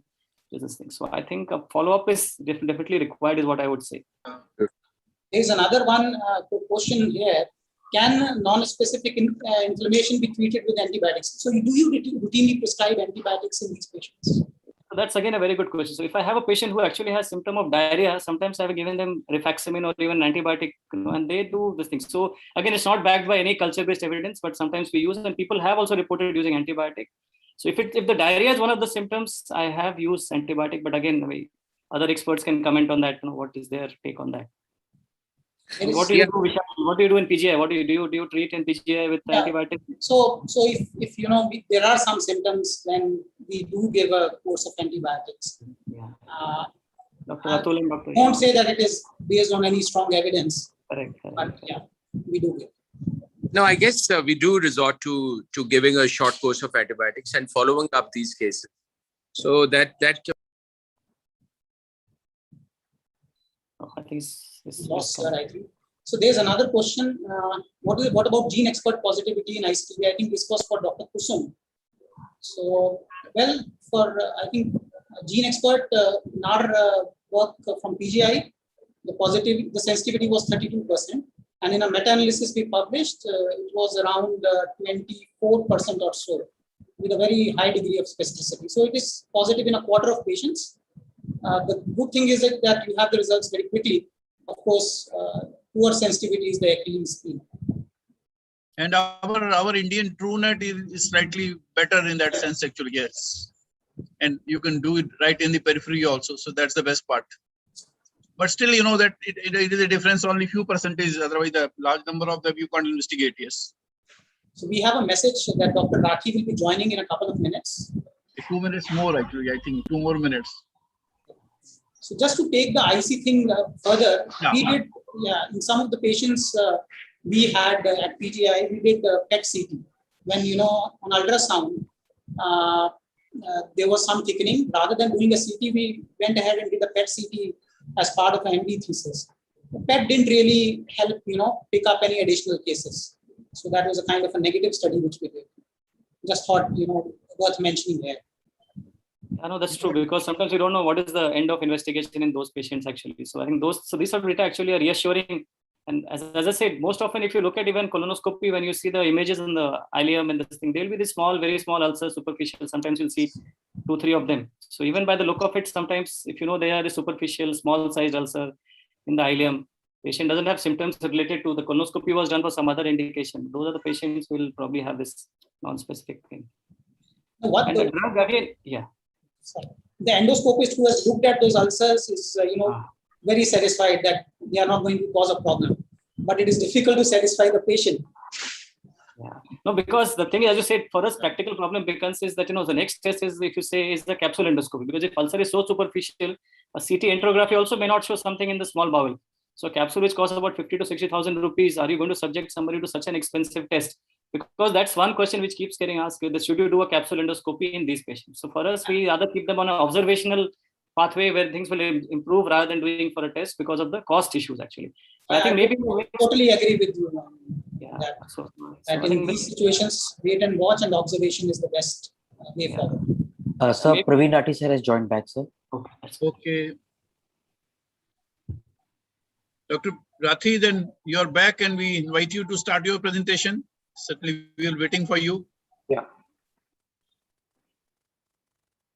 Good afternoon, everyone. Sorry for the delay. There was some technical glitch over here. And can you hear me? Yeah, yeah. Yeah. So what I'm going to do over the next 15 minutes is going to talk on treatment and follow-up strategies in patients with abdominal tuberculosis.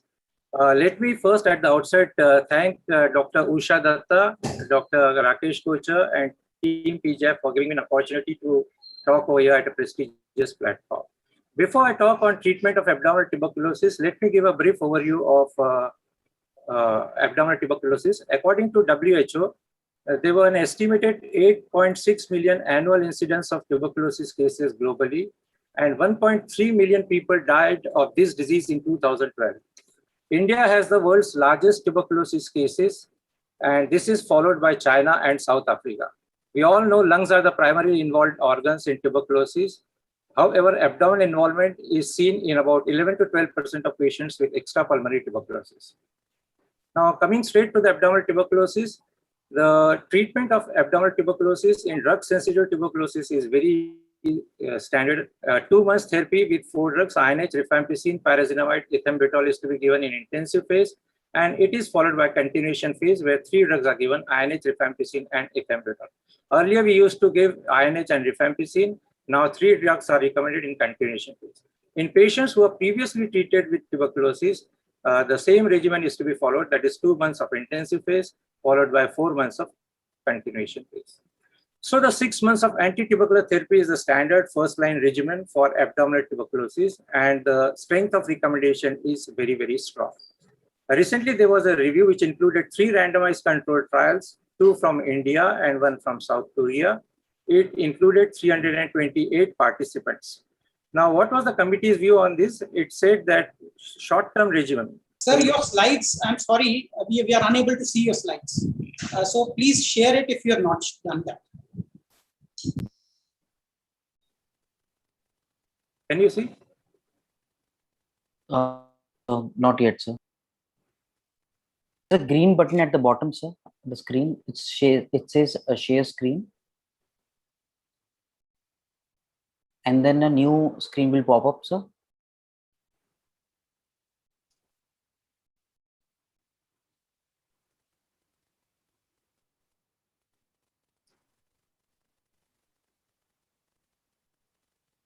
Is there any screen popping up, sir?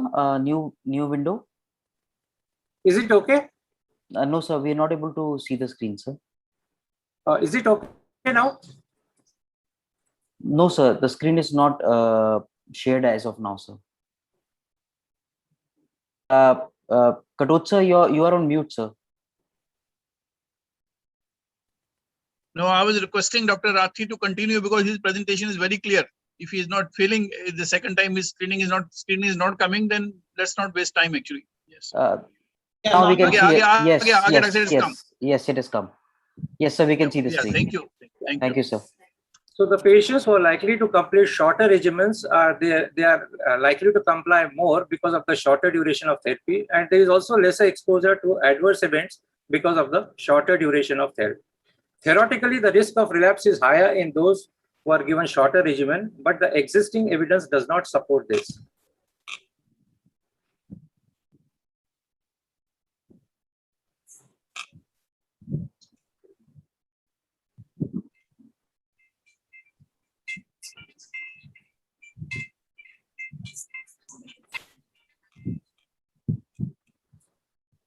So the group agreed that some patients may require extension of anti-tuberculosis therapy, and the need for this should be clinician-based.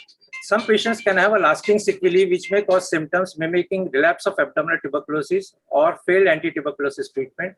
It is very important to differentiate these patients who have peritoneal adhesions or immunosuppressive strictures from patients who have got acute tuberculosis, because giving anti-tubercular therapy in these patients is harmful. Now, what about the role of steroids in abdominal tuberculosis? The meta-analysis was recently done in 2018 to evaluate the effect of adjunctive steroids in patients with abdominal tuberculosis. 3 papers were included in it. and it showed that adjunctive steroids with anti-tubercular therapy is more effective than anti-tubercular drugs alone in tuberculous peritonitis patients. So use of steroids for abdominal tuberculosis is limited to peritoneal tuberculosis. Those steroids seem to have some benefit. However, one cannot generalize these findings because of the poor qualities of the studies. What about the MDR tuberculosis, that is multi-drug resistant tuberculosis? A multi-drug resistant tuberculosis is said to be in a TB patient whose biological specimen is resistant to both INH and rifampicin with or without resistance to the first-line anti-TB drugs. The multi-drug resistant tuberculosis patients may have additional resistance to either fluoroquinolones or second-line injectable anti-TB drugs like amikacin or streptomycin. What is the definition of extensively drug-resistant TB? A TB which is caused by Mycobacterium tuberculosis strain, which fulfill the definition of MDR tuberculosis and is also resistant to fluoroquinolone or at least one drug from the group A drug like bedaquiline or linezolid or both, is said to be having extensively drug-resistant tuberculosis. A recent WHO global tuberculosis report published last year in 2020 said that 500,000 new cases of rifampicin-resistant TB occurred in 2019, and 78% of them had confirmed MDR TB. In India, the rough estimate is said to be about 124,000 cases of MDR TB.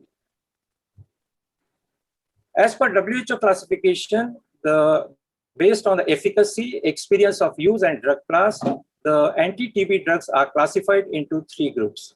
The group A includes quinolones like levofloxacin, moxifloxacin, bedaquiline, linezolid. Group B includes 2 Cs, clofazimine, cycloserine, and terizidone.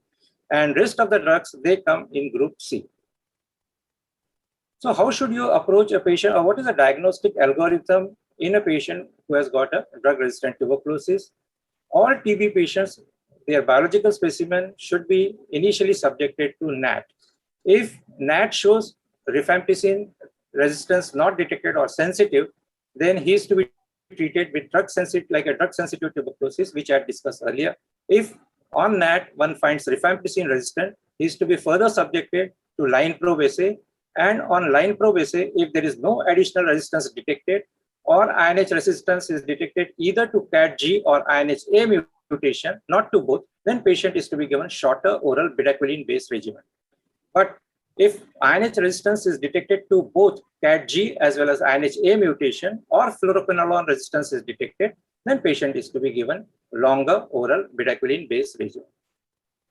Now, what is the shorter oral bedaquiline containing Mycobacterium resistant tuberculosis regimen? This regimen consists of 2 phases. Initial phase of 4 months, which may be extended up to 6 months, and it includes bedaquiline, and a continuation phase of 5 months where bedaquiline is not given. The total duration is about 9 to 11 months.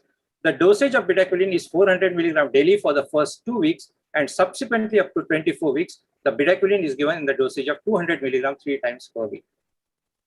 Now, what are the criteria or where you have to use short-term or short regime, that is 11 months of bedaquiline, and not longer, that is 18 to 20 months of bedaquiline-based regimen? In patients where INH resistance is detected to both CAT-G as well as INH-A mutation, patients where the fluoroquinolone, that is levofloxacin or moxifloxacin resistance is detected, patients who have got extensive tuberculosis on chest X-ray, or that means having cavity disease or extensive parenchymal disease, children below 15 years, those who are pregnant and lactating women, and severe extrapulmonary tuberculosis, which may be a biliary tuberculosis or central nervous system tuberculosis. Here one has to use a longer oral bedaquiline-based regimen, that is for 18 to 21 months. A longer oral multi-drug resistant tuberculosis regimen is recommended in those patients who are excluded from shorter oral bedaquiline-based regimen. The longer regimen is of 18 to 20 months. In all 3 group agents, plus 1 from the group B is to be included, so that the treatment starts with at least 4 TB agents. If the regimen cannot be composed with agents from group A and B, then group C agents are to be added. Combined use of bedaquiline and delaminate is recommended for those MDR tuberculosis patients in whom an appropriate regimen cannot be used using all 4 drugs from group A and B. When group C drugs are introduced, the replacement has to be in a proper order. First, delaminate is to be added, followed by amikacin, subsequently pyrazinamide, ethionamide, PAS, ethambutol, and lastly, penums are added.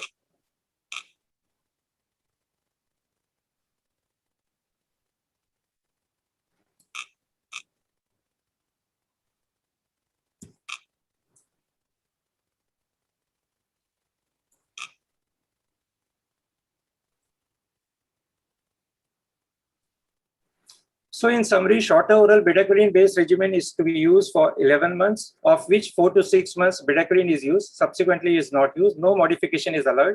And longer oral bedaquiline-based regimen is to be used for 18 to 20 months. Here modification is allowed. There is no intensive or continuation phase in longer regimen. What about the follow-up of these patients?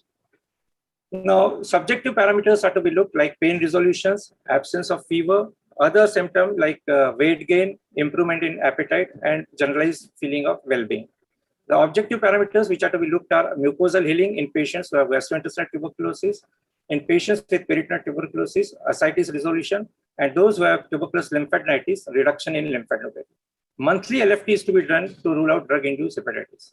Fever usually resolves within 1 week of starting anti-tubercular therapy. Those who have got tuberculous enteritis usually show clinical improvement in 2 to 4 weeks, and ascites may take few weeks to resolve after starting anti-tubercular therapy. The response is assessed at the end of 3 months and at the end of 6 months. The treatment failure is considered in patients who have worsened or deteriorated after initial improvement. This requires diagnostic investigation and possibly a change of treatment. However, if the deterioration occurs in the first 3 months, it may be due to paradoxical reaction, and it doesn't require repeat diagnostic test or change of treatment. A very important side effects of in patients who are on anti-tubercular drug is AKT-induced hepatitis, because it can be sometimes very severe and patients may succumb to it. Now, patients who are sick or who are not well, these patients can be continued with hepatosafe drugs like streptomycin, ethambutol, and quinolones. In place of ethambutol, WHO recommends cycloserine also. But patients who are stable, one can discontinue anti-tubercular drugs, and then once LFT normalizes, one can reintroduce these anti-tuberculosis drugs. There are 3 regimens. One can start with maximum doses of INH, rifampicin, pyrazinoate simultaneously, or one can follow the ATS guideline, where maximum dose of rifampicin is followed by INH, followed by PZA, or BTS guideline, where INH is started first, followed by rifampicin and PZA, and there is a gradual escalation of the doses. Whatever regime one follows, recent paper done by Sharma et al. Showed that recurrence of DILI was similar in all 3 treatment arms. So it doesn't make any difference whether when you follow ATS regime or BTS, or whether one on reintroduction uses all 3 drugs at maximum doses, and the recurrence of DILI was found to be similar in all the 3 treatment arms. What about the diagnostic dilemma, tuberculosis versus Crohn's disease? Whenever there is a diagnostic dilemma, as per the Asia Pacific consensus, a trial of 8 to 12 weeks of anti-tubercular therapy is reasonable, as said by earlier speaker, Dr. Datta. And if patient remains symptomatic, then the repeat colonoscopy should be done at 8 to 12 weeks. However, to demonstrate mucosal healing at the end of anti-tubercular therapy, that is 6 months, colonoscopy should be repeated. So this group recommended colonoscopy only in patients who are symptomatic. They feel that an additional colonoscopy at 2 months in patients who are not symptomatic only adds to the cost of management. However, the colonoscopy should be done at the end of anti-tubercular therapy. Contrary to what they propose, Sharma et al., they feel that colonoscopy should be repeated at the end of 2 months for both symptomatic as well as asymptomatic patients, because there can be underlying Crohn's disease or drug-resistant tuberculosis, which can be missed if you don't repeat colonoscopy at the end of 2 months. What are the risk factors for diagnostic delay in Crohn's disease? This was a nice paper by Reddy Group, Hyderabad, and they assessed the risk factors for the diagnostic delay in Crohn's disease and their impact on long-term complications. What they found that the incidence of stenotic complications was significantly high in patients who had received prior anti-tubercular therapy, and empirical anti-tubercular therapy was the single largest contributor to diagnostic delay in tuberculosis endemic areas. What about response to anti-tubercular therapy in intestinal stricture? This study included large number of patients, 106, and the stricture was localized in distal ileum in 49%, colon in 34, ileocolonic in 4%, proximal small bowel in 9, and all patients demonstrated mucosal healing, but stricture resolution occurred in 23% of patients.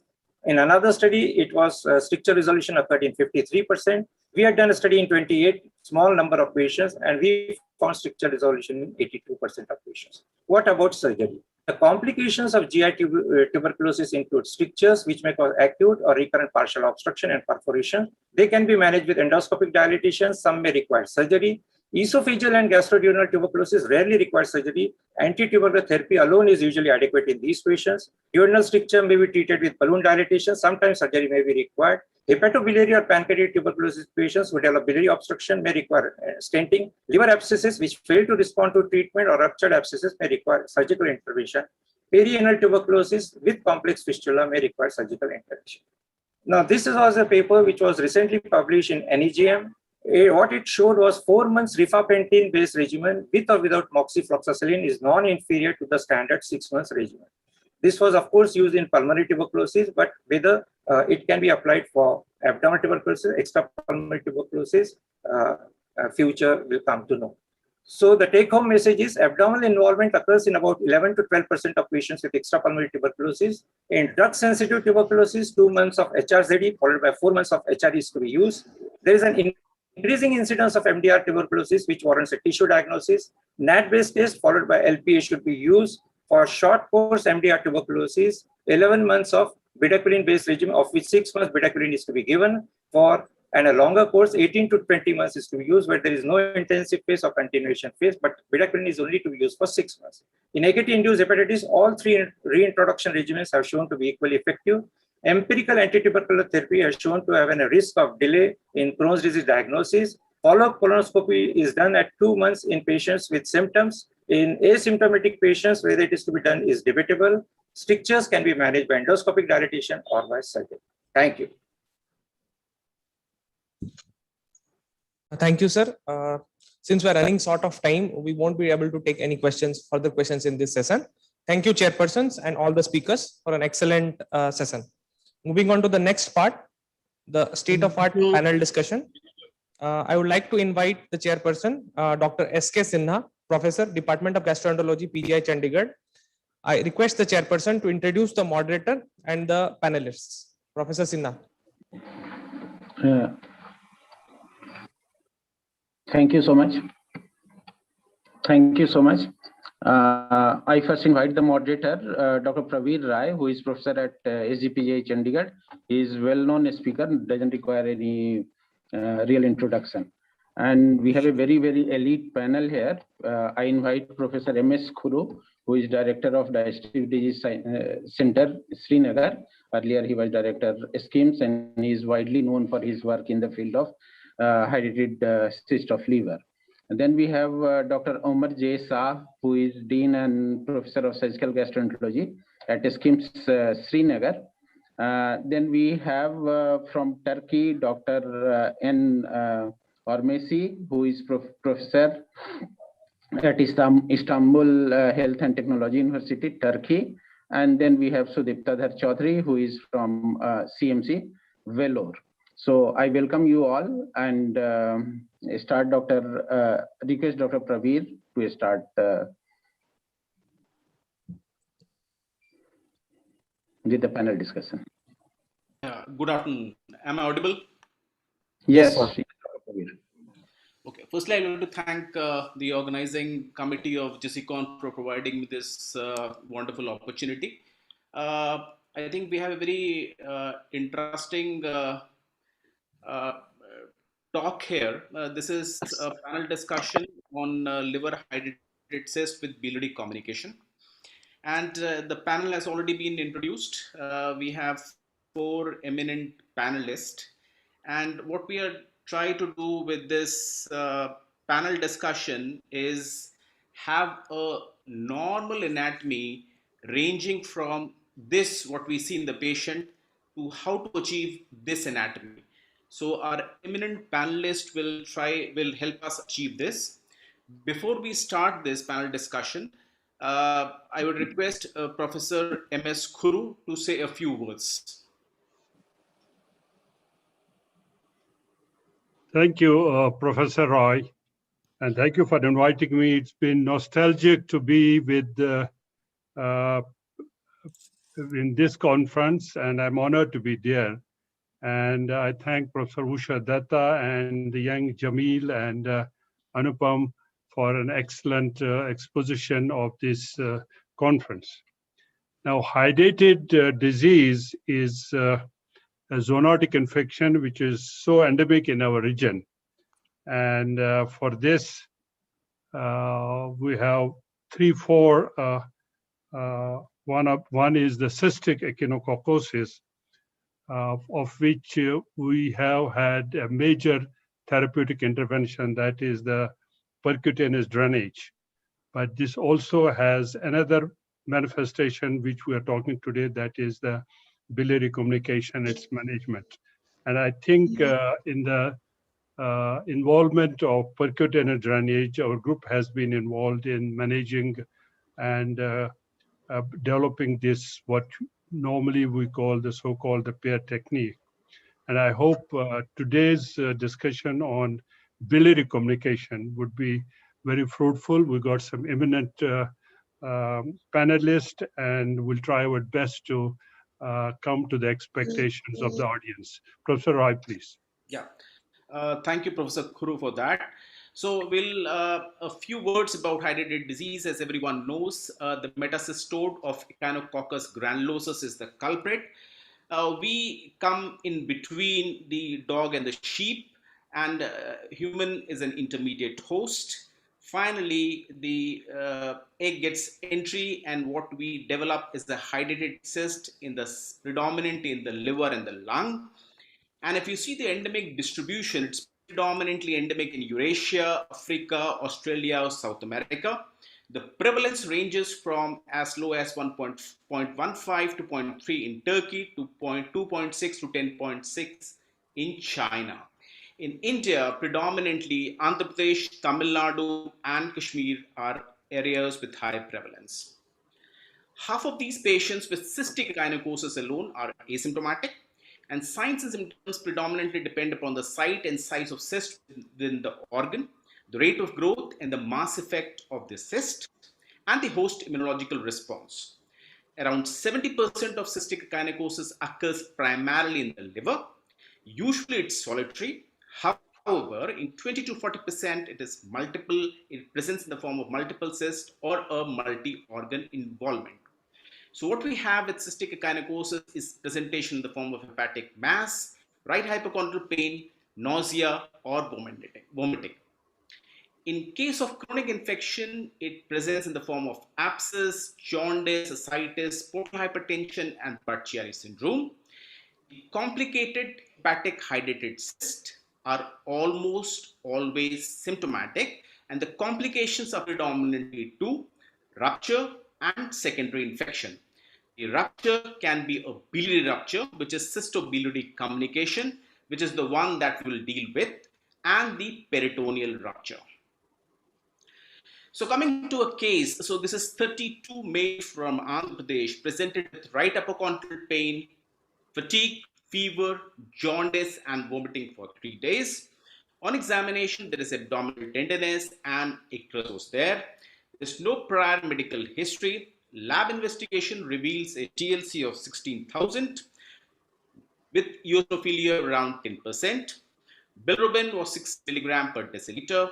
Transaminases were elevated to 85 and 80, and L-FOS was elevated more than twofold. So Professor Sudeep Todhar Chaudhary, so what is the differential diagnosis in the given case?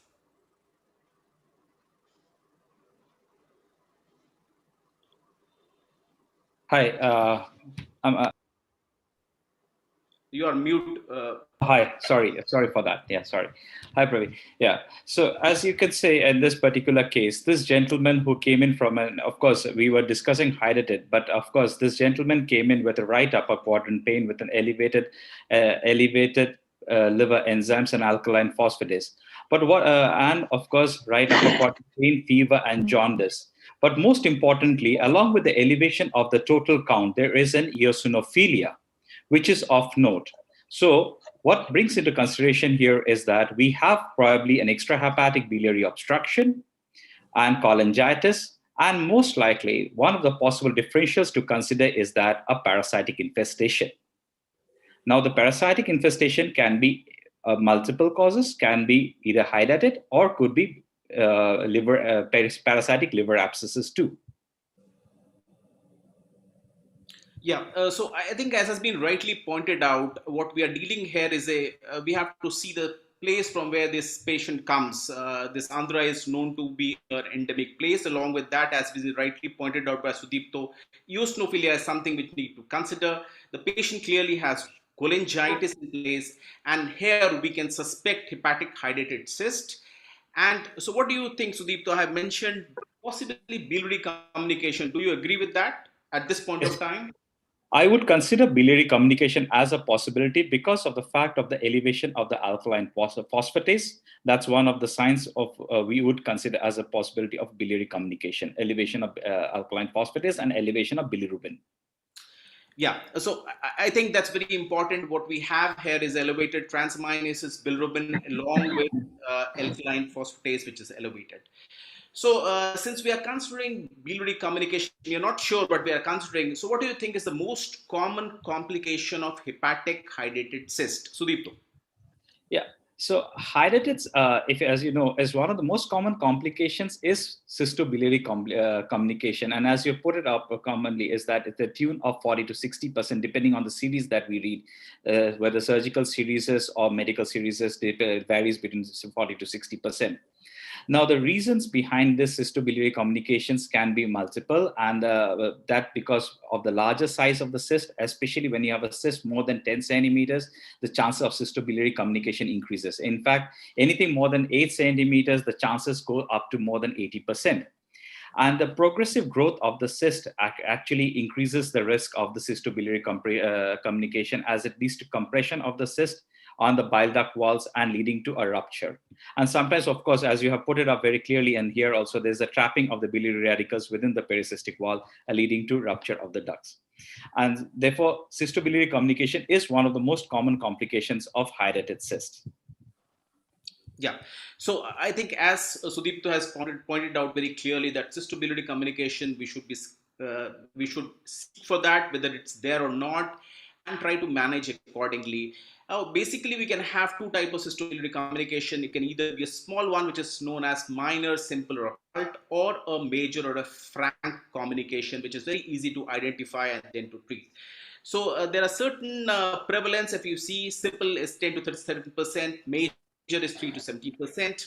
What you have in minor is you don't have any daughter cyst or germinative membrane in the simple communication or small communication, which is said to be sometimes less than 5 millimeter in dimension, the caliber of the communication. Presentation, it's usually asymptomatic. It can be detected easily pre-surgery. And if you don't detect this, post-surgery, you can have a biliary fistula. That's the reason it's important to recognize these communication, which can be simple or a major or a frank communication. Just as Sudipta has pointed it out, cyst size of more than 10 centimeters is increased risk. Besides this, cysts located in the center of the liver and the near hilum have more risk. And advanced stages or a multivesicular cyst, the risk increases. And the location of the communication, if you see the various studies, is predominantly in the right hepatic duct. So coming to Professor Kuru, what are the presenting clinical feature of cystobiliary communication? So we are suspecting cystobiliary communication in this particular patient. If that's there, how do these patients usually present? We have mentioned the presenting feature of this particular patient, but what are the other features with which the patient with a frank cystobiliary communication can present? Professor Rai, thank you. First thing is, if the communication is contained, that means you only have a rupture of the endocyst and the pericyst is maintained. That what you see in ultrasound or CT or MR, that there is a detached membrane. These patients usually are asymptomatic because the pericyst is maintained. But if you have a communicating or a frank rupture, that means there's a rent in the pericyst or there is a direct communication between the cyst and the biliary tract. Obviously, the contents of the cyst will enter the bile duct. So you'll have three types of manifestations. You can have cholangitis because of infection, and you can have cholestasis and cholangitis and cholestasis together, and the cyst can get infected. So three major manifestations would be cholangitis, that is fever, jaundice, leukocytosis, elevated liver tests, and just because of the infection in the bile ducts. Or you may have cholestasis. If a big cholestasis or a daughter cyst blocks the bile duct, you will have features of extrahepatic biliary obstruction, that is jaundice, high alkaline phosphorus, as you saw in this patient which you presented. And the cyst gets exposed to the biliary tract, and because of the cholestasis, the cyst infection can occur, and sepsis can occur, which may be localized or may be generalized. So if there is a communication of this nature, so that is the type of manifestation which happen, but the communications have to be with the biliary tract. Sometimes the communication can go directly into the peritoneum, or you can have a frank rupture. Then you have major anaphylaxis, or you may have a peritoneal dissemination. But with the biliary tract, these are the manifestations, Professor Roy. Yeah. So I think if there is a frank communication, as has been pointed out, the patient can present with features of cholangitis, with features of cyst infection. But since this is a common presentation, cystobiliary communication, and can be very serious, can have grave complication. So what do you think, Professor Kurkuru, are the predictors of cystobiliary communication? When can you predict that these, if there are no frank symptoms as such, so what are the clinical predictors that you can have to say that the patient may be having this cystobiliary communication? Professor Roy, actually, we have seen that this is one of the common manifestations. About, I would say, between 30 to 40% of the hydatid cysts would, at some stage in their life history, come up with the biliary communication. And usually it is the central cyst and the large cyst. So the cyst size, as you put, between 8 to 10 centimeters, and if they are centrally placed. Also, if the major component of the cyst is cystic, that means they don't have matrix, they have not solidified, they have not calcified, but most of it is cystic component. So central cysts, large cysts will, and also if mainly the cyst is only having only the cystic component, that is the vesicular component. Important for us also to understand is, why does the biliary communication occur? The major reason is the intracystic pressure in the cyst. As it grows, it falls. And also there is degeneration in the laminated membrane and also in the cyst wall. And some of the, as already pointed, some of the bile ducts which are in communication in the cyst wall, there is a communication when there's a rent in the cyst. So these are the predictors which we believe, or the way how, why it is a common manifestation of hydatid cyst, Professor Roy. Yeah. So I think since we are suspecting a cystobiliary communication, how do we confirm this? Professor Shah. Thank you, Professor Roy. What Professor Kuru said, the theories of the vertical rupture. The confirmation is usually on the clinical grounds in an endemic area, as you put the first few slides. So the suspicion has to be there. The other thing is that as regards the distribution of presenting symptoms, patient may be infected, patient may not be infected. Then you have the various armamentarium of the radiological armamentarium with you, like the ultrasound. It's an excellent test, non-invasive, quick, cost-effective, and it can find out the cyst clearly in the liver and in the associated organs. Membrane may be detached. It can tell you about the common bile duct's diameter as well, and it can find out the ecogenic material within it. So this is an excellent test. But as per the present situation is concerned, we usually, for the management part of it, we use a multimodal investigative approach, such as associated, what you call it, a CT scan, where the biliary channels, you'll find the same, dilated, and Yeah. there may exist within the liver. Shah, we will come to further imaging. So on ultrasound, I just wanted to put up these classification of WHO classification of hydrated cyst, Yes. which I think is very important as far as management is concerned. So what is important here is CE1 and E2 indicates active disease. 3 and 4 indicates 3 indicates a transitional stage, while 4 and 5 indicates inactive disease. That means primarily therapy is not warranted here. So this is very important to recognize, and these are how these look like on histology.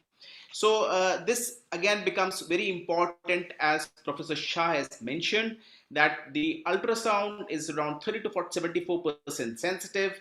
What you can see is linear hyperechoic structures without posterior shadowing seen in the bile duct, and you can see a hypoechoic or a snowstorm pattern in patients with cystobiliary communication.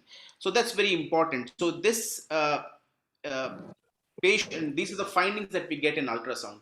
So Professor Shah, one more question that we have just put it earlier also. What are some of the features and lab parameters that you will look for in patients with cystobiliary communication, lab investigations? Simple, you get a CBC done, and you find the infective elements of the polymorphs raised.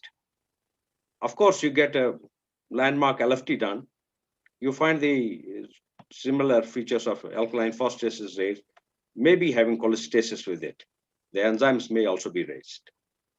And then you find the bilirubin is also raised in them. Obviously, you can now have other tests as well. Once you want to have other tests, you want to get to the immunogenic tests, immunological tests for diagnosis. And there are many tests available right now, like the ELISA or the immunohistochemistry, and in fact, the immunoblotting now. Initially, first line is ELISA and immunohistochemistry, and confirmatory would be immunoblotting. They are very highly sensitive in various types of cysts, especially what you said, the type 2 and type 3 cysts are very strong indicators for these tests. But for the inactive cysts, they may not be specific at all. The problem with these immunological tests is the standardization is not uniform. And that's what we get, a lot of false positive and false negative tests. That would be the lab parameters in general. Absolutely. So I think in the lab parameters, simple lab test, a peripheral eosinophilia may just be a slight pointer towards a parasitic disease like hydrated cyst and should not be missed upon.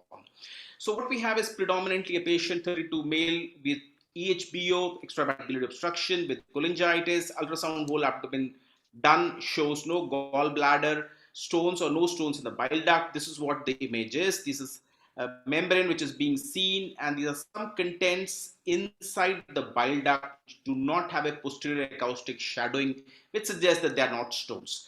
So this is what is found in this particular patient. So once we have this diagnosis, Professor Neketi, I'll come to you. What are the indications of imaging beyond ultrasound in patients with hepatic hydrated cyst? We are not talking of rupture at this point of time. So if you have ultrasound done as an imaging in a hepatic hydrated cyst, when will you need further imaging? Thank you very much, Dr. Ray. First of all, I'd like to thank the organizing committee for inviting me to this important meeting. The diagnosis, of course, can be made first, clinical abnormalities, symptoms, and the biochemical abnormalities. Just before speakers already mentioned that. Ultrasound, almost 37 to 70% of those cases can diagnose the definite hydatid disease. But more definitely, MR maybe can diagnose the definite diseases. Especially for CT findings, a hydatid cyst appears as a border attenuation cyst with a well-defined wall surrounded by a calcified, ring-like or highly attenuated wall representing the pericyst.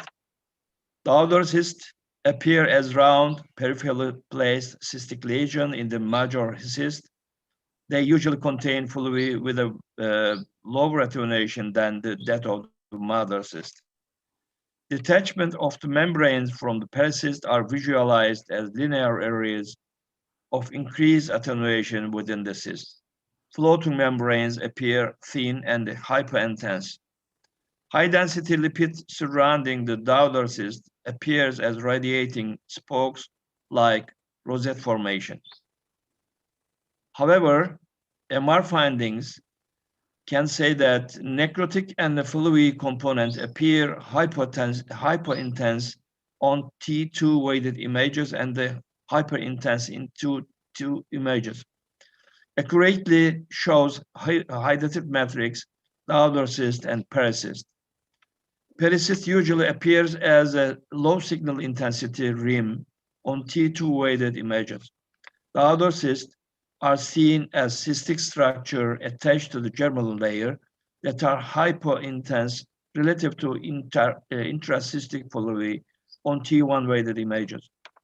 A detached endocyst appears as floating membrane in the cyst, and it is described as a snake signs. MRI is superior to the CT for demonstrating the internal composition of the cyst and potential biliary involvement. So we do a research one time in 52 patients. MRC already showed a gap in the cyst wall and big-like projection from the cyst wall, deformation or alterations in the size of the cyst, low signal intensity in the wall of the cyst, and fat fluid level in the cyst. You see here in this picture, there's a big-like projection into the common bile duct. So this is diagnosed the biliary communication. Yeah, so I think Professor Negati has summarized almost all the findings, which you can see. This is a CT image which shows here is a large cyst which is communicating. I hope you can see my arrow.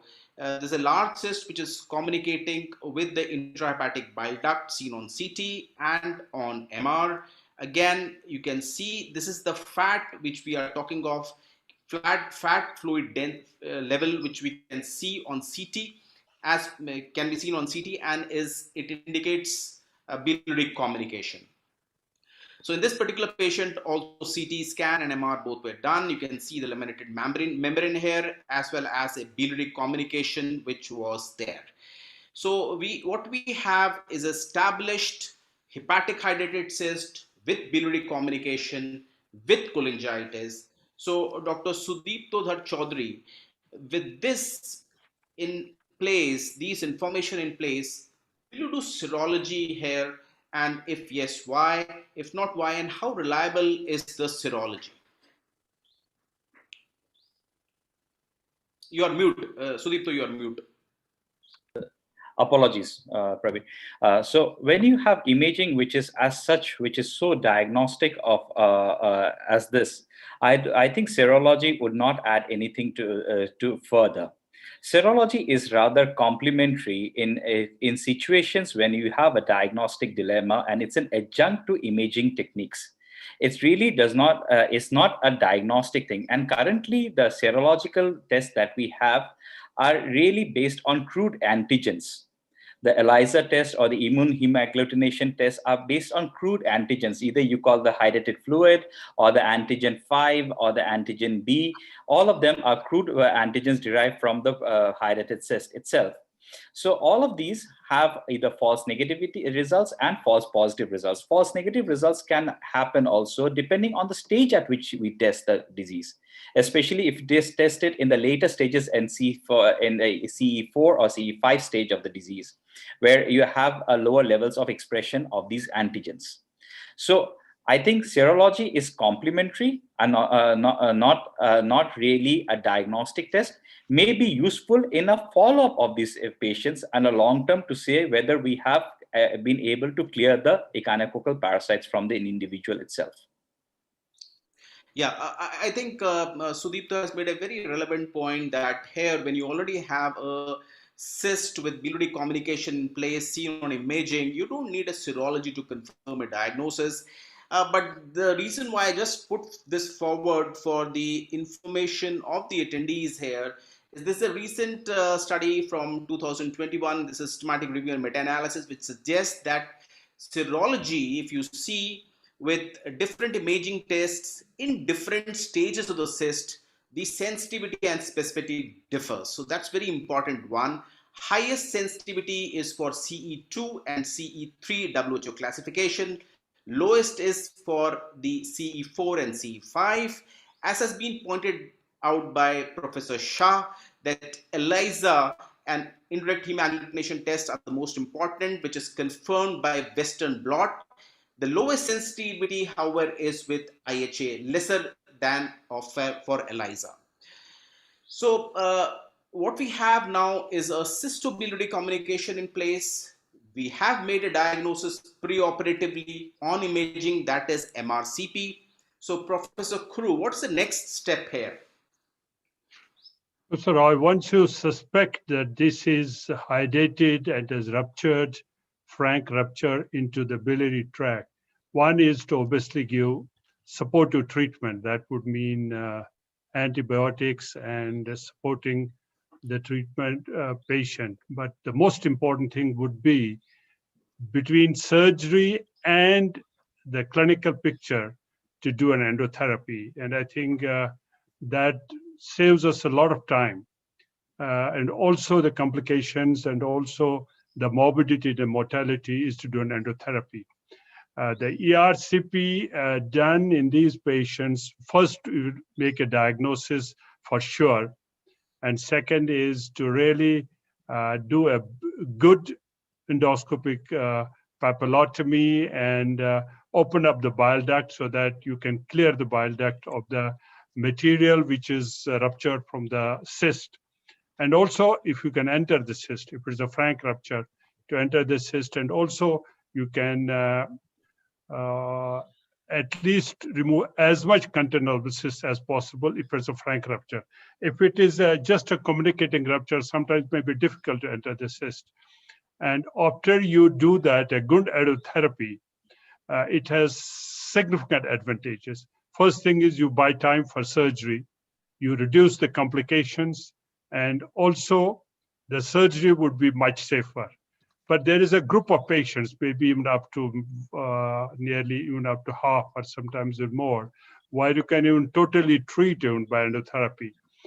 After you do a good ERCP and a papillotomy and removal of the cyst contents as well as the bile duct contents, you have a choice to either put up a stent or to put a nasobiliary drain. I've been doing liking nasobiliary drain for several reasons.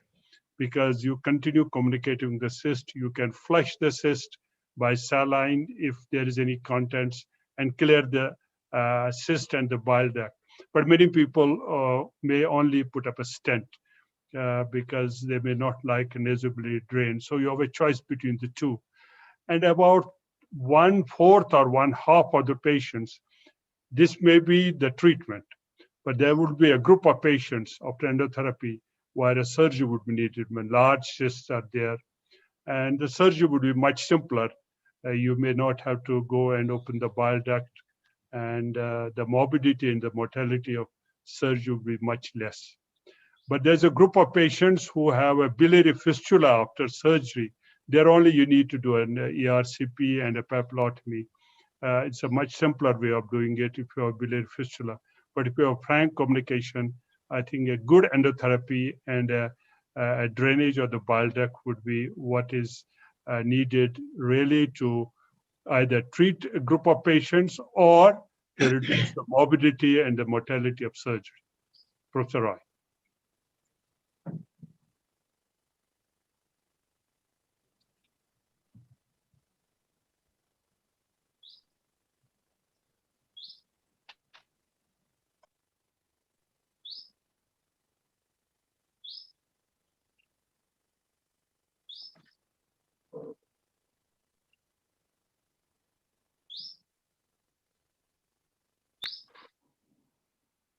I think Pravir We got cannot disconnected. hear. Pravir, I think, got disconnected.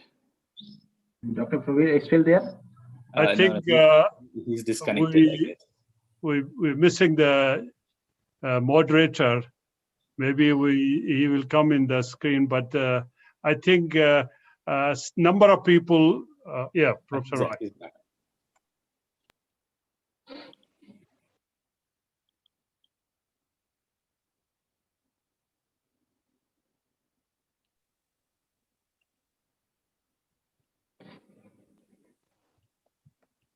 Sorry, can you hear me?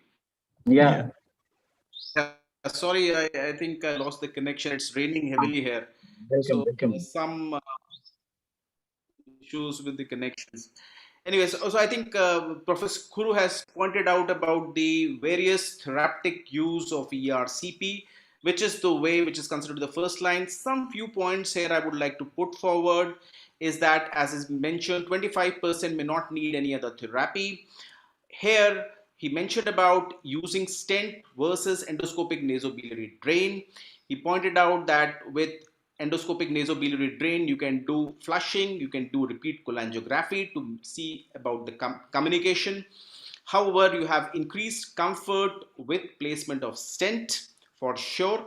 And the problem with the stent is the stent can migrate, and here discomfort is there with the endoscopic nasobiliary drain. So before we move further, I would just like to put up this slide. This is a study which was done by Professor Neketi here to show that ERCP along with albumin microaggregates showed leakage not only in the biliary tree but also in the systemic circulation. This was a very interesting study which has been published in Digestive Disease Science way back in 2007. Though now not commonly used, but this suggested that this uptake was there in the thyroid as well as the lung. So systemic leakage was documented with this albumin macro aggregates. So moving further, just to summarize, the preoperative evaluation here is when you do an MRCP or an ERCP, when you have positive to confirm the diagnosis. However, if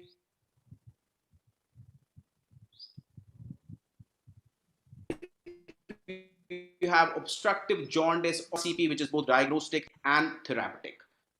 You can see the communication, biliary communication, which is being seen going into the cavity. And what you do is, after you document this communication, you clear the bile duct, as has been pointed out, with balloon sweep. You can use Dormia. And then finally, you end up placing an endoscopic nasobiliary drain or a stent, whatever the need is. So, Professor Shah, how to detect and manage cystobiliary communication which is detected intraoperatively? Yes, Professor Rai, this is a challenge for the surgeon because preoperatively, if you know about it, what you already mentioned, that's a very good thing. Post-operatively, you will not get into complications. The basic problem is the management of the cyst itself and the cavity later on.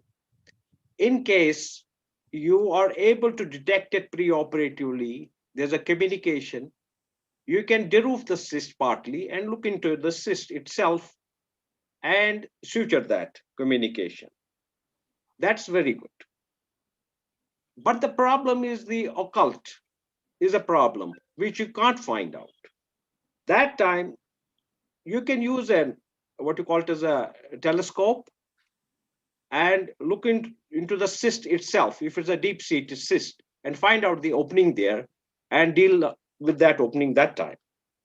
In case you don't find that, then you use other methods like injecting some air and putting the saline in the cavity itself and using the cystic duct, putting methylene blue in it or some air and having a look at the cyst cavity itself and looking for the bubbles or the color change. That might help you. So intraoperative cholangiography has come that way to detect the opening within the while you are doing the surgery. And if you detect it, you suture it or do some captionage with it, then the opening is off. Then the management of the cyst cavity itself is a process, how to go about it.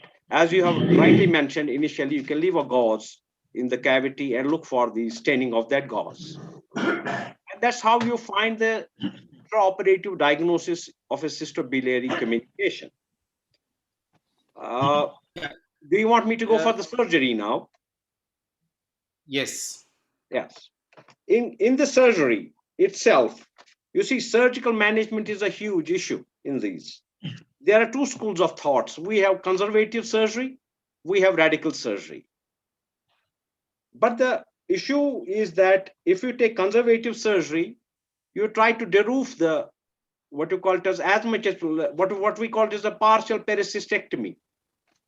So you reduce the cyst cavity and then deal with it.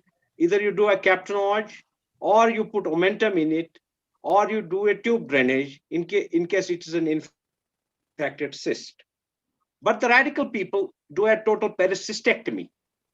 That has its own indications. A peripheral cyst locatable in left lobe or some other area which is safer area, that is of course much better.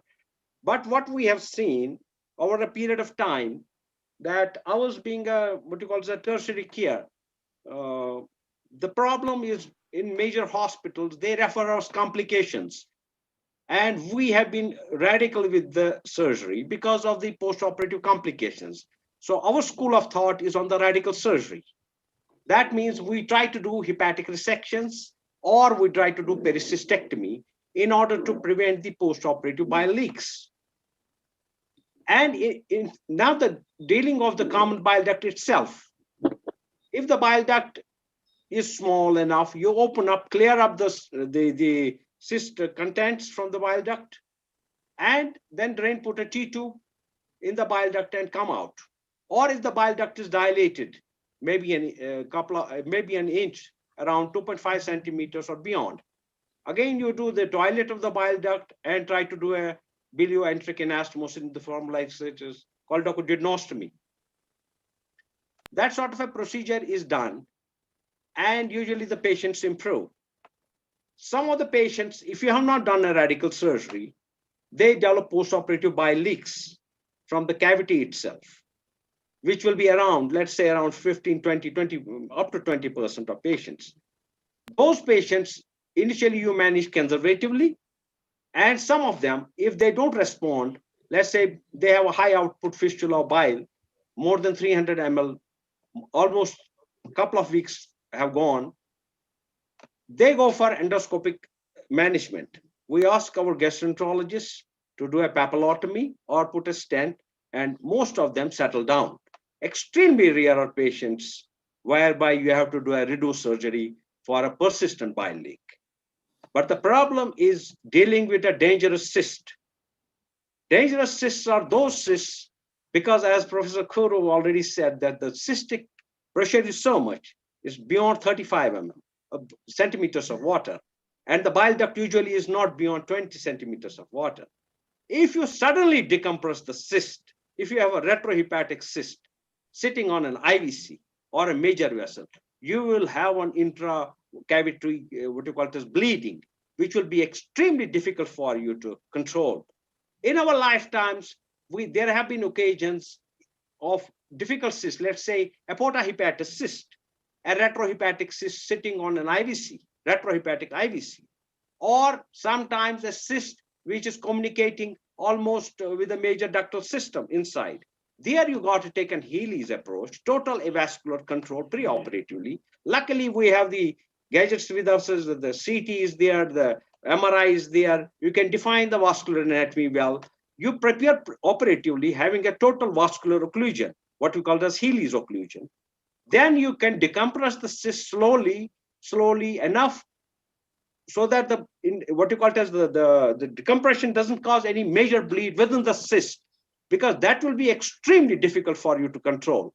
And some of the what you call it as surgeons, sometimes we have seen in our younger days, used to pack the cyst is the last resort. And that sort of a complication has to be avoided by your what you call it as these things are not learned like going through the books. This is called procedural knowledge. These are only learned in the operating rooms and spending time there and how to do about it. I hope I'm clear, Dr. Roy. Yeah, absolutely. So I think some relevant point that Dr. Shah has made is, though he prefers radical surgery, but if you review the literature, majority are the conservative procedures, around 90% or so. Radical surgery are less commonly performed. However, as he has pointed out, that the problems of leak and fistula are more with conservative procedures for sure. So as you can see, I have put forward the surgical outcome, which he has pointed out. There is a post-op mortality, morbidity to the tune of around 55%, mostly because of conservative surgery. And post-op stay is around 5 to 35 days. Recurrence is high to the tune of around 6 to 16%. And depending upon the stage, we use albendazole for a period of around 3 to 6 months in these patients. So, Professor Nekati, coming to you, what is a post-op biliary fistula and how to manage this? Thank you very much, Dr. Ray. Dr. Shah, yeah. Dr. Shah already mentioned that the surgery has high mortality and morbidity for treatment of the hepatic cyst.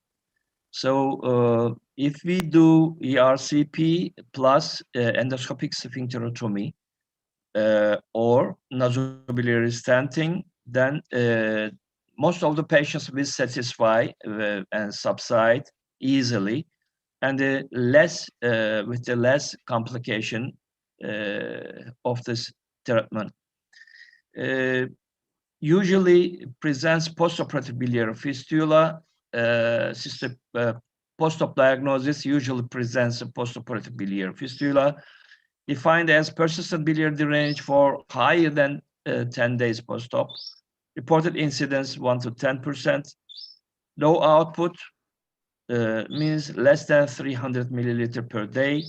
High output higher than 300 milliliter per day fistula. If low output fistula, then conservative treatment maybe is better than the other one. High output fistula should need endoscopic sphincterotomy. And ERCP with sphincterotomy plus stenting success rate is 83% to 100%. In our center, in most of the cases, if we suspect the cystobiliary fistula, we generally do ERCP, and then if there's a huge communication, then we do endoscopic sphincterotomy, and sometimes we do stenting into the cyst. First, we just place the guide wire, and then we just send the stenting into the cyst, and most of the patients subside in 2 weeks or 4 weeks. So, so Professor Nekati, one important. Am I audible? Yes. Sorry, I couldn't understand because your sound already cut. You disconnected, I think, because I cannot hear you now. So what's the timing of, yeah. Okay, the timing is also, I think, important because according to study, 1 day, just 1 day, or 2 to 3 days, or more than 3 days compared.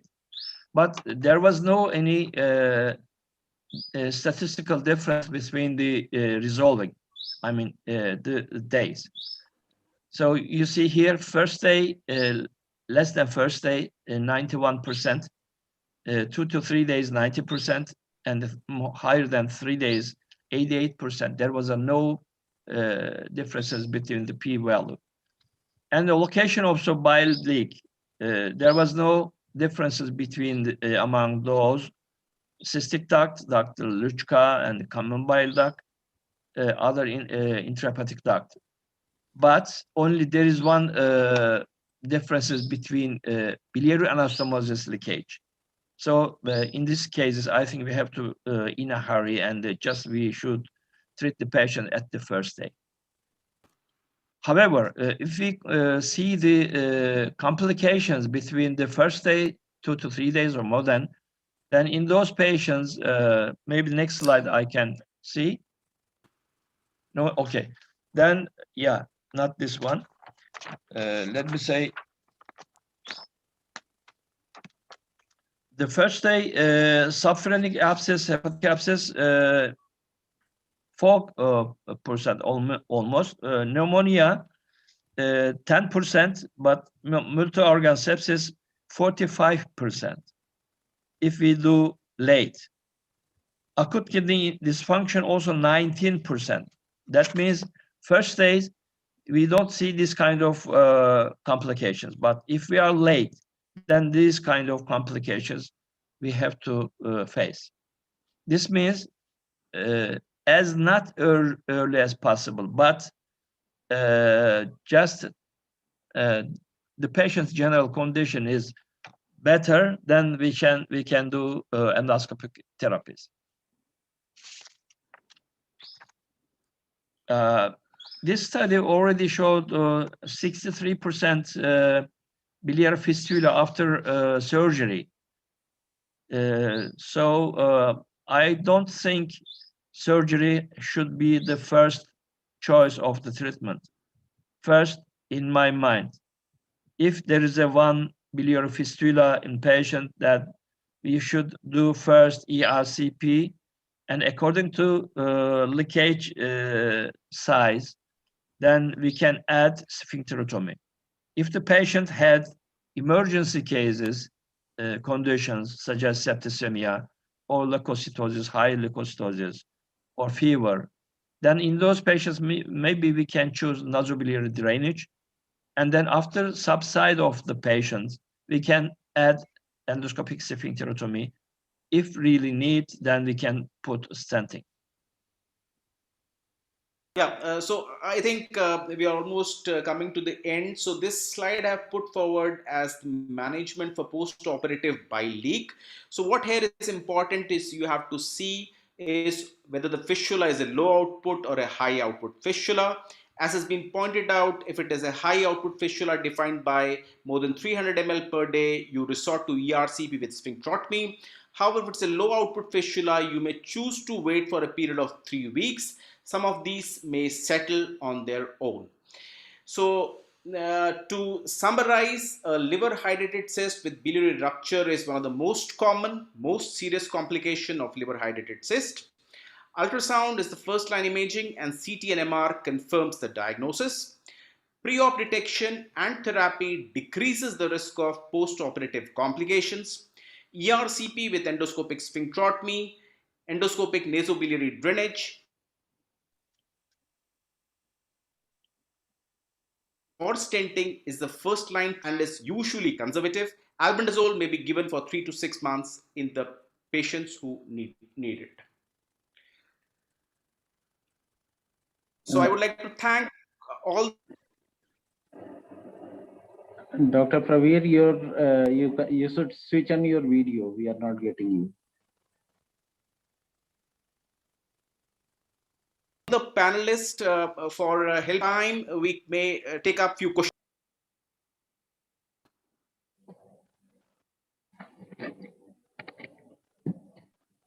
Okay, good.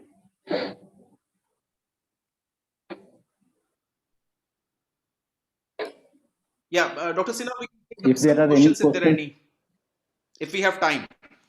I'm inviting. We have, I think, 2 minutes, 2-3 minutes. So participants, if we have any questions, then we can. panelists can take up those.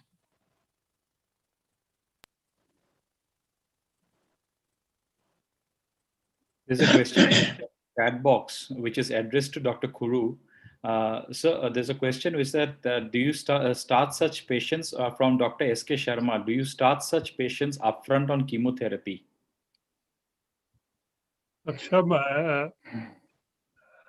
For patients who need to go for surgery or who need to go for percutaneous drainage, I think albendazole is necessary to be started to make the cyst sterile.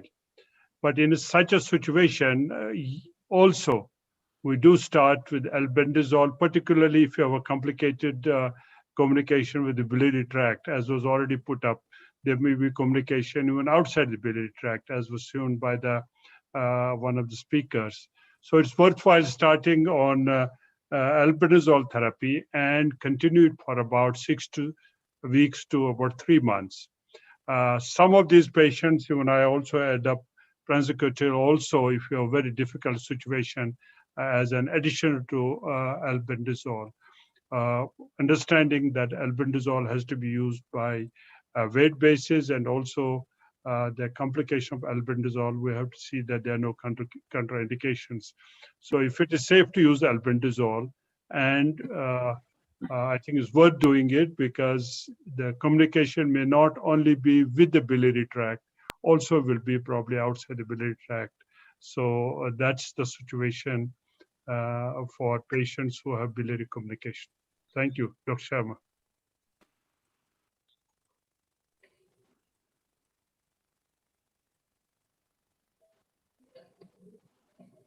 I think if there are no more questions, we can possibly close the session, because I don't see many questions coming up. Thank you, everybody. Thank you, all the panelists. Thank you, Dr. Pravir. Thank you. We can Thank you close the very much. session now. Thank you so much. Thank you, everybody. Thank you very Thank much. you, everybody. Thank you. Thank you. Thank you, chairpersons, moderator, and all the panelists. Moving on to the next session. The chairpersons for this session are Dr. Ajay Duseja, Professor, Department of Hepatology, PGI Chandigarh. Dr. M.R. Sivaprakash, Professor, Department of Microbiology, PGI Chandigarh. And Dr. Salimar, Professor, Department of Gastroenterology, AIIMS, New Delhi. I request the chairpersons to introduce the speaker. Dr. Shalimar, you want to start, or? Sir, you may please go ahead, sir. Okay.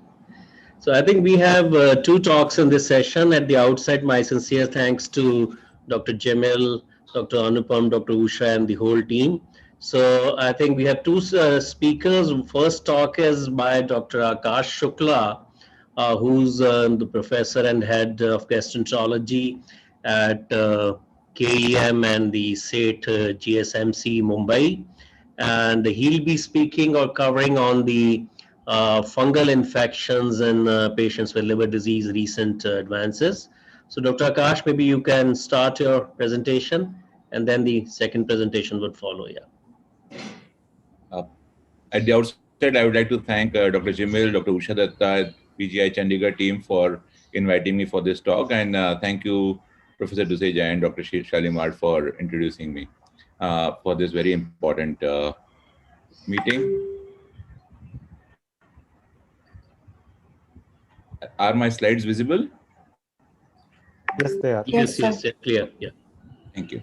So in the next 12 minutes or so, I'll be discussing the management of fungal infections in patients with liver diseases. What are the recent advances? So coming to the epidemiology, we know now that the invasive fungal infections form around 3 to 7% of all culture positive infections in patients with cirrhosis. The recently described entity which has affected, which we know now affects the mortality, is the secondary or the nosocomial infections, complicating the course of acute and chronic liver failure. So this is where fungal infections have made a huge impact. Now we also know that invasive candidiasis or candidemia is the most frequent invasive fungal infection, followed by invasive aspergillosis. And while Pneumocystis jirovecii, Cryptococcus species, and Zygomycetes infections are rare, they are seen in occasional patients. Our understanding has really improved in cirrhosis patients with fungal infections from this study, from the Nexel study group, which looked at over 2,700 patients, of which almost 1,000 patients had infections, of which around 134 patients had fungal infections. Interestingly, none of these patients had fungal infection on admission, and 104 of these 134 patients actually had a history of a prior bacterial infection which was treated with antibiotics. So patients who have had a prior bacterial infection have been treated with antibiotics, they appear to be at risk of getting fungal infections. When they looked at the risk factors which predicted development of fungal infection, uh, the most significant factors were admission to the ICU, presence of bacterial infection on admission, acute kidney injury, and presence of diabetes. When they looked at the fungal infection development by the initial bacterial infection site, UTI was the most common, 16%, and the least common was Clostridium difficile, and as expected, around 11% were spontaneous bacterial, what qualified as SBP, but were actually SFP, the spontaneous bacterial peritonitis getting converted into spontaneous fungal peritonitis. And then when they looked at the rates of fungal infection development by the initial bacterial isolate, it was almost similar. Gram positive was 12%, 10% were gram negative, and 10% were culture negative. So the key findings in this study were 12.7% of infected patients had evidence of fungal infections. In this study, all fungal infections were nosocomial. They were preceded by bacterial infections in a majority of the cases, and the site of bacterial infections or the isolate did not impact the, did not influence the fungal infection rate. Now, what is the mortality and what are the predictors of survival in this study? According to the site of infection, if the patient had fungemia, almost 64% mortality, even with appropriate therapy. And then was peritoneal fungal infection, so SFP, which was 57% mortality. And if you look at the other infections, they range from 29% to 38%, the least being with esophageal candidiasis, 29%. When they looked at the predictors of the survival, then the most significant factors were presence of kidney injury, acute kidney injury, ICU admission, and the diagnosis of ACLF. This very elegant study done from PGI Chandigarh itself looked at fungal infections in patients with acute and chronic liver failure, and they found that the most common were respiratory, followed by other infections like renal and respiratory, spontaneous fungal peritonitis, fungemia, and renal.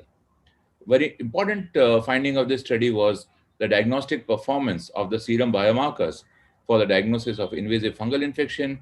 They found a good sensitivity for BDG, 97.4%, with a low specificity of 60%, but a complementary high specificity of galactomannan close to 100%, and a sensitivity of 43.6%. They also showed that the presence of invasive fungal infection was associated with worse outcomes and increased risk of mortality.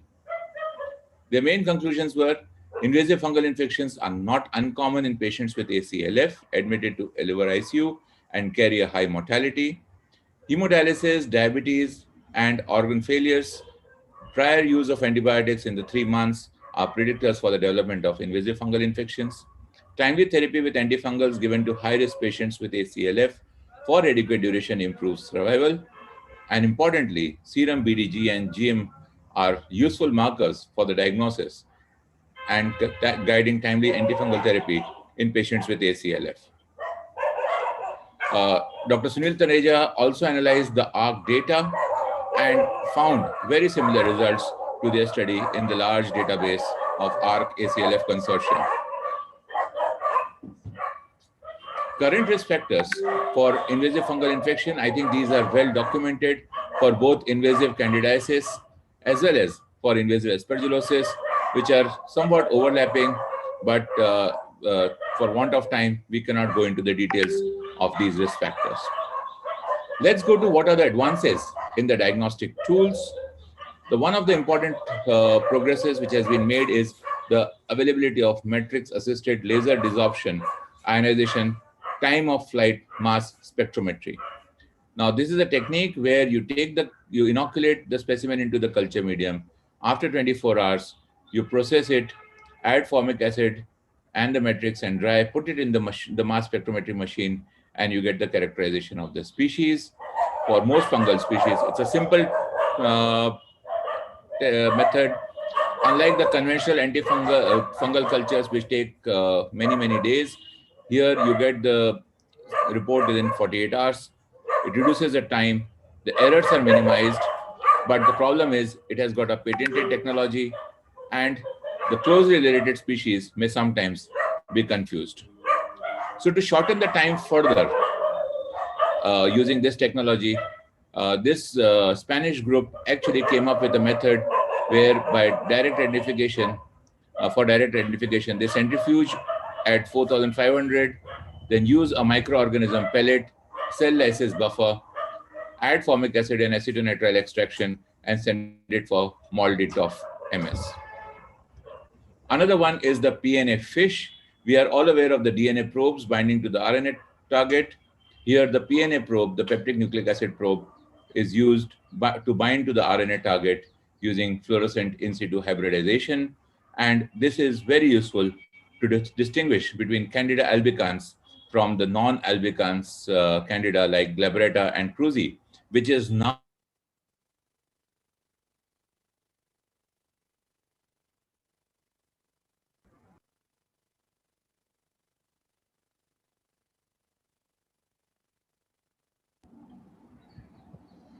Am I audible? Yes, please go on.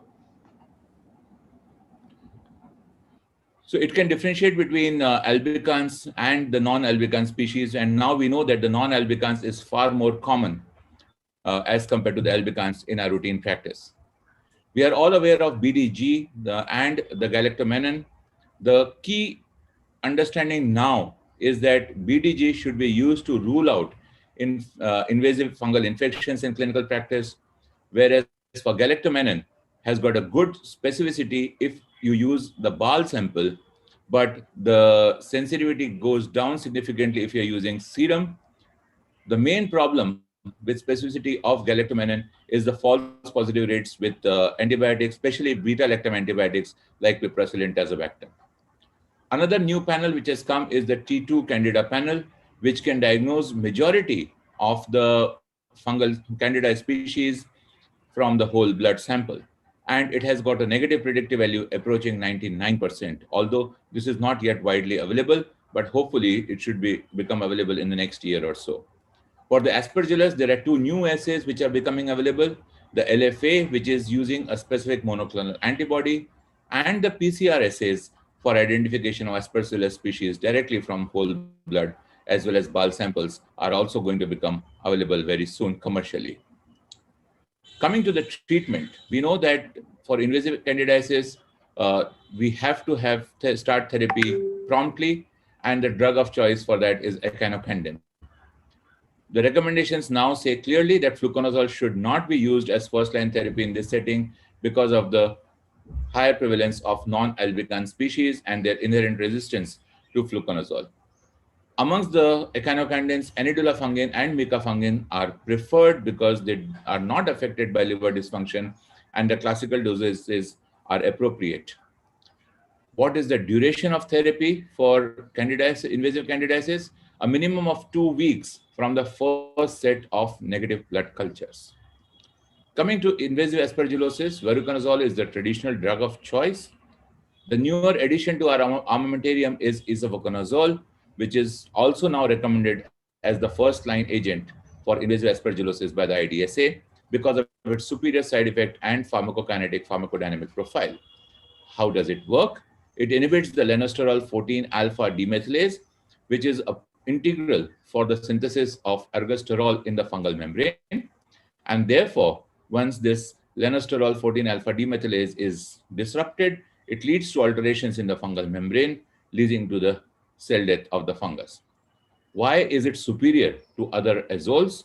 It is because of this side arm, which is present, which joins this triazole ring to the fungal CYP51 protein. And it is this binding to the CYP51 protein which gives the broader antifungal activity as compared to other azoles. Bioavailability is excellent, 98%. It is not impacted by food intake, gastric acid suppressing medications, or mucositis. Same dose for oral and IV administration. Excellent penetration into tissues. Effective against all three major fungal groups. Problem is, while we got excited, it is for certain subgroups, you may require therapeutic blood monitoring. One of them is moderate to severe hepatic failure. Why? Because of this study, which looked at the pharmacokinetics after single administration, the levels in patient with mild hepatic impairment as well as moderate hepatic impairment were much higher as compared to a healthy volunteer. So even in mild impairment, the drug levels of isoconazole increase. With the usual dosages of 200 milligrams a day, the levels will keep on increasing even up to 336 hours when the study was terminated. So there is no ceiling effect achieved, although in the healthy volunteers, the ceiling is achieved within 144 to 192 hours. Even if we give a reduced dose of 100 milligrams, the drug levels keep on accumulating up to 336 hours and increasing. So the steady state level is not achieved for up to 336 hours after studying isoconazole. And that is what has reduced this enthusiasm in patients with chronic liver disease and cirrhosis, because we do not know what is the right dose. We will require a TDM monitoring. To summarize, my dear friends, there's an increasing recognition of invasive fungal infections in liver diseases. These are mostly nosocomial. The non-albicans candida infections are more common as compared to candida albicans. There is a high mortality despite adequate therapy, especially in patients with acute and chronic liver failure, as demonstrated by both the PGI study as well as the NextCell group and the Apostle ARC consortium. There are newer diagnostic tools which are becoming available, especially the molded TOF MS and the PNF fish. BDG should be used to rule out invasive fungal infections in clinical practice, and galactomannan in BAL samples has a high specificity. Echinocandins are the treatment of choice for invasive candidal infections, and isoconazole is a promising, safe, and effective drug, but the pharmacokinetics appear to be altered in CLD, and therefore TDM is needed, but not widely available. Thank you very much for a patient hearing. Thank you, Dr. Akash, for that wonderful presentation, as always. So I think since the two talks are not really related, the next is on Hep C. Maybe we can have some discussion or questions, if at all. And we have Dr. Shiva Prakash also from microbiology, I think his comments, and then we can move on to the second talk. Yeah, Dr. Shiva, please. Yeah, Dr. Shikla, it was a wonderful talk. You have nicely presented in a very short time. But regarding diagnostic aspect of it, so you told that all the things you have covered within the short time. But one thing is Maldi. Nowadays, PNA fish generally it will only identify a few species of Candida, because now in India, if you see in this scenario, we have more than 20 species. And though 5 or 6 species are majority, like Candida auris, and these things are all not included in the PNF. So now Maldi, which has come, only thing is initial investment is the one. Now people are standardizing. We also have standardized directly from the blood culture. So blood culture, when it gives the signal, then immediately we can go and do the Maldi, and 90% of the time we can perfectly pick up the thing. And PCR is now recently what earlier PCR was not included as a criteria, IDSA criteria in the diagnosis. Now in 2021 again they have included this PCR has been considered, but still we do not have an this one very standard level. But this LFA what you said. It is an point of care test. Anybody in the side lab also can be done. So if you haven't strip, you do not require much of an expertise. This is the lateral flow assay for aspergillosis. So these are some few comments that I wanted to tell. Yeah, Dr. Kash, there's a question in the chat box about were there any increased fungal infections in patients with liver disease during this ongoing COVID-19 pandemic or after COVID infections? Any experience on that? I think a very valid question. We did see a few patients with mucormycosis in our patients with chronic liver diseases, and our armamentarium was limited because in many of these patients we were not able to use amphotericin B because of availability, cost, as well as toxicity depending on the patient. And therefore, actually, we used isovoconazole in patient with up to child B cirrhosis. However, in child C cirrhosis, we have no experience of using isovoconazole. We did use posaconazole also in quite a few patients with mucormycosis and liver disease, and with good safety profile. Rash, you did talk about the biomarkers, beta DG and the GMI as, diagnostic, tests. But then again, there's a question in the chat box about their utility as a treatment response, biomarkers at treatment response. You start the, drugs today. Can you follow them up with these biomarkers to assess the response? So usually, no, we do not use them as markers for treatment response. There is no data available with this regard, at least for patients with chronic liver disease that I've come across. I would request Dr. Shiv Prakash, if there's data for other patients, please enlighten us. No, galactomannan can be successfully used for the response, treatment response. But BDG still now we do not have, especially even in other than the liver disease also we do not have any data. So though there are a little bit, there is still some, it is not completely accepted by any of the, this one IDSA or other this one, but just using the BDG for monitoring the patients on the therapy. But galactomannan, you can clearly use it for monitoring them. Dr. Shalimar, any comments from you? Yeah, regarding Dr. Akash, regarding the safety of these drugs in liver disease, like we're always worried. So at what time point do you think stopping them or switching from one to another? So can you let us know on that? Yeah, so I think again, a very important and a very difficult question. To shift from one drug to stop the drug in terms of hepatotoxicity, I think is a very difficult judgment because of the risks and benefits. Usually, we would stop if we see a rise in bilirubin of more than 5 milligrams, or if there's which is what usually happens. They usually do not have cause increase in transaminases. What you get is cholestasis more common with these drugs, and therefore, if we started off with a slightly high bilirubin, we think that the general condition is improved, but the bilirubin is increasing or the cholestasis is increasing because of the drug and not because of the disease itself, worsening of the disease itself. In those patients only we consider. But again, it is very difficult because you don't know whether the liver disease is worsening because of the drug or the liver disease is worsening because of the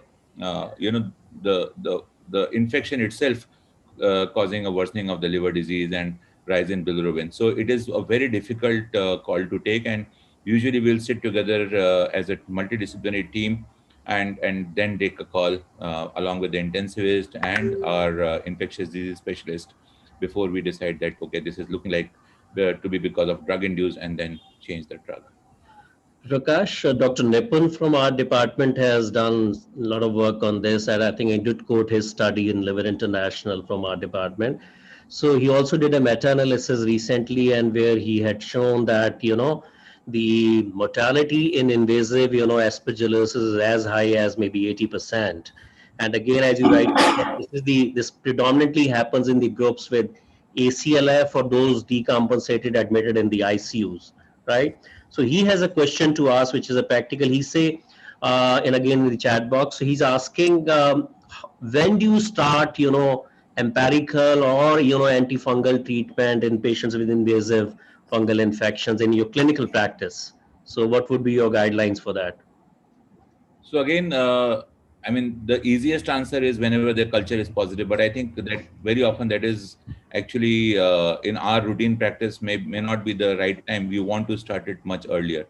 So if I have a patient with acute liver failure, and despite antibiotics, if we see the worsening in the clinical condition, the lactates are going up, the general condition is worsening, the source has worsened, and we think it is not because of just the worsening of the liver failure, then those are the patients where we would empirically consider. So we have a low threshold to start in patients with acute liver failure.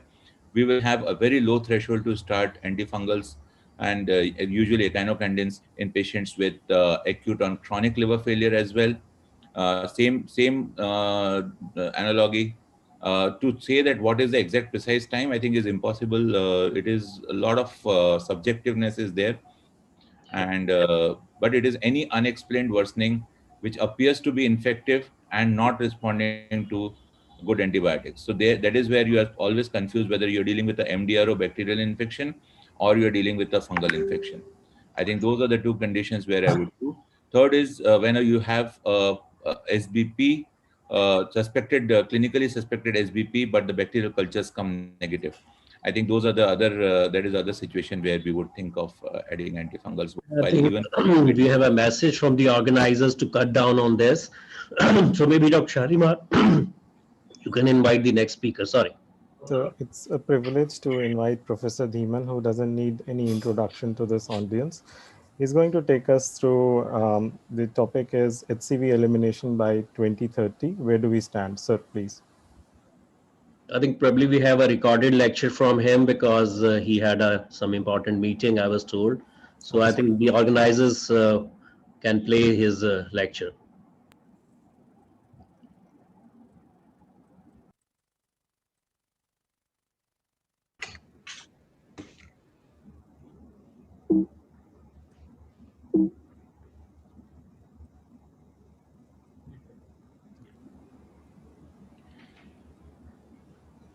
So you all know about the viral hepatitis and different viruses also.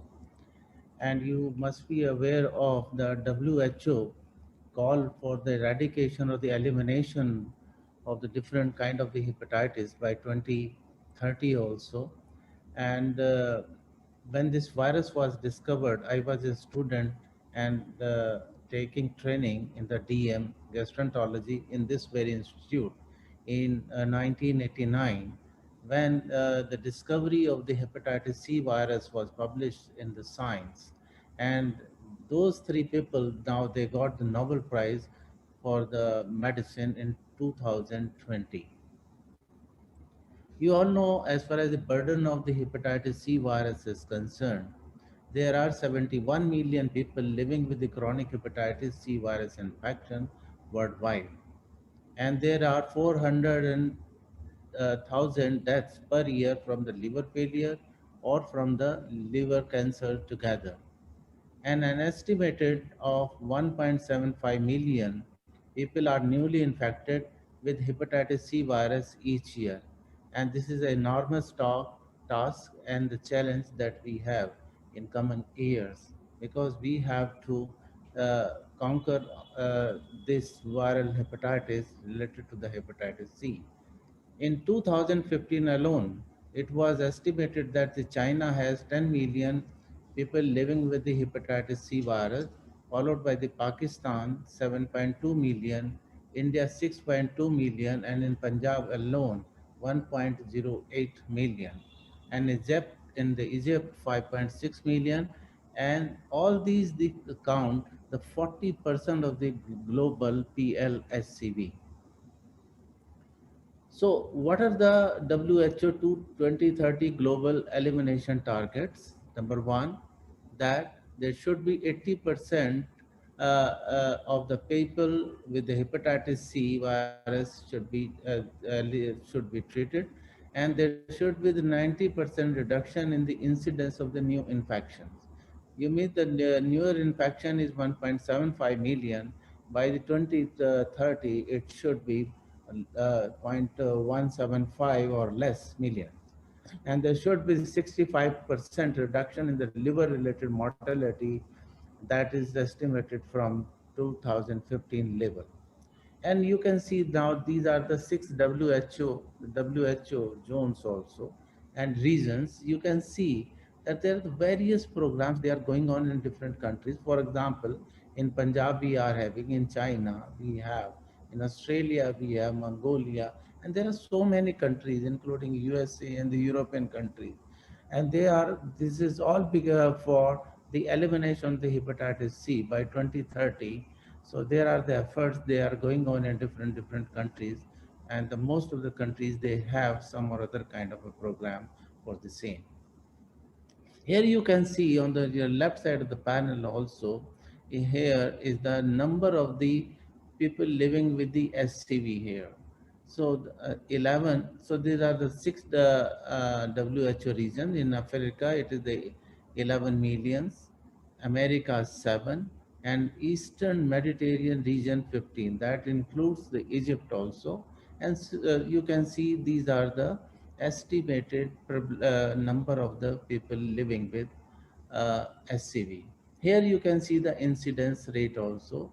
Just note it is the Eastern Mediterranean region and it is the 62.5 per 100,000 population.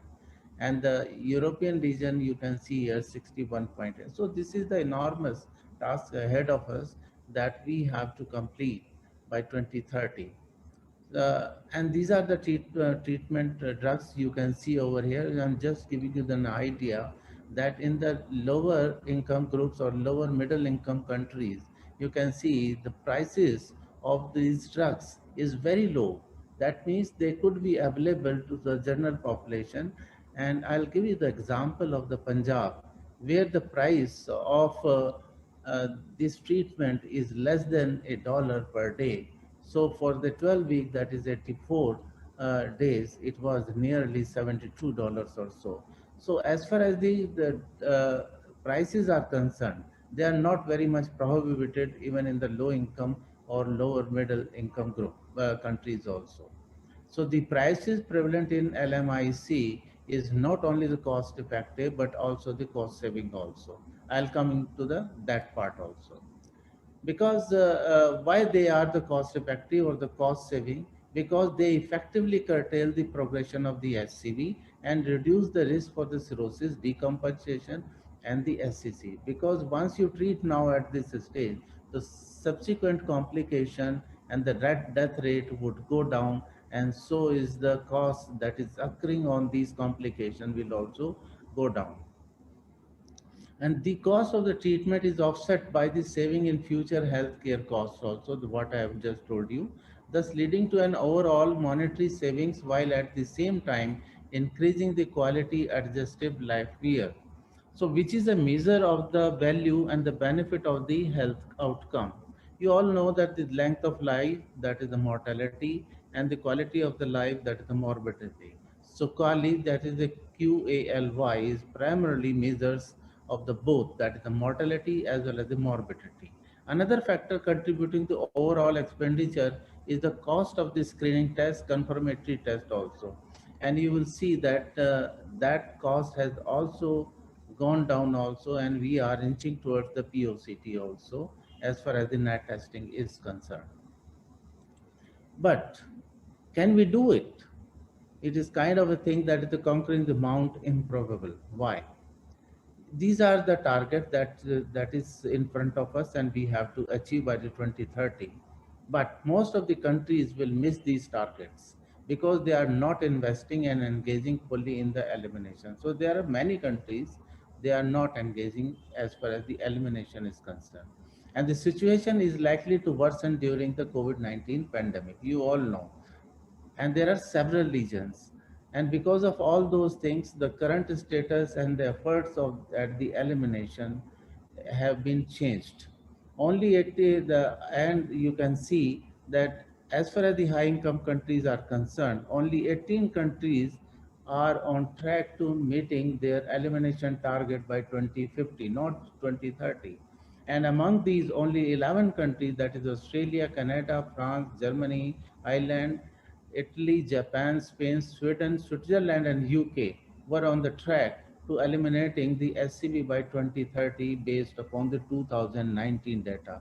I'm talking that 2019 data, this is the data that is the pre-COVID time, and now the figures are different.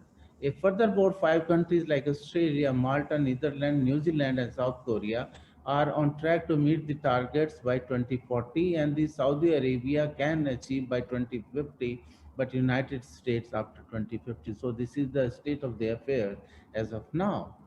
And so there are the changes also. Now the CDC now recommends screening of all adults older than 18 years at least once in their lifetime. Means, I mean to say, so screening has to be universal, and there are examples particularly from the Egypt also.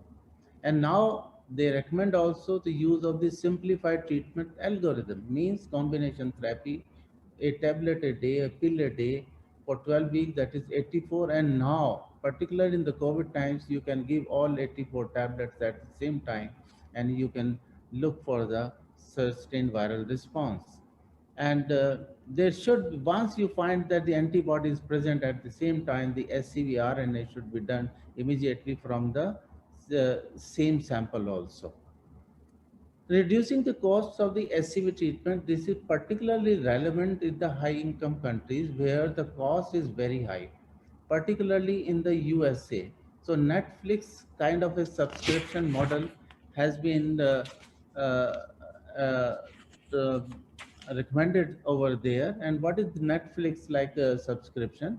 In this, there is a for example, you all know it is a video screening kind of the program where you pay one time upfront, and you can have the access to ample number of the movies, shows, and other things also. In the same way, the use of the subscription payment contacts with the pharmaceutical companies provide healthcare plans and state with the ability to treat as many affected patients as they can over a given time at a fixed cost. So that is one of the alternative for treating such patients in high income group where the cost is very high. Another example, what I am saying is screening all.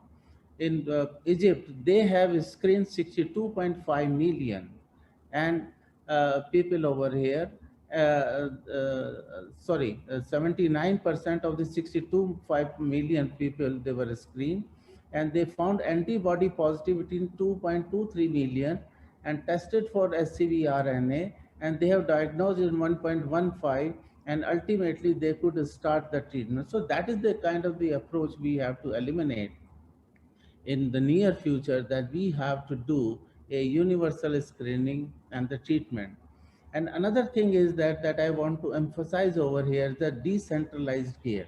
What we have done in Punjab, there were the 22 district and the 3 government colleges. So we have treated these patients at 25 centers across the Punjab. And while at the same time, we had the capacity building of the primary healthcare physician, and they were all treating. And at the end, we could treat more than 100,000 patients before I came to the Lucknow over here. And you can see that we used the ECHO program in this thing. Initially, I told that when we started the program, there was only 25 centers, but subsequently they were increased. And at the moment, there are the 67 centers, which include sub-district hospital, ART center, and the OST centers also. Now you can realize that there is a pace for the detecting these patients also, as well as the treating also. So here you can see the cascade report over here, the screening positive over here, and the SVR eligibility here. Ultimately, we have treated uh, uh, 95,884, and with the result of the 93%, and that is using the decentralized care in Punjab also. This is the one example, and ultimately the program has been taken up at the national level. And here you can see what is the effect of the COVID-19 in the Punjab. Here you can see the red in the pink, it is the 2019 data, and 2020 here you can see that it has decreased, and in 2021 there is small pickup, I would say. So there is a profound effect of the COVID-19 on the care, and here is a cascade of the care in USA, and you can see only 17% of the those people they were now put on the therapy. It is very low because it is of the high cost of the medicine over there. So how did it happen? Avoidance of the healthcare facilities because of fear of the COVID-19, refocusing of the services towards the pandemic control, travel restriction, closure of the healthcare facilities, and the drug shortage. It all happened during the COVID-19 times, and the disruption of the available harm reduction services also. As a result, for example, you have the overdose detection mapping application program, and where they have detected there are 42% increase in reports of the overdoses, as well as there is the mortality also. So these are the things because of the COVID-19 fear and other logistic issues. There are the problems that there is an increase in the SCV frequency also, and at the same time, there is a decrease in the care also. So we can say that any gains made in the SCV elimination efforts by 2019 may be reversed or at best stalled by the pandemic also. Another study, the beautiful study, where they have in a model they have used, if there is no treatment is given during the 1 year period, so they will see that there is a decrease in the new diagnosis also, and the starting of the treatment also, but at the same time there will be the increase in the SCC cases also, and the death also, and the 1 year delay scenario will result in 44,800 access SCC cases and 72,000 over excessive liver related deaths related to no delay scenario globally from 2020 to 2030. This is only for the 1 year. If the COVID persists for another a year or two, now you can imagine the targets that have to be achieved by 2030 will not be met also. So these are the two slides left over, the last two slides. So what is the potential solution to the pandemic related barriers to the SCV elimination? One thing is the case finding and linkage to the care, and you have to develop a new system, because we cannot have all the time, because if this person to the person contact is not required, therefore the other alternatives have to be find out. And similarly, optimize and the effective delivery system for the SCVDAs from the pharmacies or appropriate health system side to the patient. That is very important. We have to develop the newer systems also that deliver medication to the patient's homes or the community location for pickup, and that may be useful for the effectively elimination of SCV during this time or the barrier.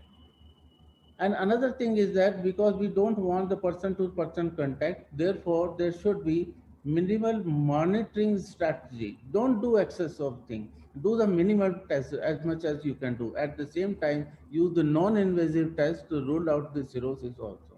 And you can give all 84 tablets, for example, to soft velpatasib at one time, and then 2 remote contacts with the study staff at weeks 4, just to know what about the adherence, and for at the 22 schedule as a SVR visit. So this is the one of the study that the minimum monitoring, min-mon study has been published. It was presented only the last year, and it has, I would say, impact as far as the elimination strategy for the SCV is concerned. So ladies and gentlemen, I like to conclude. 71 people living with the chronic SCV infection worldwide as of now, and WHO goal you all know, and most countries will miss this target because they are not investing or engaging.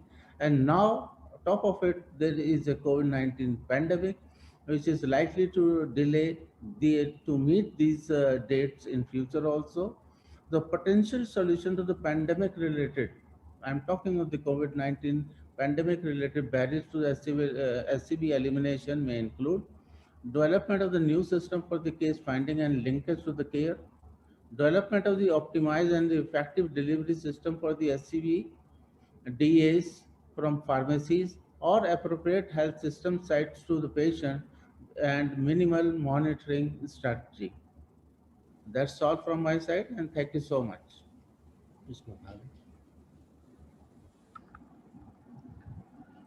Yeah, Dr. Shalimar, maybe you can close the session because the organizers have requested not for any discussion, and Dr. Dhiman is also not available live for the discussion. So maybe you can close it here. Yeah, with this, we come to the end of this session. So I'd like to thank my co-chair, Professor Gisicon, and Dr. Shiva Prakash, and all the speakers for their excellent talks and discussions. Back to the organizers. Thank you very much. Thank you. Thank you, chairpersons and the speakers, for such illustrative work and the presentations. Furthermore, due to certain unavoidable circumstances, a short lecture by Professor Nekati Ormesi on illustration of Ormesi technique for the management of liver hydrated could not be presented during the hydrated panel. And we sincerely apologize to Professor Nekati Ormesi for the same. Now I request Dr. Ormesi to start the lecture on the Ormesi technique. Dr. Nekati Ormesi is currently working as Vice President and the Dean of Medicine Faculty in Istanbul University, Turkey, and he is working on this disease since 1991. To Professor Ormesi, sir.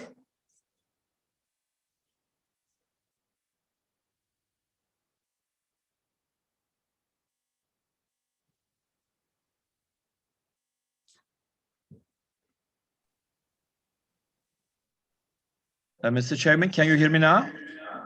Yes, sir, you are audible, sir. Okay. We can see your screen. Okay. Thank you very much. Mr. Chairman, ladies and gentlemen, I would like to thank the organizing committee for inviting and giving me opportunity to talk about my technique for percutaneous treatment of hydrated disease. We have been using this technique since 1991. 765 hydrated cysts in 580 patients were treated by this technique. All the procedures were performed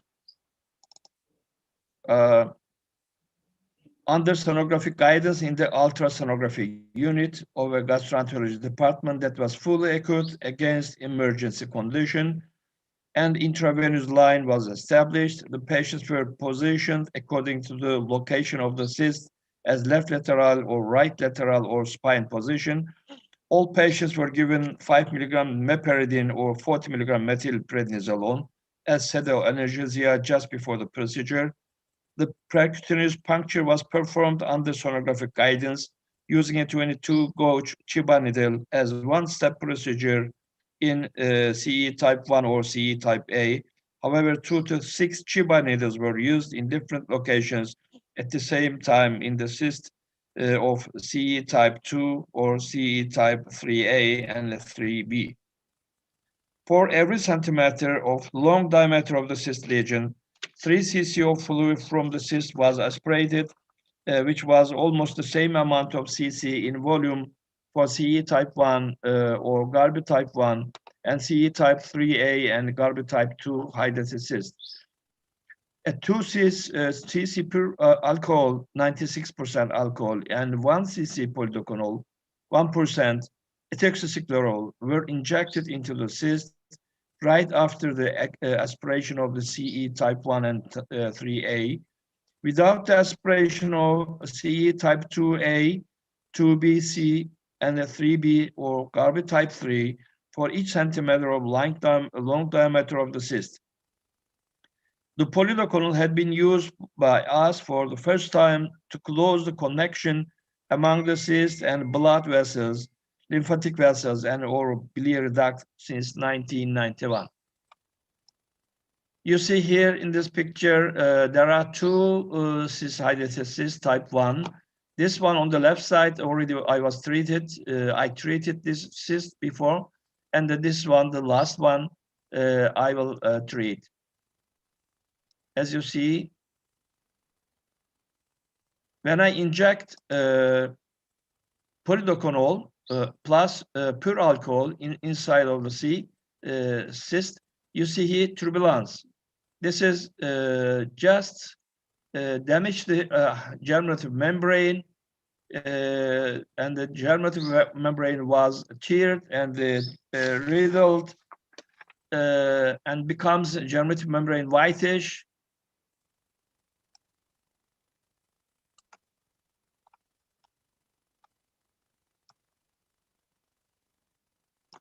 So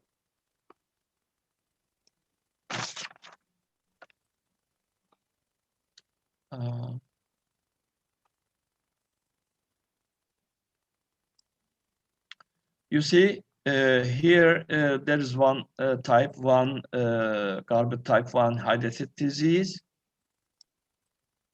Just after injection polidocanol and alcohol, you see germinative membrane separated from the ectocyst, become whitish, teared, and it was riddled. You see like an ice ball inside after just injection of the polidocanol plus alcohol.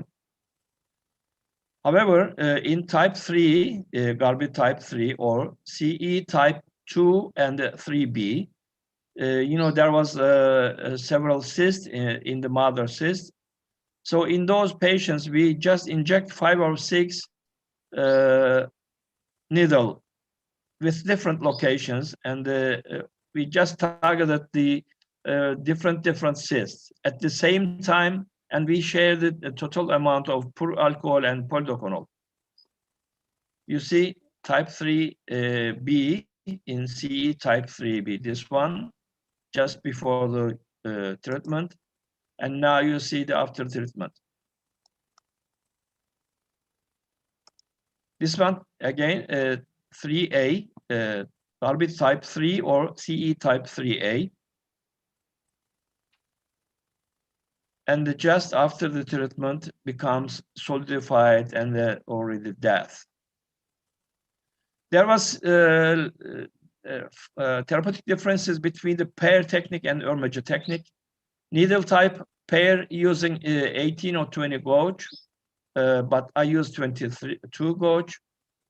Amount of fluid aspiration, almost the pair technique should aspirate 1/3 or 1/2 of the cyst volume, but we just aspirate small amount of the juice, 12 to 40 cc.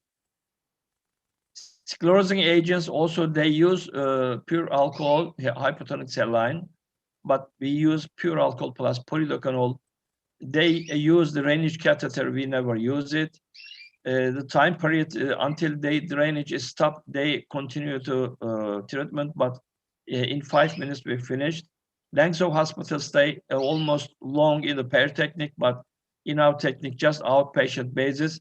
We never use chemotherapy, but pair technique should use albendazole or praziquantel. And reoccurring treatment, rare in the pair technique, but we can repeat as much as possible. So we have treated 765 cysts in 580 patients.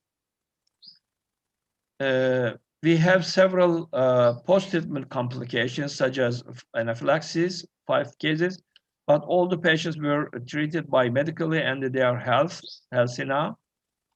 Small urticaria, 12 patients, a little bit increasing of transaminases, but after control of 3 months, all the transaminase cases became normal. Temporal fever, hypotension, cystobiliary fistula, we have 2 cases only. Abscess, 2 patients only, but we have drained those patients and just without operation.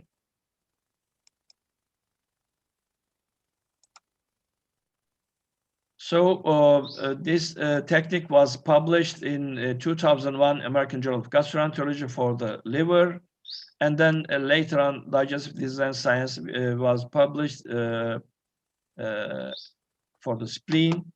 Another kidney, muscle, and the liver already was published, this technique. So before the treatment, some hydatid disease had the complications such as rupture into the biliary. You see here on the CT, there was a posterior wall side of liver. There was a cyst just ruptured into the common bile duct. These cases was treated by endoscopic way, as you see here.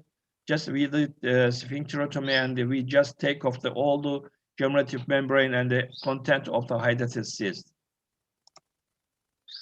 This case had a percutaneous dermis fistula before the treatment. This case had a stomach fistula. We have treated this case with the stenting between the stomach and the left lobe of the cyst. And then just 4 weeks later, the cyst already evacuated and healed. You see stenting in these cases. First, we just used the plastic stent, but later on we used the metallic stent. In conclusion, ladies and gentlemen, Ormejo technique is effective and safe treatment modality for hydatid disease. It's outpatient basis. It's not necessary for hospitalization. It's not necessary to give albendazole treatment. It's very cheap and repeatable method, and it's easy to perform in everywhere. It has a less morbidity compared to PER technique and surgical method. It has no mortality and no sclerosing cholangitis. It should be used for the first choice of the treatment of hydatid disease. Thank you very much for your patience.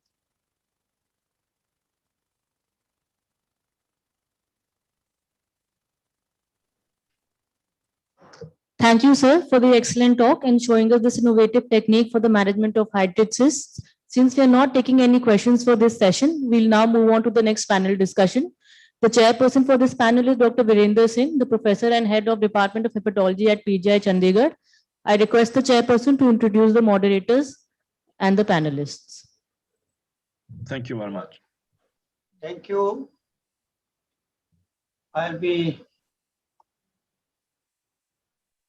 Thanks for the invitation. I don't think there is any need of introducing Dr. Shiv Sareen.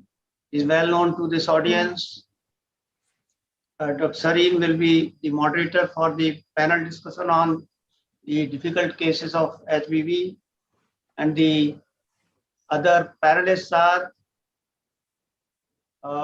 Dr. Kaushal Madan, then Dr. Kesar Raja, Dr. Puri.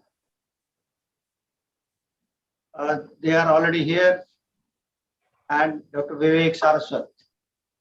So I request Dr. Sareen to take over for the moderation. Dr. Sareen, sir. Thank you, Dr. Virender, and thanks for the kind invitation to me. Every case of hepatitis B is a difficult case. So with the permission of the chair and the panel, and I would like the chair also to kindly participate. Here is the first case. A 42-year male, chronic hepatitis B at baseline, ALT is 68, E minus, DNA 10 raised to power 5, fibro is 9.6. Can you project your slides, sir? Are my slides visible? Yes, now, yeah. Sorry. Okay, go ahead, sir. Is the slide visible now? Yeah, visible, visible. Okay. So I start 42 male, chronic B, ALT 68, E minus, DNA 10 raised to power 5, and biopsy shows F3. This fellow had received tenofovir for 7 years. Now, for the past 4 years, he is DNA negative. ALT is 41. Fibro has decreased to 7.1 LSM. The question is, can you stop tenofovir? What are the risks and which tests would you need? So may I invite Dr. Pankaj Puri to kindly help us what So- would you do? So treatment for hepatitis B often is lifelong. People who have hepatitis B E antigen negative, the various guidelines are differing between the recommendations on whether to withdraw therapy and when to withdraw therapy. If we look at the APASL guidelines, they would have said that you get DNA negative 3 times apart. But even then, you will have a virological response in as much as 70% and a clinical relapse in almost 40%. But the patient has finished 7 years of therapy. The fibroscan has reverted to normal, and we should give him an attempt at withdrawal. Which We would tests? like to have, besides the routine LFT, would also like to look at what are the HbSAg levels. So if the HbSAg levels are high, then attempting Very this. good. So we move forward. So the test requires ALT, that is liver function, quantitative HbSAg, and whether you need a liver biopsy. So I'll not ask other panelists now. So let's move. Whether you would do something on this. Any questions from the audience can be raised. And I will give you some brief background of some recent, just published a week or two ago, the new guidelines on the E minus. The title is E minus chronic B. And Dr. Puri rightly hit the nail. So patients who are undergoing nucleoside analog, DNA is undetectable. You will do quantitative HbSAg. If the quant is less than 100, you can stop. If the quant is 3000 or more, you will continue. The other option is if quant is less than 3000, you can do what is known as swift change from one to the other. You can add PEG interferon and others. So now I will ask Dr. Puri, would you like in our patient, we don't have quantitative HbSAg, but let's say the quantitative HbSAg is 2000. Would you add PEG interferon or would you leave it? So the amount of PEG interferon we use over years for hepatitis B has been enormous. We would discuss it in many, but we would probably land up giving it to very few people. And what has changed over the years is that we would probably not consider it in most patients because the response rate in E antigen negatives would only be there in 1 in 5. So you will not give PEG? There would be people, but my choice would be 1 in 5. I find it a poor option. All right, so we'll go further. So the relapse will be if the DNA becomes more than 2000 and clinical relapses after viral relapse and rise in ALT. Let's go further. This is a paper by Yunfeng Liao. Just to give you an idea, and sorry, can you see the slides? We have only a baseline slide. I don't think they're moving. Can you see this slide? No? Yes, sir. Yes, sir. Yes, this one is there. Just make it into a full screen. We'll be able to read. Full screen I do and I lose it. Is this better or no? Can you see full screen now? No. No. Now? Just press F5, sir, once. Or go to the full screen show. The slideshow, sir.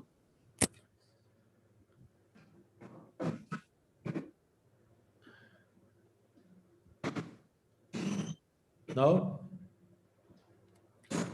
My apologies. I will. Is this okay? It's okay, sir. It's okay. It's Wait a minute.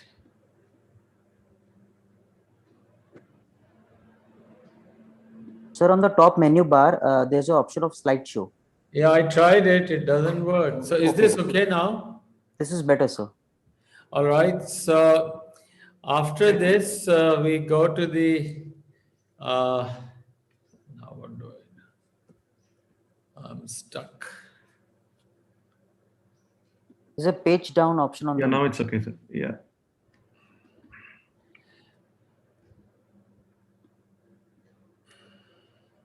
So is this okay? Is this slide okay? Yeah, this is okay. Yes, sir. Now is okay. So this is very important slide by Yunfen's paper. You have stopped therapy. You will monitor every 3 to 6 months. And you will look for rise in ALT and before that rise in DNA. If your rise in ALT is more than 5 times, you can restart the treatment. And the question now will be whether you will restart the treatment or not. So this is another data from the same slide and same work. He has devised a very innovative way of defining a flare, an effective immune clearance and ineffective immune clearance. Ineffective is virus dominating flare. You have high levels of DNA but not ALT, AST. In the effective immune clearance, which is host dominating, you have a very effective immune clearance. You have high ALT, like here, the ALT levels are going, and also the DNA levels are going. So now the question to Dr. Puri is, in our patient, we have stopped therapy and he has not shown any rise in the ALT levels after 6 months of waiting. Would you now restart or would you wait? What's the DNA? Yeah, his DNA was undetectable and remains undetectable. Very good question. So he had a DNA negative, ALT 41. We stopped therapy and he remains DNA negative for 6 months.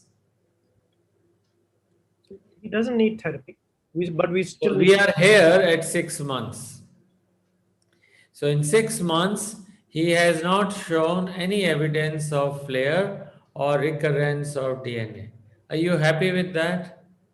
So we're happy not to restart, but we need to follow him further. Okay.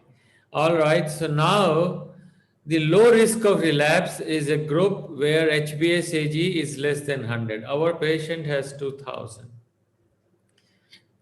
Low risk of relapse is a longer consolidated treatment. He had 4 years. Generally recommended is 3 years.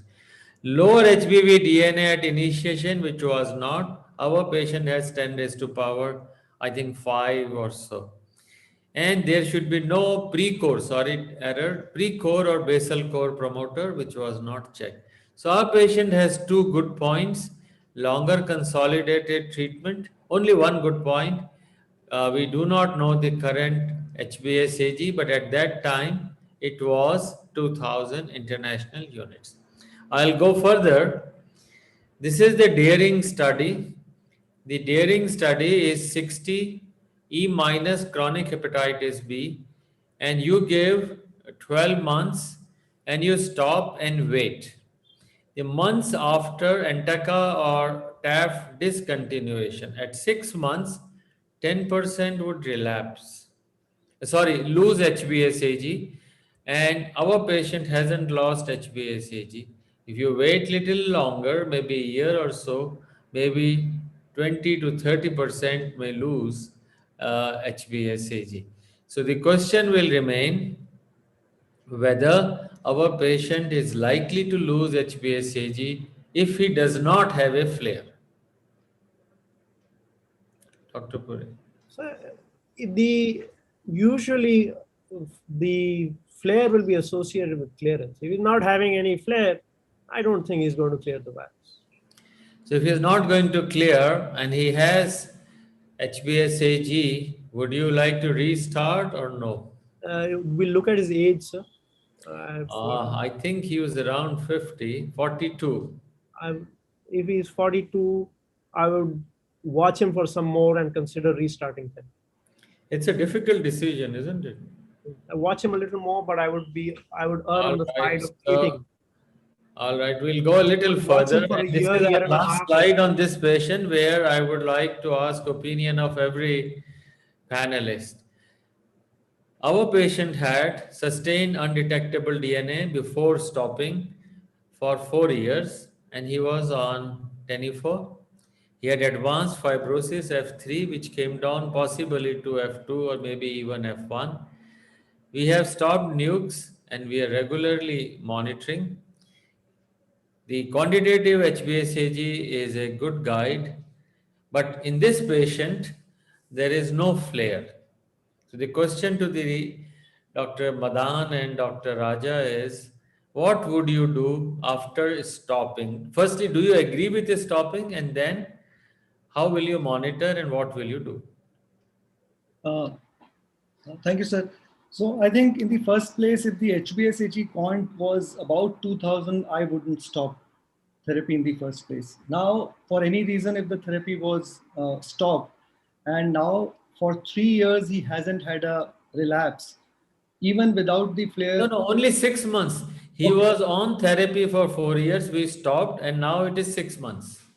6 months, no flare, ALT normal, DNA undetectable or very low, I would still wait and follow this patient closely. If, however, patient goes to a place where his coming back to me is a problem or he would be lost, then if the DNA is detectable any level, I would restart treatment. Yeah, I'm sorry. I missed out on the DNA. If the DNA is still 0, I would not start. I think there's too much information coming in. We missed that. But his quant HbA1c is 2000. Yeah, if it but is with no DNA to rather, restart is not fair. Yeah, I think, sir, I also agree that since treatment is stopped and at 6 months he's not having DNA, right now we would not start treatment. Two things I would still want to make sure that his fibrosis is really F1, F2. So maybe in a slightly more academic setup, maybe he would have a biopsy or let's say an MR elastograph, which is slightly better than fibroscan. The other thing is that we don't have much information on what happens to quantitative HbA1c in these patients on follow-up. We just know this baseline values that, okay, if it's less than 100, you stop it, more than 3000, don't stop it. What happens? Have we followed these patients and seen that is the HbA1c going up so they'll have a flare earlier? I'm not sure about those things. Probably you would know better.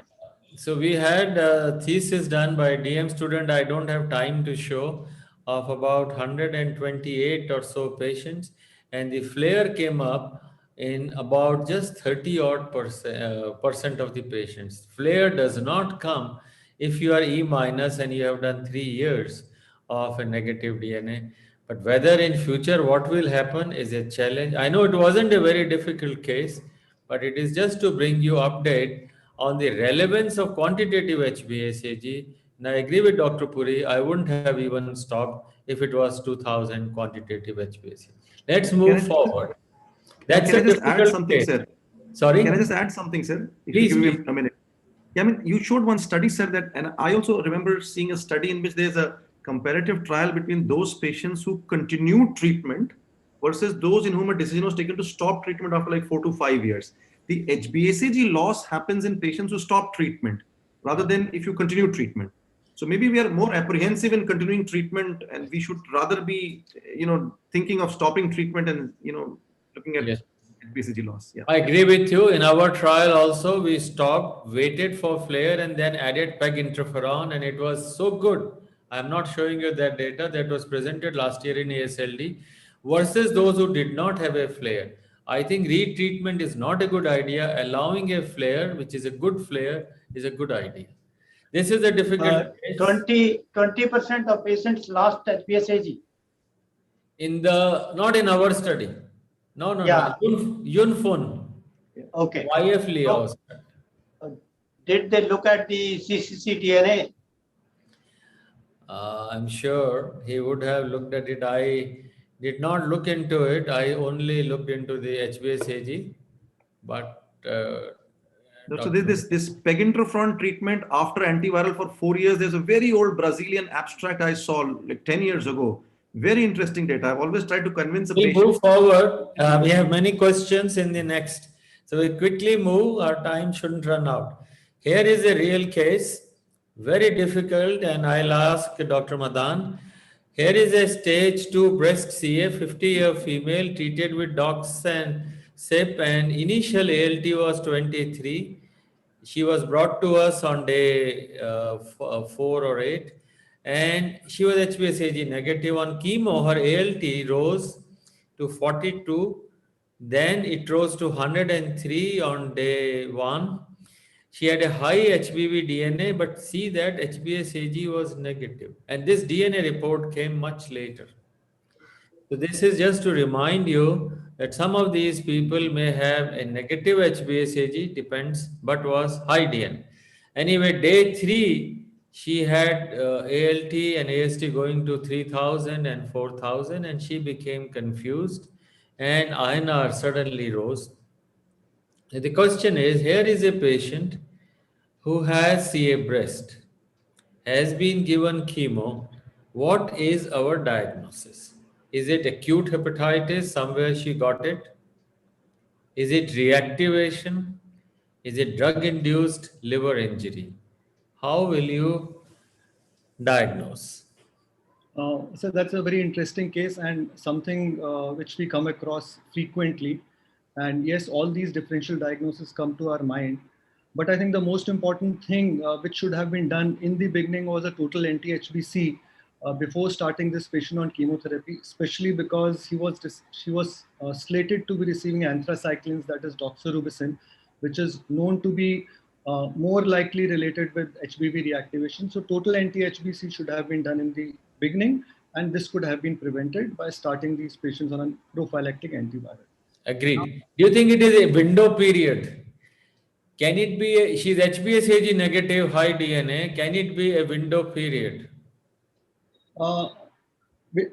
If we look at, since the DNA has been done initially at the onset of injury, I don't think it will be easy to differentiate between ABHB with window period versus reactivation. Had it been 3 to 4 weeks with such high viral load, it was definitely a reactivation. So here is really a challenge between acute versus reactivation, because HBsAg is negative, but the same time sample sent shows you very high DNA levels and the patient had a very rapid fall. Now the next question is, can it be DILI? After starting chemotherapy with the rising enzymes, yes, it can be DILI. But even if it is DILI, such high enzymes, I would err towards starting this patient on an antiviral, even if I am wrong. Even if I am making a wrong diagnosis of HBV reactivation, I'll start. So to differentiate acute viral versus reactivation, normally we will say 10 raised to power 5 HBV DNA has a positive predictive value of 98% or so. But you have to exclude underlying chronic liver disease by biopsy or so. Just for the purpose of rest of the audience, the reactivation means this patient may be HBsAg negative and has become HBsAg positive, but occurring it in 2 days or so, 3 days is less likely. We should have done an IgG anticore, which was in this patient coming from outside, was not done, and DNA was positive. But other than that, normal reactivation would mean that patient is E minus and has become E plus, and that or patient was DNA negative and has DNA become plus. A patient, if there is an underlying chronic liver disease, and if the patient has a MELD above 30, this patient is acute, so MELD may not be as appropriate, but bilirubin being high would have straight away gone for a transplant in this patient. The question here is, this lady is a cancer breast. Now, can you transplant a cancer breast patient? So, am I supposed to answer, sir? Yeah. So I think this is the first cycle chemotherapy she has received. Yes. I don't think her disease is in remission. So transplanting at this stage would be a problem. In fact, if her MELD is more than 30, what I would recommend is to, for bridging, to use plasmapheresis first, and maybe, and in terms of having good results, plasmapheresis has shown in this particular group of ACLF good results in terms of survival. So you will not transplant? Not transplant. All right, agreed. So this patient probably had chemotherapy-related reactivation. She was started on tenofovir. Liver transplant was not agreed upon by our team like you because she had an active breast cancer. So our management included TAF plasma exchange, albumin, and the patient survived. She was brought out several sessions of plasma exchange. This is a brief review. 62 ACLF. This is not our patient, maybe ACLF, ALF.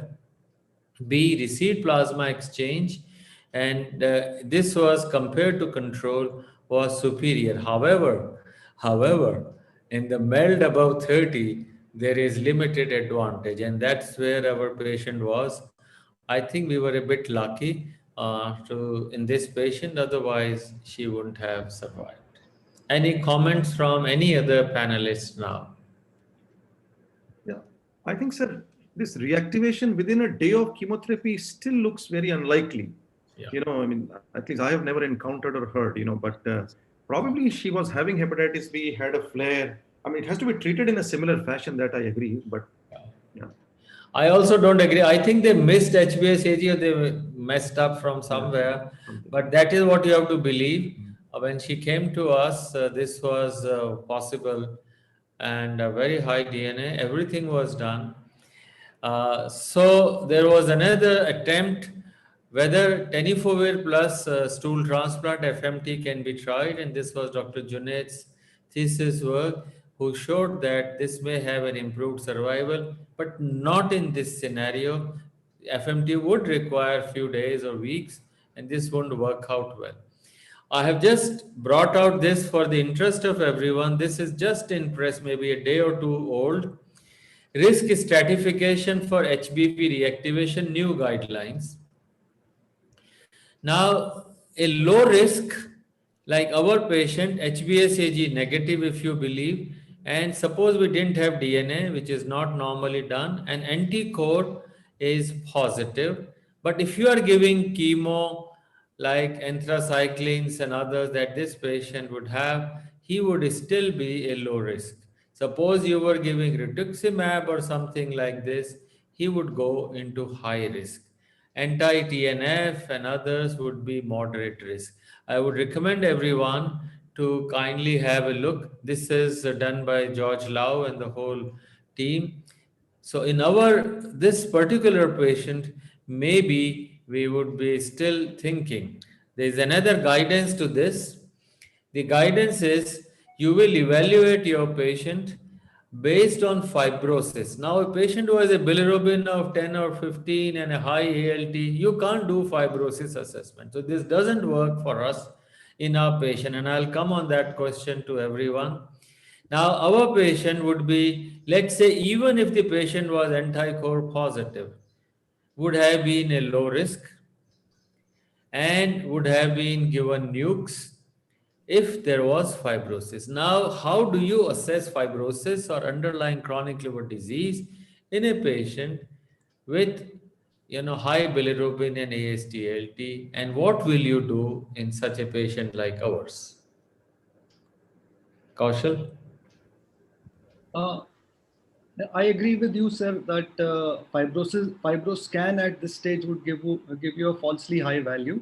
So I think in order to, resolve this issue, one way is to do an imaging. If imaging suggests nodular and shrunken liver, that is a sure shot evidence that patient has an underlying CLD.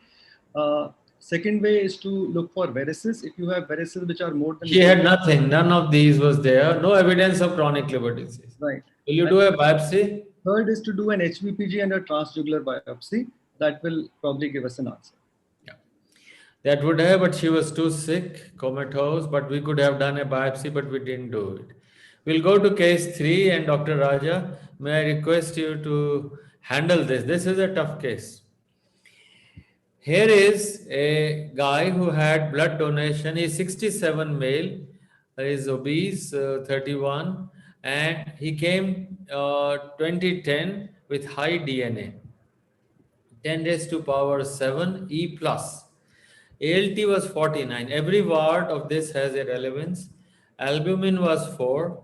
His liver stiffness was 21. He had normal AFP, no varices.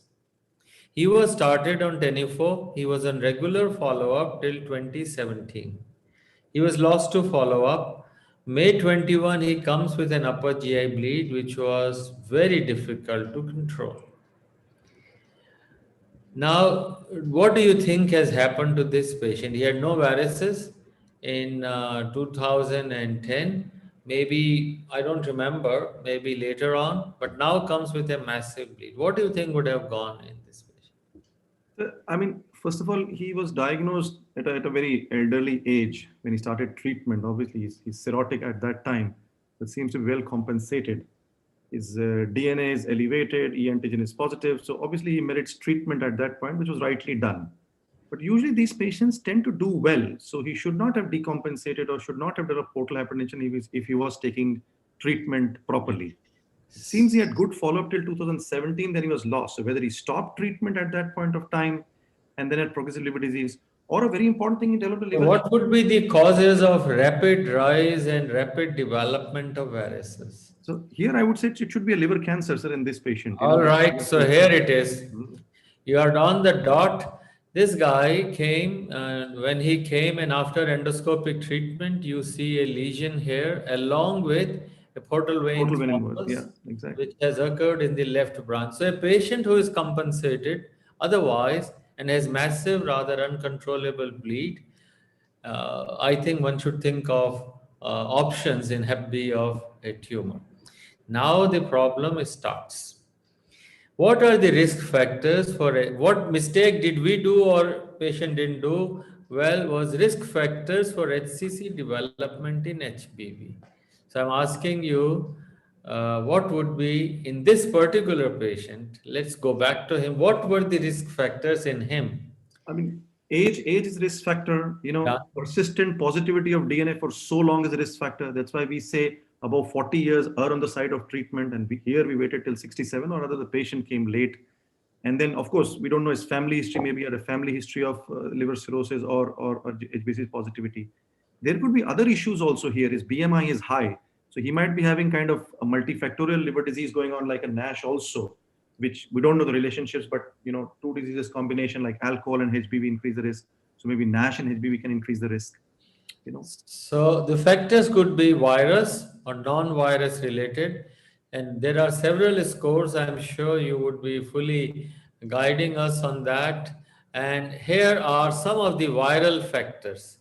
We don't have genotype C, but ALT, which is above 45. So this guy had 49. I haven't put in the data whether it was persistently high. His DNA was high, and his DNA may still be high. I have not. But what is important is presence of cirrhosis 14 times and basal co-promoter mutations 176264. But he remains E positive is also a risk factor. So at least we have two things. Now there are several other things, non-viral factors. As rightly pointed out by Dr. Radha, it is presence of diabetes, presence of metabolic syndrome, NAFLD, BMI, all of them put together make him a high risk factor. So both viral and non-viral factors.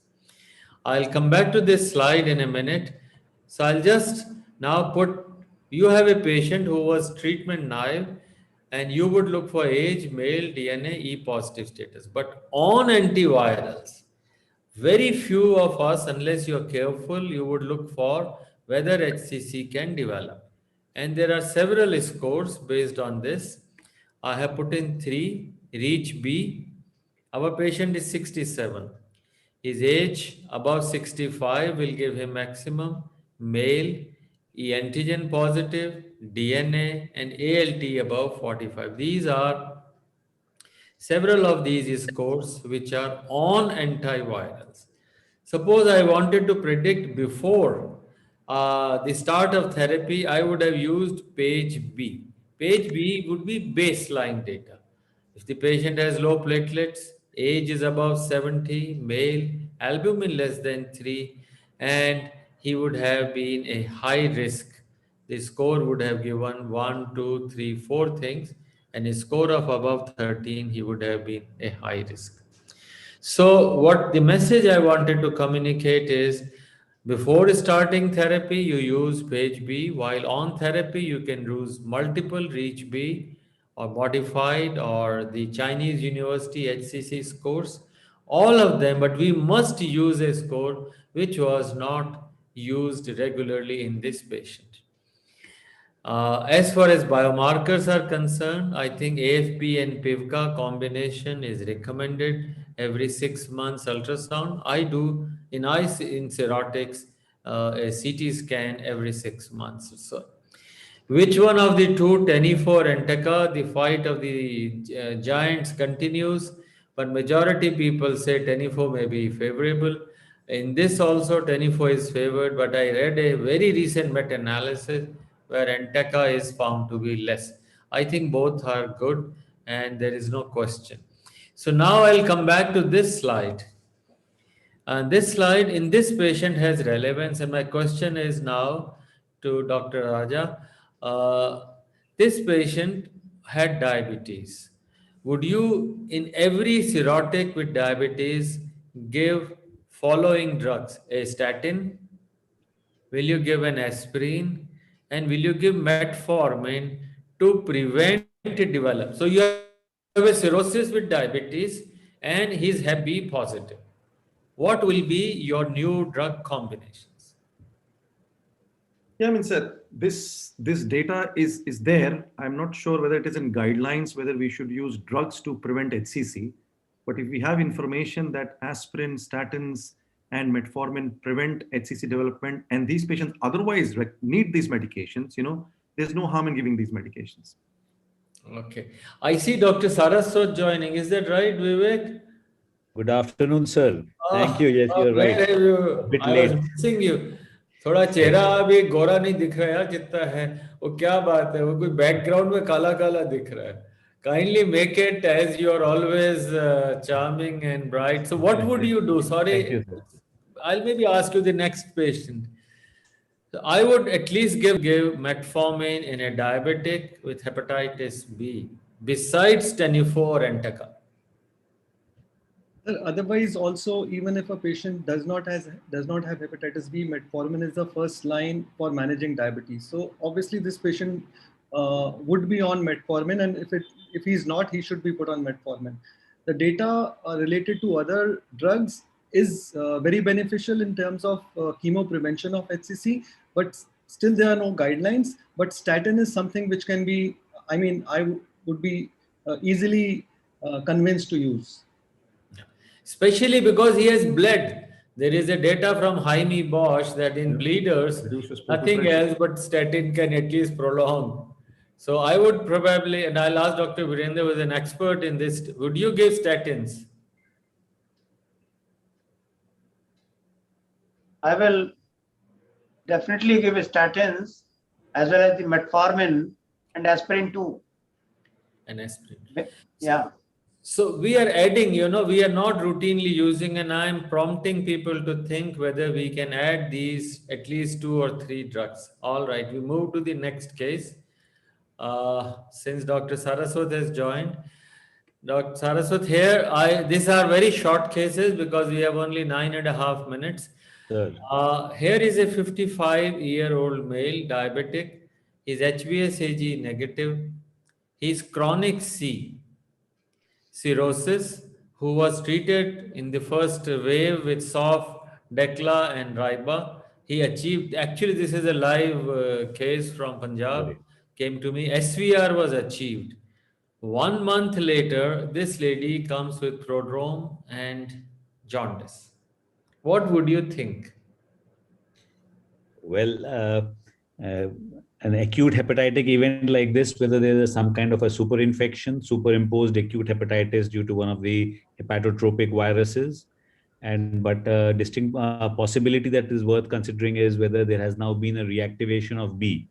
Because the chronic hepatitis B reactivation can happen once anti-DAs are used for the treatment of hepatitis C, with the presumption being that the immune control that is there because of chronic hepatitis C being taken away by antivirals may allow the B to reactivate.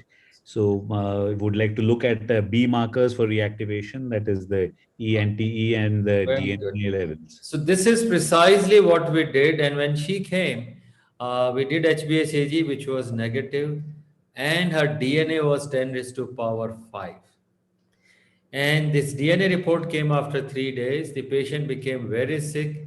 We treated her with everything possible and we lost. She couldn't be transplanted because she had multiple other issues. She couldn't get transplanted. So this is a second case which I am showing you, which I witnessed, where HbSAg was negative in reactivation and DNA was positive. So slowly and slowly, I think I am trying to learn whether DNA should be the first investigation rather than HbSAg in the reactivation process. If the patient is HbSAg negative, please send both the tests. And in this patient, we delayed giving therapy for a few days and we lost her. Now, this is another case to Dr. Saraswat. He has come late, so he has to suffer. Here is an HbEAg positive 58-year male with diabetes. I'm putting diabetes because 30% of hepatitis B has steatosis and obesity. Bilirubin is normal, ALT is 73, AST is 57, INR is normal, is E positive, anti-E negative, and DNA is 16,000. The TE shows 12 kilopascal, cap 310. Question is, will you biopsy, and if you biopsy, for what? Well, I think you have a situation where the level of viremia is rather low. E positive, you are looking at above 20,000 for presence of significant disease, but nevertheless the transamine is elevated, so a hepatitis is present, and the elastography shows that the stiffness is increased, and the cap is pointing towards the presence of NAFLD or NASH or fat in the liver steatosis. So whether this is NASH or this is the virus that is responsible could be a question, and to be able to differentiate between them, probably a biopsy would be one way to go about looking at the histologic features. So probably, but Can if I there is ask both of other them are panelists? present, I mean, I'm sorry to argue against it, but I think in terms of with these markers, antivirals are indicated. And if the cap is 310, then whatever we can do to control the body weight and steatosis is indicated. So whether we biopsy or not, probably the line of management that is to treat for both may not change. So depending on the reasoning and logic, one may go ahead with treatment, or if you wish to know exactly what is the process, if the prognostication is important and the patient is inquisitive, maybe we can offer a transjugular biopsy. Very rightly said, so I don't need to ask more. So if you have anything above 8, you would do treat the patient irrespective of the DNA levels, because fibrosis may be multifactorial. Let's go to case 5. This is a 31-year-old male.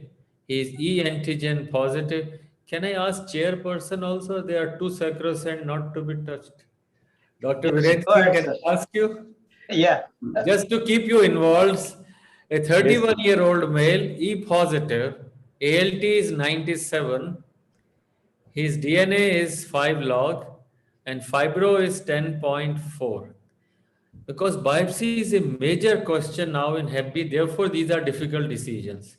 Will you biopsy this patient or no? Transaminases are more than twice. DNA also is raised. E antigen positive, and fibroscan is 10.4 kPa. Needs treatment. I'll better treat rather than doing a biopsy. So you would like to treat without a biopsy, Dr. Madan? Yeah. If Kaushal? Sir, I agree with this decision. I think a 31 years old male, more than 2 to 3 times upper limit of normal. If we take 30 as the upper limit of normal, 10 to the power 5 DNA, it's not very high. So even if you are thinking this might be an immunotolerant, He's just the borderline age, high enzymes, DNA is coming down, means there is liver injury, and fibroscan is 10.4. I You would would want rather to give take, him PEG interferon. He is an ideal candidate for PEG. Why yeah. would you not give a PEG to him? So the first question was to treat or not. So I think treatment is the Okay. answer. All right. Agreed. And yes, with these kind of Numbers. parameters, he would be a candidate for pegylated interferon.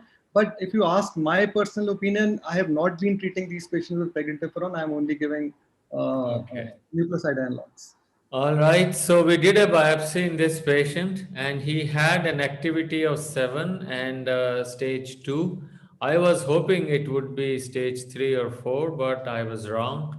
And the decision was to treat the patient. Anyway, after a lot of discussion, I will come back to it. What will you give? Will you give antiviral? Will you give PEG, sequential, or combination? Dr. Virendra Singh. I'll give antivirals. Dr. Saraswat. Nucleoside analogs. Sir, the de novo initiation of combination, that is, you use nucleoside analog with pegylated interferon, there has only been a marginal improvement in S antigen clearance. It's about 8% versus 1% when you use only nucleoside analogs. So it may not be that advantageous. While the sequential, that is, you have a long-term antiviral going on, and then you add on the combination that you add PEG interferon for 48 weeks. After that, generally the S antigen. What will you do? You will use combo, or you antiviral, or sequential?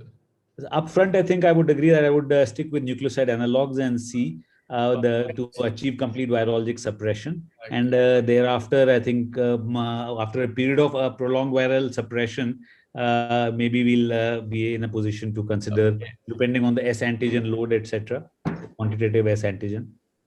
Dr. Pankaj? Sir, why not do a genotype and see if it's genotype A, we are more happy giving pegylated interferon. Whoever it is a brilliant guy. Geno A would be ideal. This patient at the young age, 31. Certainly I treat all my such patients with PEG as the first line because he has a huge hope. But actually in this patient, what we did, we started with tenifo, and on week 13 to 36, we added PEG interferon like sequential therapy. And this patient responded by seroconversion. He lost E antigen at week 42. At week 20, he actually had an ALT which went up to 139, and 42 he lost E antigen. And at week 48, DNA decreased, and he lost week 124 HbA/Ag, but hasn't formed anti-HbS. So in the last 20 seconds remaining, I would ask everyone, loss of HbA/Ag, seroconversion is not there. It is only loss of HbA/Ag. How long would you continue nukes? Dr. Madan, Dr.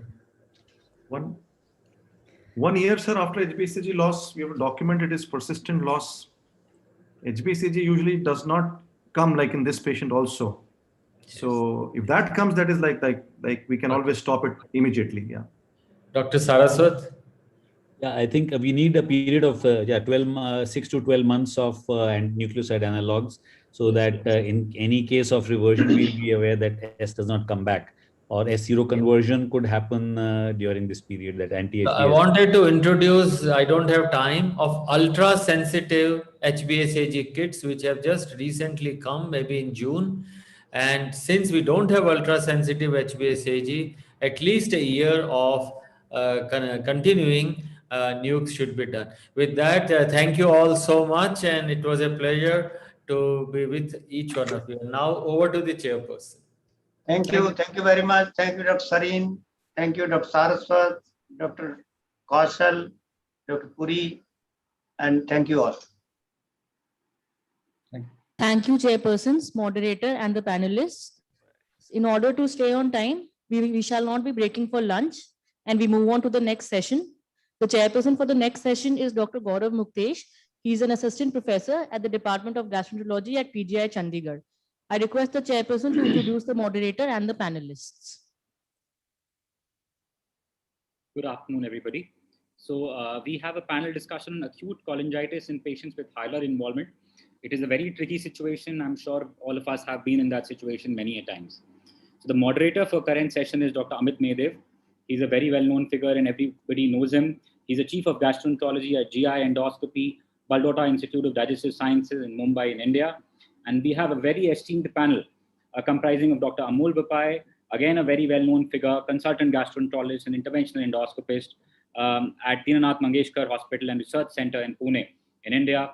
We have Dr. Nilay Mehta with us, who's a consultant gastroenterologist at Zydus Hospital in Ahmedabad in India. We have Dr. Anthony Teo, who again, all of us know very well, who's a professor of at Prince of Wales Hospital in the Chinese University of Hong Kong in China. And then we have Dr. Shivanand Gamanagatti, who is a professor of radiology at All India Institute of Medical Sciences in Delhi. So with that short introduction, I hand over the proceedings to Dr. Amit Medev, sir. Sir, please, the stage is yours.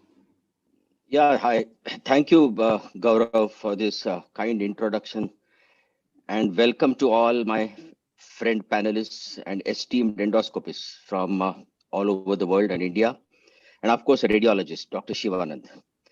So as Dr. Gaurav rightly said, hilar malignancy, when we talk about hilar block, the topic is a little bit vague, acute cholangitis in a patient of hilar block.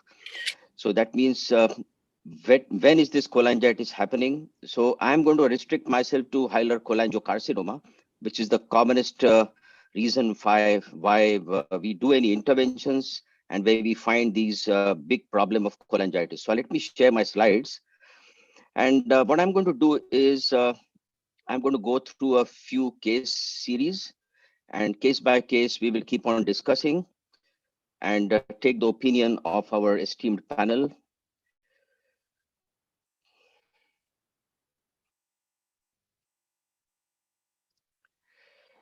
So as you can see here, hilar involvement due to cholangiocarcinoma, there's no doubt, all of us know, is a complex clinical condition. And in most of the patients who have hilar malignancies, the prognosis is quite poor because this tumor is locally aggressive. And the diagnosis is quite difficult. Most of the time, the diagnosis is very late. And even with different types of imaging, it's not very easy to see a malignancy at the hilum. And surgery is the only cure, but it's possible in only 30 to 40%, according to the latest resectability criteria. And therefore, majority of the patients require a palliation, but choosing the optimal method of palliation is the key. And that is the greatest difficulty, because any intervention you do in hilar malignancies, there is an extremely high chance of cholangitis and infections, which can actually make the patient worse. And if you see, if cholangitis does set in a patient of hilar cholangiocarcinoma, it not only leads to a dismal clinical response, but a very high rate of early death and a very short overall survival. In fact, we are reducing the patient's life expectancy only because of the intervention itself. So let's come to the case scenario number 1, where you have a middle-aged patient, 52-year-old male patient with a 3 weeks history of painless progressive jaundice and itching. The serum bilirubin is not too much, it's 8 milligram, mildly deranged liver enzymes, and the patient's nutrition is also quite good. Albumin is 3.7. Ultrasound does not reveal much except dilated IHBR. No comorbidities, no diabetes, hypertension, ischemic heart disease, and CT does not show any vascular infiltration, mild thickening. So obviously, MRCP, this is the picture, it is a classical bismuth 2 type block. So obviously, we are dealing with a patient who has got a potentially resectable malignancy. Well, as is usually happens, this patient visits a gastroenterologist, and the gastroenterologist decides that they want to do a preoperative biliary drainage. So ERCP is done, they do a cholangiogram, brush cytology to achieve a diagnosis. And as you can see here, two 7 French pigtail stents are placed in left duct and right duct. 4 days after this procedure, patient starts spiking. And patient is readmitted to the hospital as an emergency. Blood workup, bilirubin rises from 8 to 12. WBC count is 16,000. This is the case scenario number 1. So my first question to all the panelists is, was preoperative drainage indicated in this patient? Number 2, do you think they should have done an air cholangiography instead of a contrast cholangiography? Does it make any difference? And number 3, was the choice of stent wrong or the modality itself wrong? Or maybe they should not have done an ERCP, instead of that done something else for preoperative drainage, or instead of a stent, something different. So let's start with Dr. Amol Bape. Amol, what do you think? Yeah, so good afternoon. Yeah, the first question was preoperative drainage indicated? Possibly not. Bilirubin was 8. Patient's performance status is very good, and this patient can be taken up for surgery most often, unless the surgeon insists on a tissue diagnosis, which also is again a question, a debatable point, because this kind of a picture, and they can probably even try and do a frozen section on table if they really require to do that. Now, assuming that the ERCP was required for some other indication, I would definitely choose an air cholangiogram over a contrast cholangiogram. That definitely is a thing. And regarding the choice of stent, well, whenever we are trying to place bilateral stents, we should at least aim to get in 10 French stents, and if the stricture is very tight and if that fails, then we should consider a 10 French stent on one side and a nasobiliary tube on the other side. That being the case, preoperative drainage, if the patient really requires a preoperative drainage, probably a percutaneous approach may be better in this kind of a situation rather than an endoscopic approach. This is what I would say. Okay. Okay, thanks, Amol. I just want to request all the panelists, because we have only 45 minutes. I've got 3 or 4 cases to show. So let's keep your answers very brief and crisp. And so, Nilay, what do you think should be done? Quick, just tell me your thinking.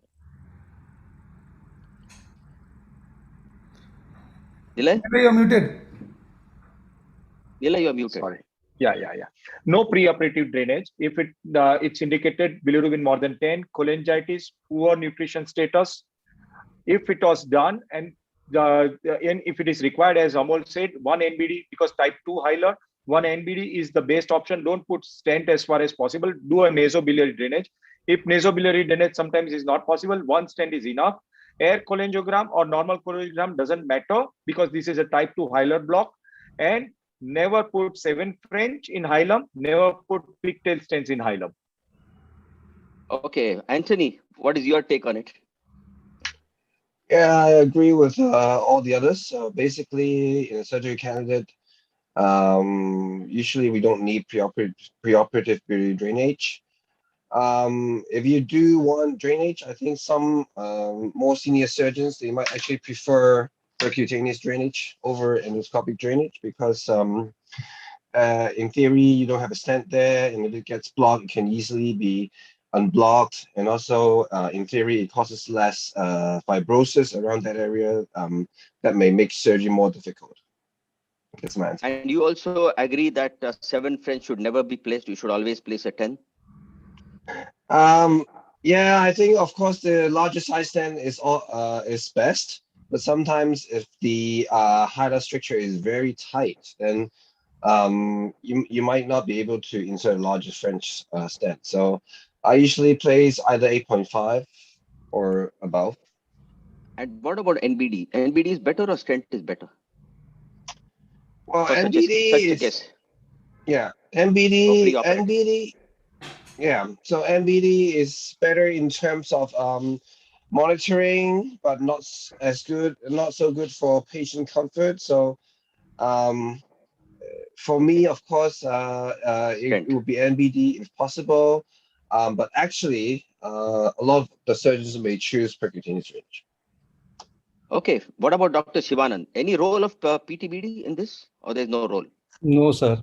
So this is No, sir. ideally, No. there is no indication as such, already all the panelists have told. Yeah. And percutaneous, even there are guidelines, so many, the endobiliary nasal drainage is preferred for the percutaneous. Percutaneous has its own problems, catheter problems, and skin site infections. It may delay the surgery also. Okay. Thank you. Just very quickly, I just want to show this slide. Indications for preoperative drainage, which are well accepted now all over the world. You see this very recently published data where indications are basically cholangitis, malnutrition, hepatic insufficiency, renal impairment, those who are needing neoadjuvant therapy, highly symptomatic or delay in surgery. And there is no doubt from this systematic review that preoperative drainage has shown to increase infective complications in patients of hilar involvement. Another important reason for preoperative drainage is that if you want to do a resection of the liver, that particular lobe, if you want, you can place an NBD and then go ahead. You can see this roll of NBD instead of stent for preoperative drainage. You can see this data from Japan, which clearly shows that preoperative single NBD in the future remnant lobe is effective treatment for type 1 to 3 hilar cholangiocarcinomas.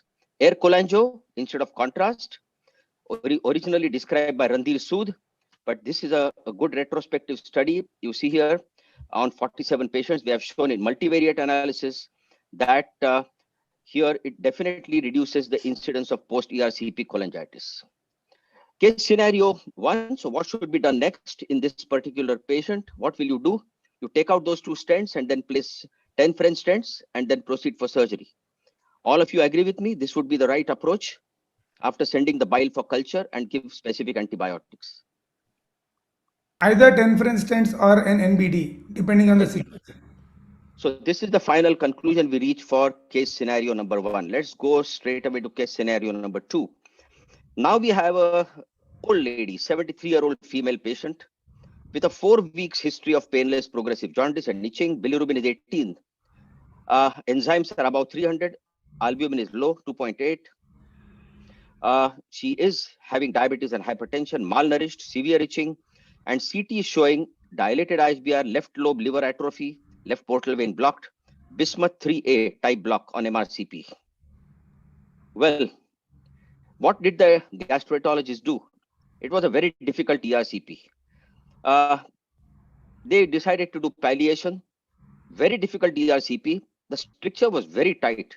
In fact, even a 7 French catheter could not go so easily. So they did a cholangiography. They tried to do dilatation of these strictures by a balloon, but the only thing possible was 1 10 French stent in a dilated left hepatic duct. Once again, same story. What happened? Patient readmitted within 1 week with spiking fever. Serum bilirubin increased from 18 to 24, WBC count 30,000. So now the main question here is, you have a type 3A block. Are plastic stents at all indicated or should always be placed as SIMS? And second important question is, how do we achieve an optimal drainage in a type 3 or a block which is beyond type 3? So let's ask the first question. How do we achieve an optimal drainage? Let's start with Anthony. Anthony, what will you say? So may I clarify from the histories, does this patient have left lobe atrophy? Yes. And we could only cannulate the left side and not the right side? Yeah, we could cannulate all, but they could not dilate the stricture sufficiently. Okay. To place a 10 French stent. 10 French stent, yes. So in theory, we should try to drain around 70% of the liver. So with the liver, left sided atrophy, perhaps more importantly is to drain the right side. But of course, this may not always be possible. So if a guide wire can go inside, then we can consider placing a stent. For palliation, I think SAMS is better than plastic stent. And yeah, that's my answer. And if the if after draining the right side, the liver function is not improved, then we can consider putting another stent on the left or do a US guided drainage. So if you find multiple ducts blocked, like for example in 3A, you have got multiple ducts blocked on the right side. So you'll place multiple SEMs, right? Anterior, posterior, and whichever duct is blocked. If possible, yes. Okay, what about, what is the opinion of others? Nilay? Yeah.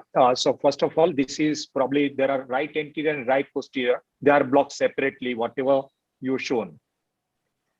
And yes. the left one, there is atrophy. So there was no point in going into left. In this scenario, probably I would not put contrast at all.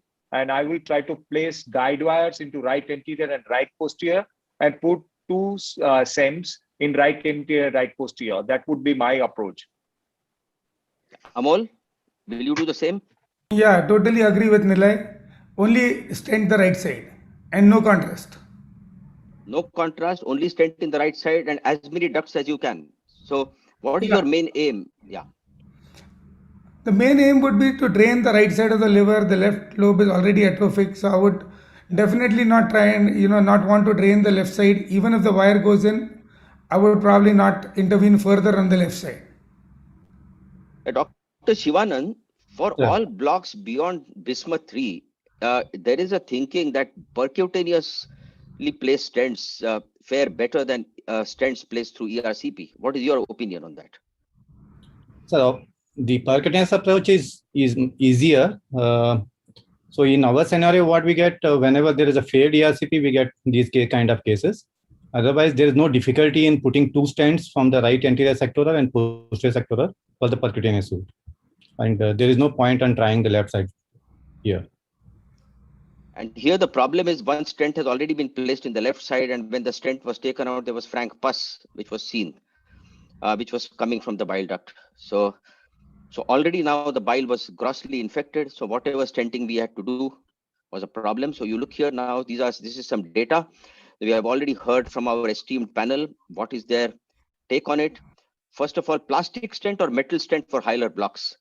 See, plastic stents, as such, it is thought that SEMS is a much better thing to do. Metal stents are better than plastic stents in all bismuth grades. But plastic stents do have some advantages. The main advantage is easily removed and changed, does not impair the therapeutic plan. Additional stents can be placed, and the size can be adaptable to the duct size. In fact, there are a few gastroenterologists from Japan, Professor Irisawa from Japan, who always places plastic stents, even in bismuth 3 and above blocks, and multiple plastic stents rather than placing SEMS. The main disadvantage of plastic stent is inability to dilate the stricture, especially in hilar blocks which are scirrhous. So we can't dilate in spite of using a non-compliant balloon, and therefore 10 French you cannot place. And if you place 7 French, these patients immediately develop cholangitis. Well, optimum drainage, very nicely told to us by Anthony. This is a very nice paper which was published from this French group, 107 patient retrospective study, bismuth 2, 3, and 4 strictures. Most important is, after assessing the CT volumetry about the lobes of the liver, for good success, we have to at least drain 50% of the liver. So it is now no more a discussion between unilateral or bilateral stents. It is optimal or suboptimal drainage. So more than 50% of the liver has to be drained, even if you have to place multiple stents. And stent in atrophic segment is always met with failure and complications. So the take-home message from this is, number one, is don't directly proceed until you have planned what to do properly. Ideally, don't do a cholangiogram. Try to do an air cholangiogram in bismuth 3 and above, and try to place multiple SEMs in the non-atrophic segment, and especially the right lobe in this case. So multiple SEMs would have been probably the right answer. So should have been done for this patient: remove the stent, bile for culture, directed antibiotic, optimal drainage with multiple plastic or metal. Plastic is not going because of tight stricture. Somebody may even prefer a PTBD with internal metal stents.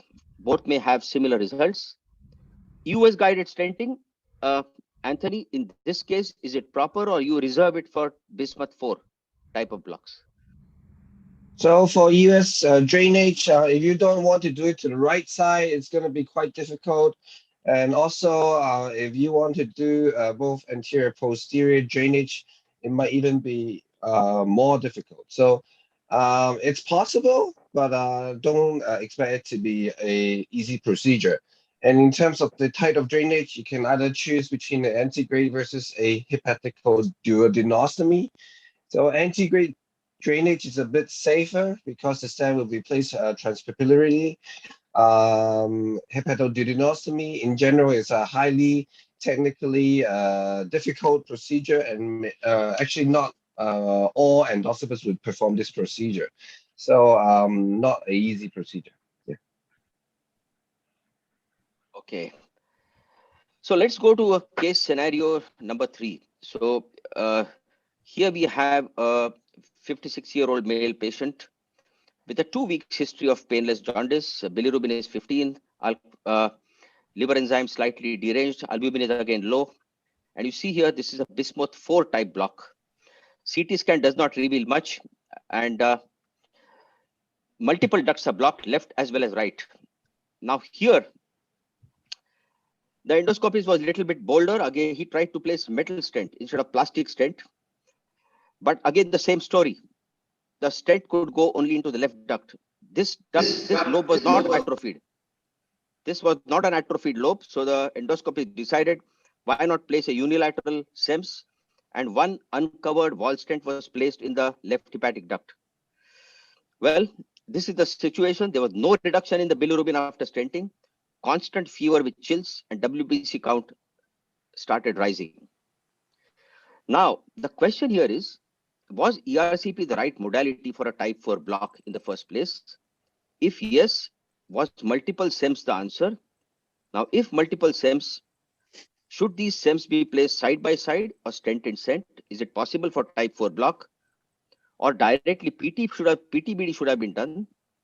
And finally, was this the ideal scenario, ERCP along with a US guided SEMS? A combination of the two would have been given us the best answer. So let's start with Amol. Right. So the first question is ERCP. So only ERCP is not likely to be useful over here because we can't really place more than 3 stents at the most through an ERCP scope, right anterior, right posterior, and left duct. So that too can be quite difficult. So a left-sided EOS guided and right anterior and posterior ERCP guided is a better approach. Multiple SEMS, yes, but if you can just go back on the slide, I would just like to see the MRCP image again once, because the right anterior and right posterior are pretty much blocked, but on the left side there seems to be something in addition to, below the left lobe also, probably one shorter segmental duct which is also obstructed, and that could be obstructed independently. So these are the small areas which need to be looked at, and these have to be taken care of. So an EUS plus ERCP approach, definitely yes. If that is not going to work, or there is limitation of that, then a PTBD approach, percutaneous and endoscopic approach, can also be an option. But multiple metal stents, yes, definitely.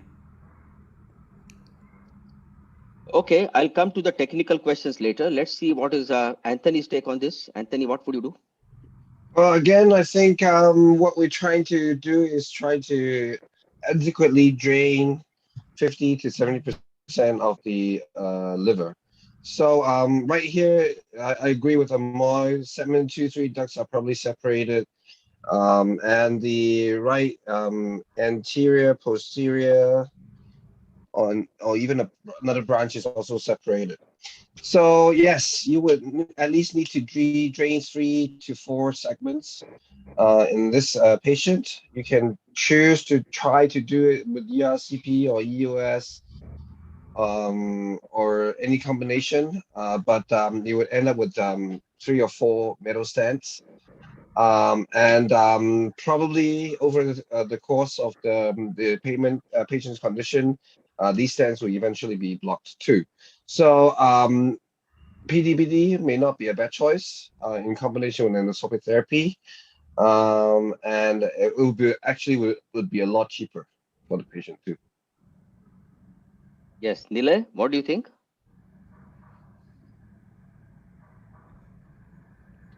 Nilay, unmute yourself. Are you there? So we'll come to Shivanand then. Nilay is not there. Nilay is not there. So Shivanand, Yes, sir. Shivanand, don't you think this is the ideal case for PTBD? Yes, sir. Perfect. So this, since there is a left side, it's already the stent is placed, and the right side symptoms seems to be infected because the patient has developed fever and chills. So we can go ahead, drain the both anterior posterior sectoral duct and place initially the plastic tube like ring biliary catheter. Once the infection settles, then we can convert them into stenting. So my question here to all the panelists who want to do endoscopic and US guided approach. See how is it, which is the best way? Do you place guide wires first and then place side by side stents in such a situation? And how easy or difficult it is? Amol as well as Anthony.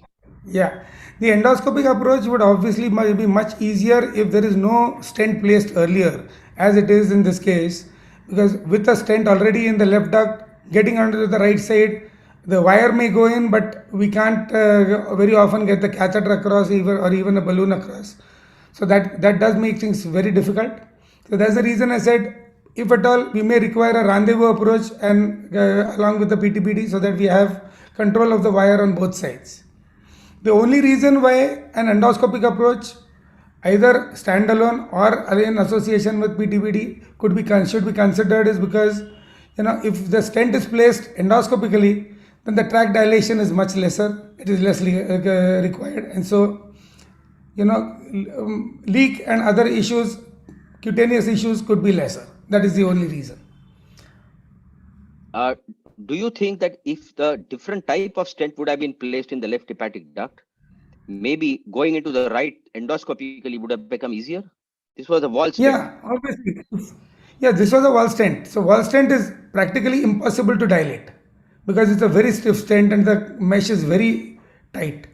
But here actually the Y type stent or the T type stent would have been ideal, or otherwise side by side alongside stents are also something that can be considered at the time of the first procedure itself. This is already sorry to say that, but a messed up kind of a procedure now. So we have to make do with whatever options that we have. And yeah, Anthony, do you think Anthony, you could have done this by a hepatic or duodenostomy? Right side? US guided? US guided? Yeah, well, with the scope with the US scope in the duodenum, you would be able to see the dilated right intrahepatic ducts. It is possible, but when you do it, you need to be very careful because the landing zone is very short when you puncture from the duodenum. So it will be puncturing very close to the hilum. So that may not be enough intrahepatic ducts to actually land your stent. So you need to be very careful. Okay, I'm very sorry, but I did not ask any question to Dr. Gaurav. Dr. Gaurav, I'm sorry, you're the chairperson of this symposium, but you are please free to make comments. And why don't you give your take on what we discussed till now? A few of the points, salient features. Of course, what do you think we could have done separately, differently to prevent cholangitis in all these three cases till now? Yeah, I think certain rule of thumb for managing hilar strictures stays, sir. One is, for us, it is never contrast. It's always there. Secondly, one very important point is that, all the hilar cases, whichever are being taken up by us, are always the first cases. Hilar strictures are never the second cases on the list or the third cases on the list. So everything, for all practical purposes, is practically being opened up for the first time. Thirdly, in hilar strictures, the attempt is always to negotiate the guide wires into the respective ducts and then only go on placing stents. Our preference is usually side stents only. And obviously never try and target the atrophied duct, the atrophied segments. It is always the segment which is going to be restricted. The atrophied segment is something which is usually not touched. So with that, I think usually the rule of thumbs for hilar strictures do not change. Segment 4 strictures, type 4 strictures, yes, one has to be very, very careful. As Professor Anthony clearly pointed out, it can get very tricky, especially if you're planning a hepatoduodenostomy. Yeah, thank you, Gaurav. Nilay, you want to make a comment here? You have just come in again. Yeah. I would go for PTBD as number one, or I would go and put 2 stents in the right duct through ERCP and 1 hepaticogastrostomy through EUS. But we need to drain all 3: right anterior, right posterior, and left. If we can't, then right anterior and the left is enough. Go through this previously placed stent, and even our guide wires could enter into the right duct, but it was impossible to dilate the mesh, as Amol rightly said. So there was no way of trying to push any stent inside. I tried to push a metal stent, but even the metal stent could not go. It was buckling all the time. So the only thing we could do is to place a plastic stent in the previously placed metal stent in the left duct to drain that segment. And on the right side, I think what we did was the PTBD, and by PTBD, because the force was much better, it could be done in a little bit better way. And by balloon dilation, we could dilate the mesh like this, you see here. And here what we did is, we did not place stents inside because this patient had come from a different state far away. So we decided just to place 2 plastic tubes, external-internal drains, and then send the patient back so that if required, these could be easily changed or replaced. You think this is a good idea, Dr. Shivanand? Instead of placing stents, why not just place external-internal drains and send the patient back? Yes, sir. If the affordability is not an issue, if it is an issue, then also patient is in a sepsis, always put a plastic tube, because this can be flushed, and if it gets blocked, it can be easily exchanged. Upfront, putting a stent in the patient with a sepsis, again, there is a chances of getting blocked, and that is the issue. So always ring biliary catheter, that is external catheter, in a case of sepsis, is a good option. Okay, what do you think is the role of antibiotics here? Pre-procedure antibiotics in hilar blocks and post-procedure antibiotics. And if you have to give, what antibiotics you think you'll prefer? Let's start with Nilay. You give any antibiotics? All the time. ERCP in hilum or hilar block needs antibiotics. It's always there. And I give broad spectrum, mainly 3rd generation cephalosporin prior to. And so I usually give prior to ERCP and maybe maximum 3 doses if there is no cholangitis. But if there is cholangitis, then it depends on what antibiotic is required depending on the culture, and it may be between 5 to 7 days. But pre-operative antibiotics in a hilar block is must. Amol, your same opinion? Yeah, absolutely. Preoperative antibiotics is mandatory, 3rd generation cephalosporins. And what we also would do is always aspirate bile for culture, even if patient has no signs of cholangitis or sepsis before the ERCP. That's a very important point, Amol, because 60% of patients of malignant hilar blocks have already had spontaneous cholangitis. They already have increased content of bacteria in their stagnant bile. This has already been shown many years back. And therefore, this is a good idea to take out the bile, send for culture, and start specific antibiotics. Anyone else of the different opinion? Anthony, which antibiotic you also prefer, cephalosporin? Yeah, I think it's very common to all of us.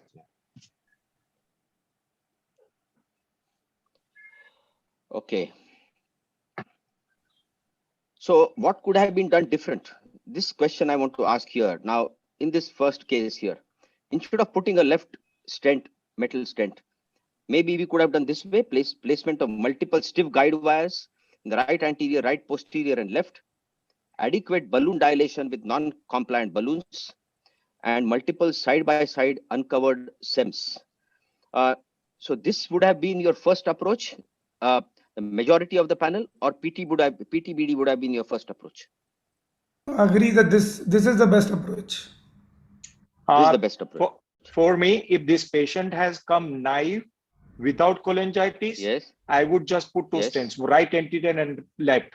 That should be enough. You don't need right posterior. But if it is cholangitis, then the thing is different. Then you have to put stents in all 3. Or the contrast has gone into right posterior, then you need to put 3 stents. Yes, but Nila, in this patient, initially Right from the beginning, it was a type 4 block. And with only right anterior and left duct, would you have achieved more than 50% liver drainage? I think so, yeah. Yeah. If there was, and I don't think there was atrophy of the left lobe. Even though I just want to send a message here to the audience who are watching, that even though all of us are saying multiple SEMs through ERCP, it is not as easy as it looks on these pictures, because these strictures are extremely tight. First of all, dilatation of the strictures itself is difficult in spite of using the toughest of balloons, and then placing one stent beside the other in three stents altogether is not always easy, and you can fail. And if that happens, then you have to follow it up with other procedures like PTBD or something else. A very nice paper. I just want to show you this one. ERCP and US guided biliary drainage versus PTBD for malignant hilar block, multi-center observational open label study from Rungsun's group from Thailand. This is come from Pradam Chai. You see here, the conclusion is combined ERCP US procedures provide significantly low recurrent biliary obstruction rates at 3 and 6 months versus bilateral PTBD with similar complication rates, no significant mortality difference. I still prefer in some situations PTBD because US guided biliary drainage is not freely available everywhere, whichever duct you want. So ERCP does have its limitations in type 4 hilar blocks. So therefore, PTBD has its role to play. So Gaurav, are you of the same opinion? What do you feel? I completely agree, sir. But I just want to make one more comment here.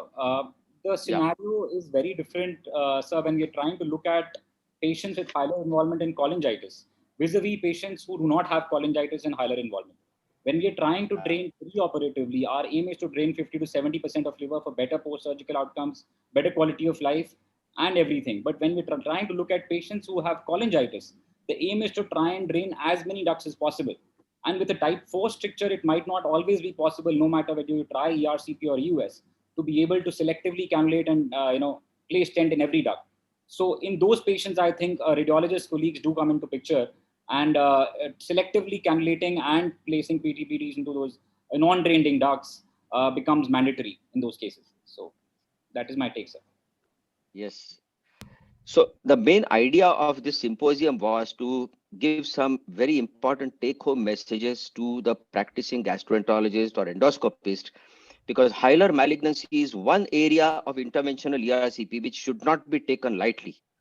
Because once you introduce infection inside the biliary system, we can drastically reduce the patient's survival.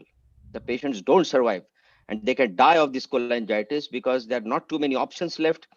Even if you try to put stents, salvage these patients, the infection continues to happen, and these repeatedly stents which are placed, they also get blocked. So this is what I want to tell you. So how do we basically prevent cholangitis in a patient with hilar involvement? And these are the so-called points which I want to stress on, which we are trying to sort of bring out through this symposium. Is number one is preoperative biliary drainage should be done only selectively, not in all the patients. So just because the patient has got obstructive jaundice, unless there are certain criteria, or unless you want to drain a particular liver is going to be resected, then you can do preoperative drainage. Pre-procedure antibiotics is a must. Plastic stents or NBD can be used for preoperative drainage, or plastic stents which is properly placed. For palliation, SEMS is the first choice. No question. There's no question of plastic stents. Then drainage of 50% of liver volume is essential if you want to achieve the patient or send the patient home without infection. And multiple stents, even if required, there can be even 3 or 4 stents, air cholangiography instead of contrast. And finally, PTBD or US guided SEMS as a rescue procedure in anywhere between type 3 and type 4 blocks. So final comments from each of the panelists. I just want some final comments on this symposium. Let's start with Anthony. Anthony, any final comments from your side? Very nice cases, Amit, ranging from operative candidates to palliative patients. I think the idea for each situation to drain the biliary tract is different. And I think there are some areas that we haven't covered. For example, the role of ablation in these patients. Now endoscopic ablation is available in terms of RFA. And in some studies, it has been shown to improve descent patency or even survival. So this is also one area that is very exciting for us endoscopists. Yes. But I think otherwise, we have covered all the basics. And I think one of the most important information is always use a guide wire approach and no contrast injection, and be very careful. Yes, actually, we didn't cover that point, Anthony, because this was on cholangitis. It was not on management of hilar blocks. Otherwise, we would have Agreed. definitely included ablation and RFA, etc. So, Amol, any comments? Yeah, one point about stricture dilatation, I think using a 6-French cystotome rather than a balloon very often helps in getting the access across. So that is one point which I would like to add. And one question actually to everyone, and what your thoughts are about cholangioscopy for evaluation of hilar strictures, and does that cause more cholangitis, and how do we prevent that? So actually I don't have an answer to this, and we use it very sparingly because of that, because we're always concerned about cholangitis because we irrigate so much fluid. So that is one point which I would like to have some answers. That's a very good question, Amol. I didn't cover it. I was going to keep that as one more case where cholangioscopy was done and then the patient developed cholangitis. But I'll tell you what, in such a situation where the patient is referred to us by a surgeon to know which duct is actually involved and they want to decide the amount of liver resection, what they do is they usually do a PTBD first. The ducts are drained, and then the patient is sent for a cholangioscopy. So with a PTBD tubes inside, we do a cholangioscopy. So even if you irrigate, these patients don't develop cholangitis, and we can actually give the surgeon a roadmap as to which ducts, intraducts are involved, and they can decide the type of resection. So Nilay, what are your final comments? Yeah. So my final comment is, one is when you are deciding on draining hilar block, you have to talk to your surgeon. Ask surgeon whether he needs preoperative biliary drainage or not, and whether it is operable or not. So if it is operable, no drainage required, don't touch that patient. Now, if it is not operable, then the palliation comes. Then talk to your radiologist and ask him how many blocks are there, whether there is atrophy of left lobe, because if there is atrophy of left lobe, there is no point in draining that. And deciding, see, it is great to show that you can put 3 SEMS or SEMS through ERCP, but we know how difficult it is. So if 2 SEMS suffice, then it is good. No need to put 3 SEMS. Most of the times, if left lobe atrophy is there, right anterior and right posterior is enough. If left atrophy is not there, then right anterior and left lobe is enough. If nothing is possible, even one stent in right lobe many times is enough. And don't shy away if you can't do it, or if there are too many blocks, ask your interventional radiologist to come in. Don't touch that patient. Very good. And Anthony, final comments? Anything? No. I think you already given. Yeah. Already given. Gaurav? Yeah, thank you. Gaurav? I think it's been wonderfully covered by everybody, sir. Thank you. Thank you. And Shivanand? And Sir, no comments? Sir, another situation where preoperative portal vein embolization is done, the future liver has to be drained. So even though that lobe is not infected. Correct. Okay, so I think with this, I come to the end of this symposium, and I'm extremely thankful for all of you to have such an active participation and making it so interesting.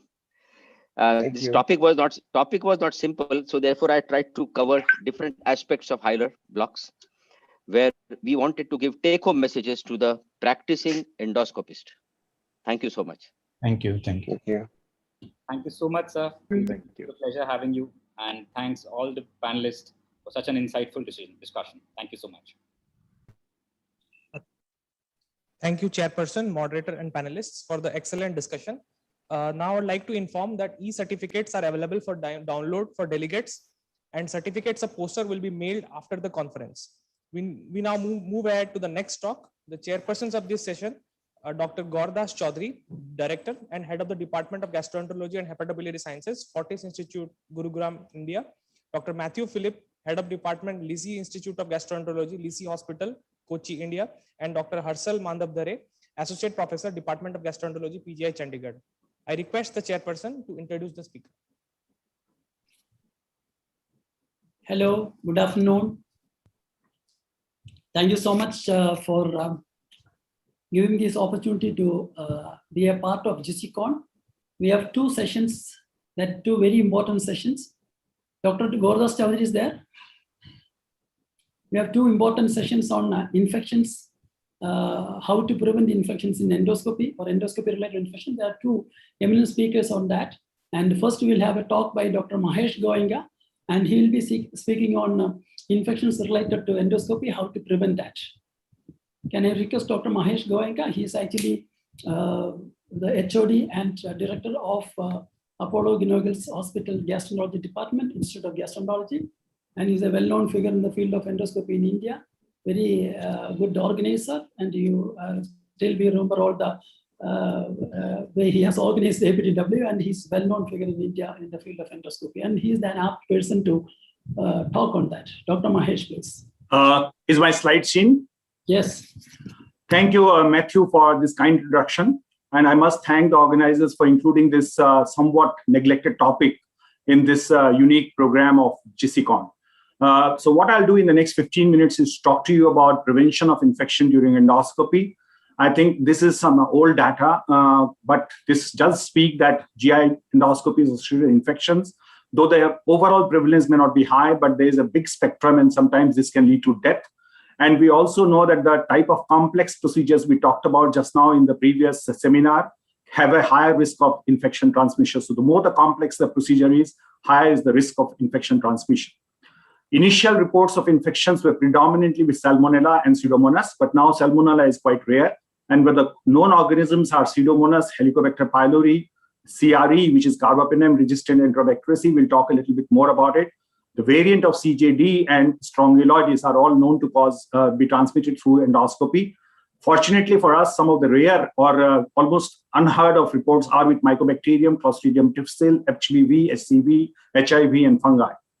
So when we start talking about infection prevention during GI endoscopy, we have to start with designing of the endoscopy suite, what number of endoscopes we have, what rooms we have in proportion to the volume of endoscopy which we perform. We'll also talk a little bit about disinfection process in certain special situations.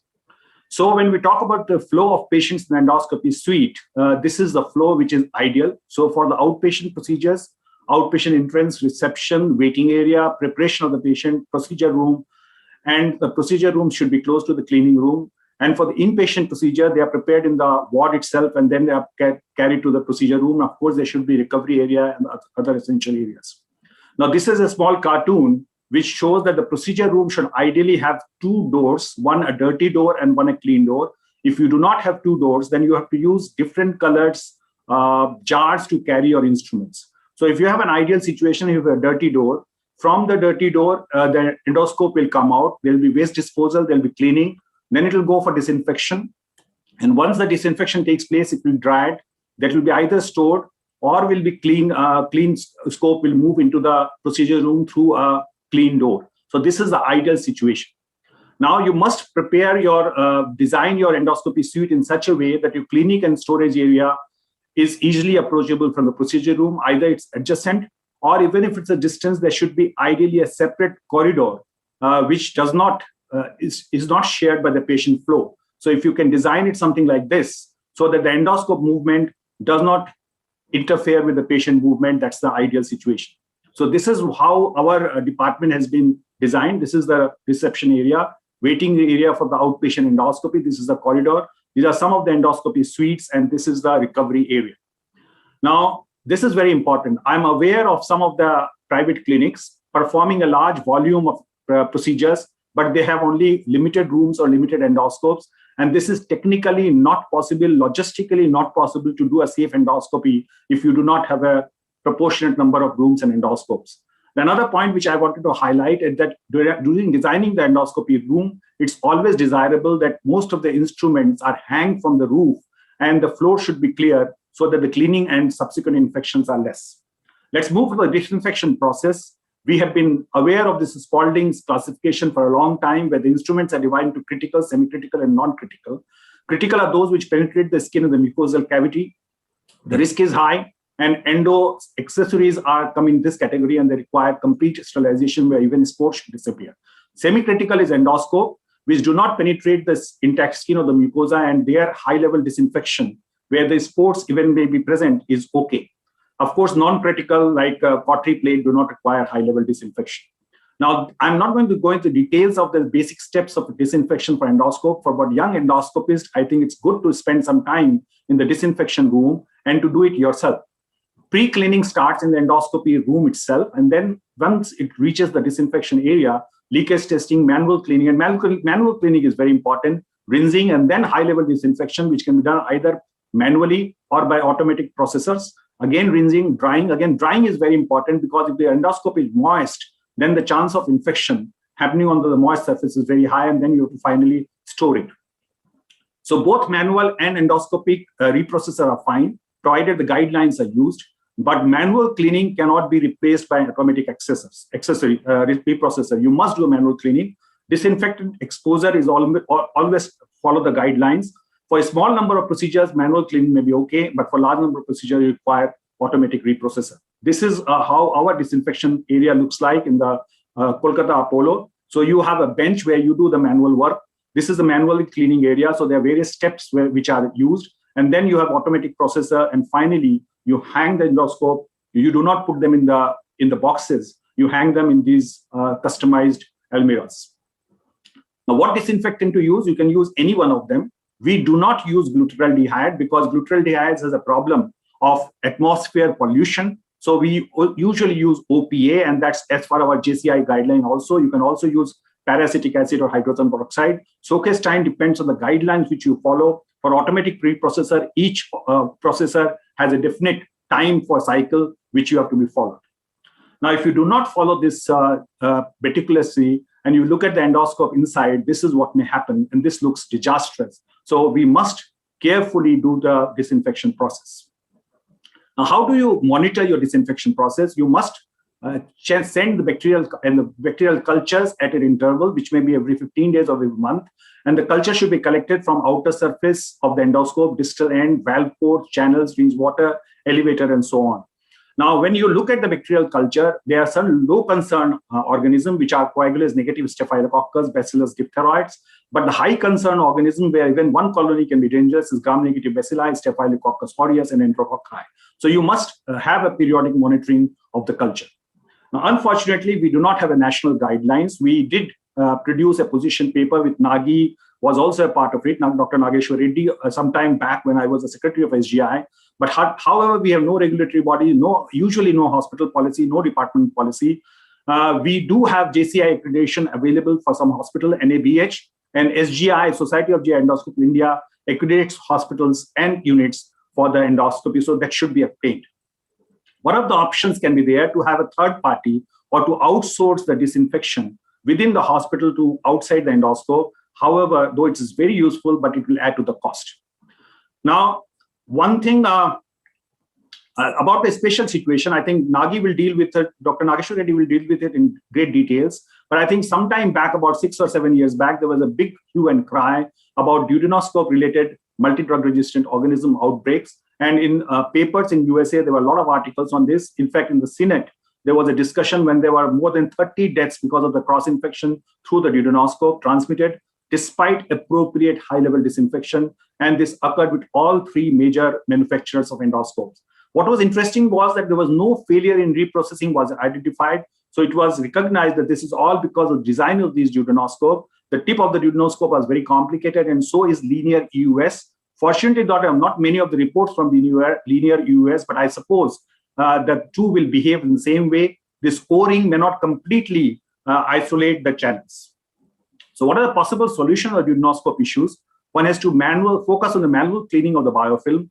There may be a sterilization used in some of the cases, and this can be gas sterilization, which can be done for duodenoscope. In fact, ideally, all the CBD scopes, cholecystoscope, should be sterilized rather than high-level disinfection. Altering the design with add-on caps is one good option. I'm not going to discuss details of disposable duodenoscope, which I'm sure Dr. Reddy is going to cover in greater details. The disposable caps are now available. This is an economical way of avoiding infection from the tip of the duodenoscope. And all the three companies, Fuji, Pentex, and Olympus, we have the occasion of using Olympus disposable cap for some time now, 190 system, and this seems to be a good answer. Now, we do not have disposable duodenoscope available routinely in India. They are costly items, but we did use it for a couple of cases for the instruments given by the company. It looks good, but I think it's beyond the reach of most of us. Now, a couple of minutes on accessories. We talked about that the accessories come in the critical category. Now, there are two types of accessories which are available in the market: reusable ones, mostly from the Olympus, as well as the single-use, mostly from other companies. Now, surprisingly, even the Wilson Cook's SG dilator is marketed as a single-use dilator. So in the reusable ones, we have hot biopsy forceps, lithotripsy handle, reusable applicator for clips, rat tooth forceps, but even they should be sterilized in between the uses. Now, just an idea about the cost. So these are the costs of some of the instruments per accessory. So if you do a simple ERCP, and you use a guide wire, the extractor balloon, and a sphincterotome, the cost of the accessory itself will be 26,000 rupees. You add the cost of the hospital, endoscopist, the amount comes out to be too huge for us. The other issue is that if you use single-use accessories, and we use biopsies only single-use, this is what we collect at the end of a week or 10 days, that there's a large amount of waste material which is generated, and we don't know how to handle with it. So the advantage of reusing the accessory is it reduces the cost, reduces the waste products, but of course it comes at a cost of increased risk of infection and decreased efficiency. So you must obtain a balance, and a medical legal aspect is very, very important. Now, reuse of accessories, we follow the JCI policy, which is that you have to have a written policy, well-documented maximum use. So we have a sphincterotome will never be used more than 10 times, even if it works after 10 times. And this should be recorded. This is very important from medical legal aspect, and a tracking system should be in place. Now, these are the various steps for reprocessing of reusable accessories. You have to do immersion and manual cleaning with an enzymatic solution, ultrasonic cleaning for as long as 30 minutes. Then you have to rinse it, lubricate it, and then finally sterilize with either autoclave. Some of the instruments can be autoclaved, not all, and some with ETO gas at a particular temperature for a particular time. Now, there are other methods of sterilization which are not very popular: low temperature steam with formaldehyde, Sturris liquid parasitic acid, stearid hydrogen peroxide gas plasma, and chemical means, which is often used, but I must say that chemical means of sterilization for reusable accessories is limited because it doesn't enter the various parts of the accessories. So I primarily talked about patient-to-patient endoscopy transmission, but we should not forget that even endogenously infections can be transmitted while the endoscopy is passed through the oral cavity, esophagus, stomach, or through the colon. And we should also not neglect the non-endoscopic transmission from patient to healthcare workers and healthcare workers to the patient. I'm not going to details of endogenous infection, but at present, British Society, American Society says that antibiotics are recommended only in certain situations when you're dealing with diverticulitis, cholangitis, before PEG, ERCP with unrelieved obstruction. We discussed this just now. US FNA of cystic lesions, GI bleed in cirrhotics, and when you're dealing with severely neutropenic patients. Compared to what we were told about 2 decades back, for infective endocarditis, you do not require antibiotics. You do not require antibiotics for non-cardiac vascular grafts and when patients have joint prosthesis. I think we should not forget that the patients can also give infections to healthcare workers, and the routes can be aerosol, needle prick, contacts, and blood splashing. You should especially bother about these infections, and you should take general precautions, vaccinate yourself, and use PPEs. Now, I will not be able to complete the talk without showing this picture, which has become so familiar to us in the last 18 months, coronavirus. So we did a study. Dr. Reddy was a part of this survey, which we did. 380 questions where people answered the survey. And at that time, this was somewhere in the middle of 2020. Because of the risk of COVID infection, more than 75% of the units had cut down their endoscopy to less than 10%. And 60% of the units were doing only emergency endoscopies. So during the COVID, there is a chance of aerosol producing procedures like GI endoscopy, which can transmit the infection. There was some consideration for fecal transmission during colonoscopy. Standard procedures are usually enough, but you must triage your patients, reduce the crowd in the endoscopy room. Now we have vaccination available and everybody must be vaccinated, and use proper PPE in this situation. Now, we also looked at seroprevalence of COVID-19 among healthcare workers in our hospital. And surprisingly, we found, this is pre-vaccination, that almost 12% of gastroenterology staff had already seroconverted. We also looked at our gastroenterology unit in Apollo Hospital. And we had, if you look at a combination of PCR positivity at some time and antibody positivity, then as much as 28% of our staff in the endoscopy room had already either seroconverted or infected with COVID infection. So we, with the help of a company, started our own device. And this is a box which we made, aerosol chamber, in which you can intubate the patient and you can do the endoscopy through the hole, reducing the aerosol transmission. We also converted an N95 mask, though it will not be completely preventing, but can reduce the aerosol. So to conclude in my last slide, I think if you have to prevent endoscopic infections, these are the M's which you have to look at. The main man person, that means the leader. The money and the material, you need have finance and infrastructure. Manpower and machine, you should have dedicated staff and endoscopic equipment. And last but not the least, methodology, you must follow good clinical practice. Thank you very much. Thank you, Mahesh, for this excellent talk. And we will have the questions at the end of the session. Now, may I request Dr. D.N. Reddy? I see Dr. Reddy there. D.N. Reddy doesn't require any introduction. He's the chairman of AAG Hospitals, Hyderabad, and probably an apt person to discuss on reusable endoscopy. Is it the way forward? Dr. Nagi Reddy. Thank you, Matthew. I think my talk is on. I've recorded and sent it so that it's easier. I can keep the time. So probably they can put the talk on.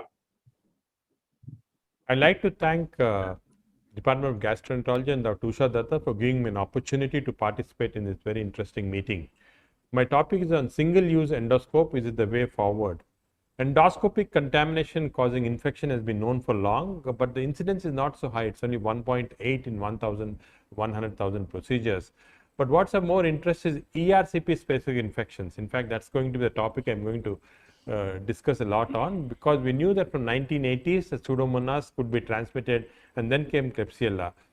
But then, of course, came the carbapenem resistant Enterobacteriaceae, which became very important since 2014. Until recent outbreaks, all the cases of endoscopy-related cross-contamination have been associated with major breaches in the cleaning protocol. So when cleaning was done properly, it never occurred.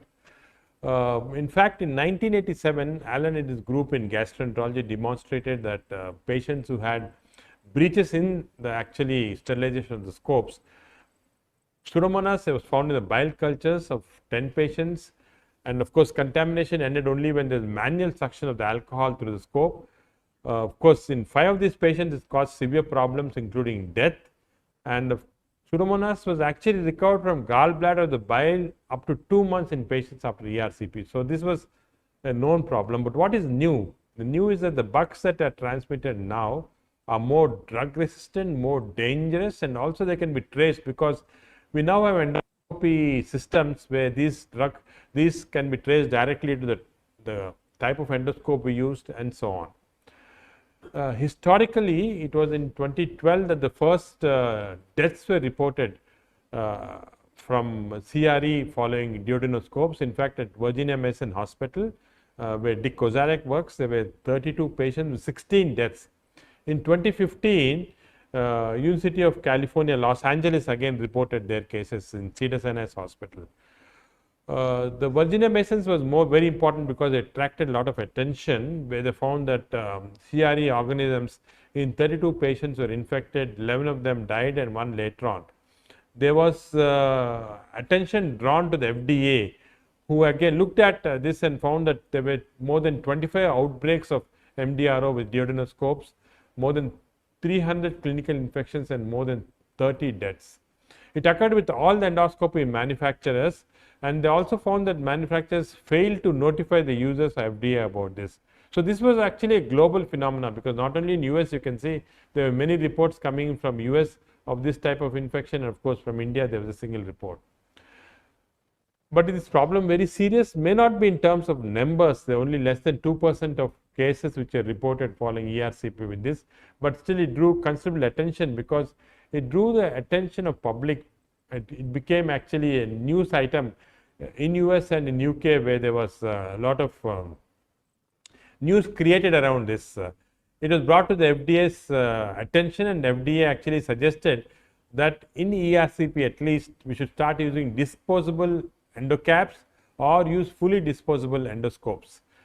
Now, the problem with trying to sterilize or disinfect endoscopes is that if we actually look at a cross section of ERCP scope, it's quite complicated. There are many tubings and many areas where potentially contamination can occur. It's not so easy to decontaminate this. And also there are many steps in reprocessing, and right from initial pre-clean to leak test and so on, some problem can occur at any stage of cleaning, and this can result in contamination and infection. The most common area is in the distal cap area, because the distal cap actually is fixed with an O-ring, and cleaning this area can be very difficult. And this was a study published from Marco Bruno's unit which showed that clearly the infection is harboring there at the distal elevator level and then can be transmitted, and this is a very difficult area to clean with the current brushes. The other problem is the problem of biofilm. It has been clearly demonstrated that if you look at the endoscopy channel, there is a biofilm which cannot be cleaned, and this biofilm harbors organisms which again can be very difficult to clear from the endoscope. In fact, if you actually look at this, this is a very interesting study which was published in Gut recently, which looked at endoscopes in all areas of Netherlands. 73 Dutch ERCP centers participated, and what they did is after cleaning the scope with a standard technique, they took swabs to see what was the contamination. You can see here very clearly that 22% of the duodenoscopes from 39% of the centers were contaminated with various types of bacteria. So, in spite of adequate cleaning, the standard prescribed, these scopes were still contaminated when they hung to dry. It was a serious problem. And the conclusion from these studies was that the present reprocessing and process control procedure may not be adequate. Like I showed you, this can go through a variety of steps, and at each of the one of the steps some mistake can occur, so they can cause contamination. How can you optimize your can you actually decontaminate the scope by optimizing methods? It has been shown that double high level disinfection reduces but does not eliminate these cultures. Similarly, ETO can be done but cause damages to the scope, and sterilizing scopes is not possible in the current fiber optic scopes that we have. In fact, again, this is a survey which came from US, published in GIE, which showed that majority of the institutions were starting to use high level disinfection, but 59% of the physicians believe that the redesign of duodenoscope is the best long term. So, there is a strong feeling coming into gastroenterology community that with the present design of the endoscope, it may not be adequate to prevent the contamination because of the difficulty in actually decontaminating these scopes. The FDA actually has come in very strongly in this and recommended that the scope should have disposable end caps or should change to disposable scopes. And again, the belief in gastroenterology community was that the ideal solution for this would be disposable instruments. Currently, most of the endoscopy manufacturers have now put in disposable caps, which are using both Olympus, Pentex, and also Fujinon has now got disposable caps to prevent this infection. But the ultimate solution would be a disposable scope, and this is a new disposable scope called the Exalt, which has been introduced by Boston, which in fact we have recently introduced in our department also. But there are several questions that one has to ask before we get this into clinical practice. Does it work? Can we afford it? What about the medical ways to dispose of these scopes? Which patient to use it for, and how will the patient react to availability of these products? This was the world's first live demonstration which I was fortunate to be involved in. This was about a year and a half back. You can see that we are using this scope in a patient with a fairly complex pancreaticobiliary disorder. The papilla was very abnormal here, but the scope quality was good. I could go in and do a spintroscopy stenting and see we disposed of the scope after that. Subsequently, as I said, we've had a large experience with this disposable scope in our department here. And you can see the view is pretty good. You can see it as good as normal scopes. So how does this disposable scope compare with the reusable scopes that we have? Of course, one is with the disposable scopes, you eliminate cross-contamination completely. There's no reprocessing. Very few centers in the world currently have these disposable scopes. The capital investment is not so high compared to reusable scopes, but the problem is each time the current cost of the scope in our country now is about 2.5 lakhs for the disposable scope, and this is extremely costly, and I don't think most departments would be able to afford it. Fortunately for us, other companies are also coming up with these scopes, and shortly we'll have another company coming up, and then hopefully the prices will come down. So this is going to be another problem. So if you look at disposable endoscopes, what are the pros and cons?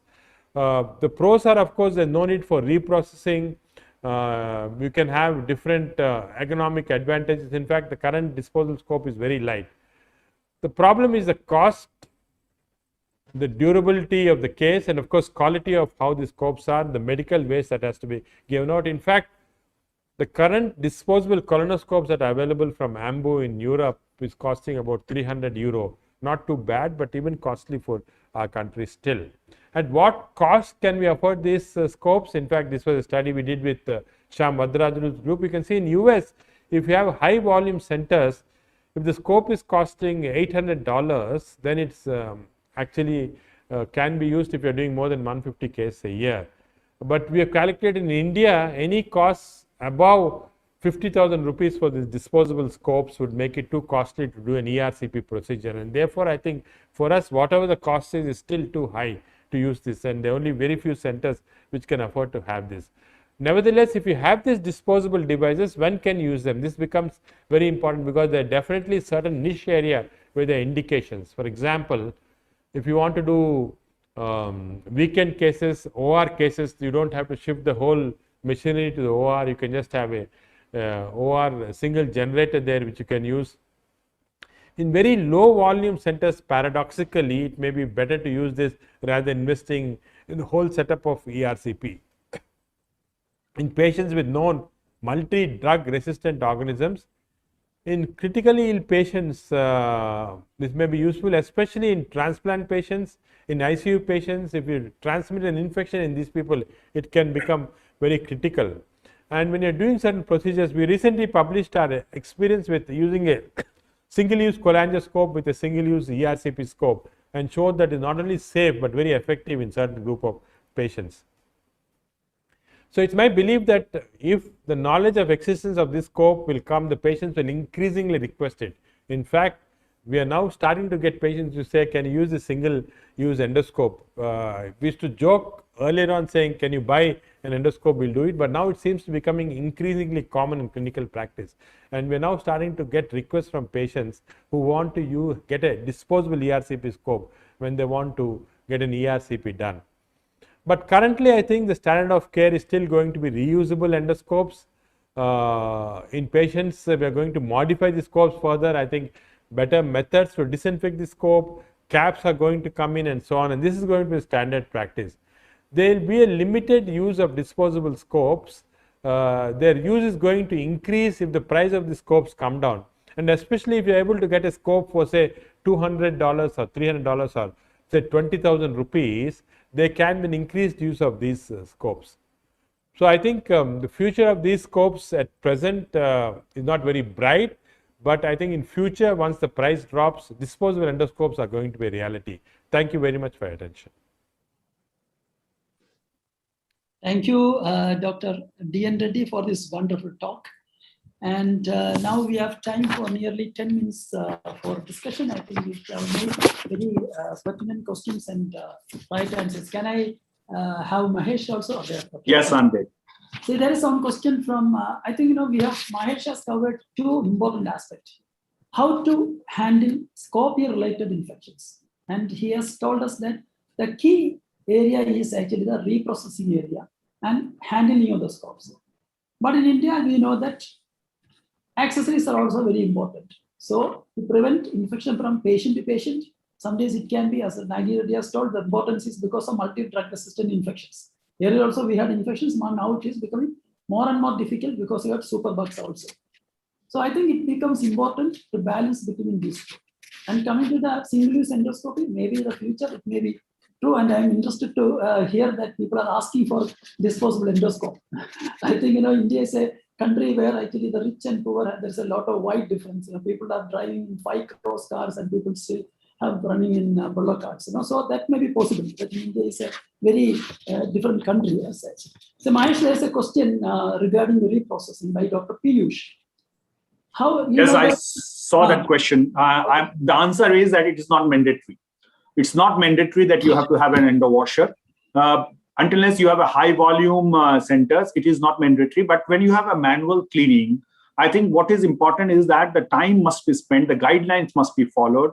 Once you have an endoscopic processor, then each processor has a cycle, and once you put the scope after manual cleaning, then the rest of the things are done by the scope. So I think manual cleaning is fine.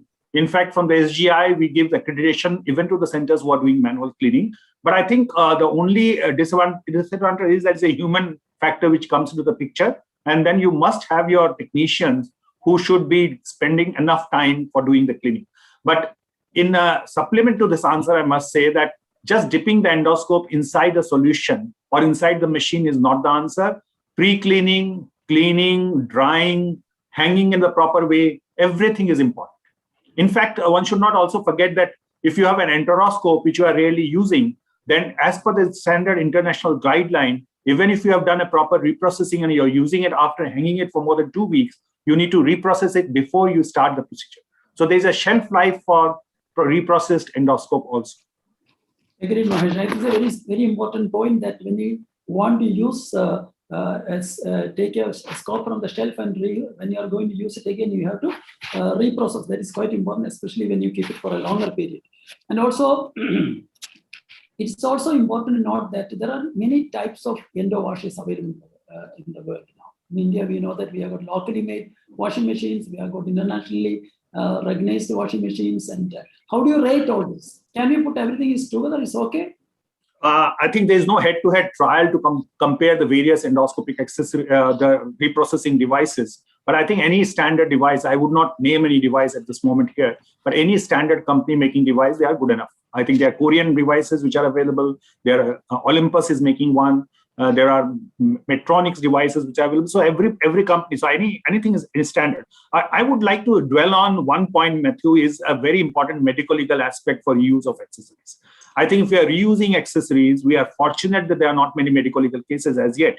But if we are relaxed about it, someday somebody would have a major problem that we usually don't take in our consent, we don't mention that we are reusing a single-use device. So someday we are going to fall into a big problem if a patient sues any one of us that you have reused accessory and you have not explained the things to us.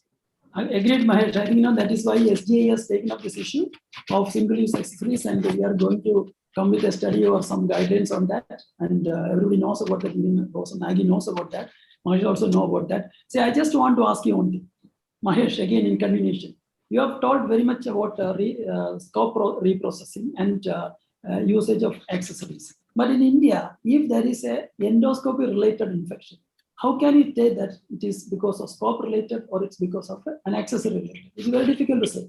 It's right? Impossible. It's impossible unless you have a very good tracking system. Even by tracking system, it may not be possible because if you write down that which endoscope has been used in which patient, it will be very difficult even then. And I think one thing which Nagi also mentioned in his talk is that these infections may not manifest immediately. And it may not manifest at a particular site. You may have a urinary tract infection or a pneumonia a couple of weeks after an endoscopy has been done. So I think tracking back is very difficult. I think we have to take preventive aspects, which is more important. I think yes, Mahesh. No, Snagi, I just wanted Nagi to speak on that. No, I think, yeah, Mahesh, I absolutely agree. The most important thing, I think, is that all the units should have their own auditing, self-auditing to see what's happening. For example, if you have done 50 or 60 ERCPs that month, how many of them, for example, especially hilar tumors, how many got infected? This is not commonly done. This is very important because patient gets an ERCP, put a stent and goes off somewhere else, has severe cholangitis septicemia and dies somewhere. So I think the tracking of your own cases is very important. Upper GI colon less because sometimes very difficult to detect a late infection. But for ERCP, US, I think we should all have a very clear. What is also happening is that we are now getting more and more objective because of association with the surgical colleagues. If you actually look at what happened in surgical practice, especially laparoscopic practice, they're very rigid.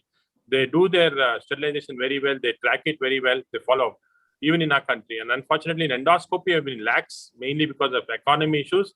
If you really do proper cleaning of a upper GI colon, even that will cost us 300 to 400 rupees per each session. So your cost of the scope itself in many places is so low. So it's very difficult how you're going to take this. So, of course, the costs are going to ultimately increase. The second thing is regarding this reuse of access. I think you should be very careful. Probably till we make these plans from SGMIH, maybe we shouldn't even talk about it because it is definitely going to be a major problem. And if everything has to be disposable, like you showed very clearly in your calculations, ERCPs will cost between 60,000 to 1 lakh minimum. And again, that will make it out of reach for most people, and surgeons will take over the area of biliary tract. So I think we have to come to certain sensible conclusions and not just go according to what Western guidelines are. I think, Nagi, JCI is somewhere midway. JCI accreditation, when they give, there's a midway. They said, we don't want you to use, not to reuse, but you must have a written policy. And you should have a written policy of a particular instrument being used up to a particular time. So you cannot use a sphincterotomy till it breaks. So you have to write down that you will use a sphincterotomy based on your own experience. They're not rigid. They're not giving you numbers. They say you decide yourself and you write down in a policy that how many uses you are going to do and just keep a track of that. And then if you do that, it's fine. Yeah. So we had a recent, we had a recent JCI inspection and discussed also. What you say, Mahesh, is right, that for JCI, if you have a written policy, but what they said is that this is not legally tenable. That is, you may do it for JCI's sake, but legally, if somebody actually critically looked at it and said this is a disposable instrument and used it twice, then it's going to be a problem. I think SGI can do a good job in this by, Nagi, we did produce a position paper, but it's time to produce a guideline. Yes, exactly. I think it's very important, and I think India should take a stand in between where we have to use something, reuse also. And as Nagi has told that whatever JCI says, the Indian Penal Code may not agree for that. So we have to be very balanced on that. There is a question by Dr. Usha Datta. Is there a role for plasma sterilizers for sterilizing accessories? Or what is the role of plasma sterilizers in endoscopy? It is one of the methods which has been mentioned as the plasma can be used. But then it's not very popular, and I don't know whether it's costly also. I think it's very costly. But on this question, I'll just tell you one experience of mine. About a year back, we had an ERCP scope, and we sent it for bacterial culture. It turned out to be positive for Pseudomonas. We did a reprocessing again, but it was again positive for Pseudomonas. So we finally sent that for gas sterilization. And only after gas sterilization that it became negative. So in a rare situation, you may require a gas sterilization, though I agree completely with Dr. Reddy that it will damage your scope to some extent, but sometimes safety has to be taken care of. And one more thing, Dr. Usha Datta has again asked, what's the role of enzymatic solutions for preventing development of biofilms? Absolutely must. You must use an enzymatic solution as the first step after manual cleaning. Not only for endoscope, but for accessories as well. And there are commercially available enzymatic solutions which are available, not very costly, but that's the first step for cleaning. For the last comment on single-use endoscopy, it was an excellent talk. And we know that duodenoscope, the problem with the duodenoscope can have with the linear echo endoscope also. So in the future, what I'm trying to say. And if you can identify the most critical component of the scope, which can cause this infection, can you make it a little more cost-effective rather than disposing the whole scope, because it's going to be a big medical waste if everybody starts using that? The problem, Matthews, with a linear US scope is going to be more complicated, more costly. I think we'll never have a linear disposable scope because it's extremely expensive to make. Regarding can we make it a cheaper disposable? I think already the companies have these caps.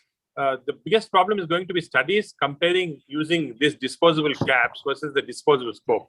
There's one such study that has been initiated, but the number of cases that you have to do would be thousands to compare. So it's very difficult to compare.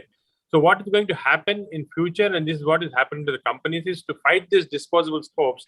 They're coming up with a variety of very good disposable caps. And ultimately, I think in our country, that may be the solution.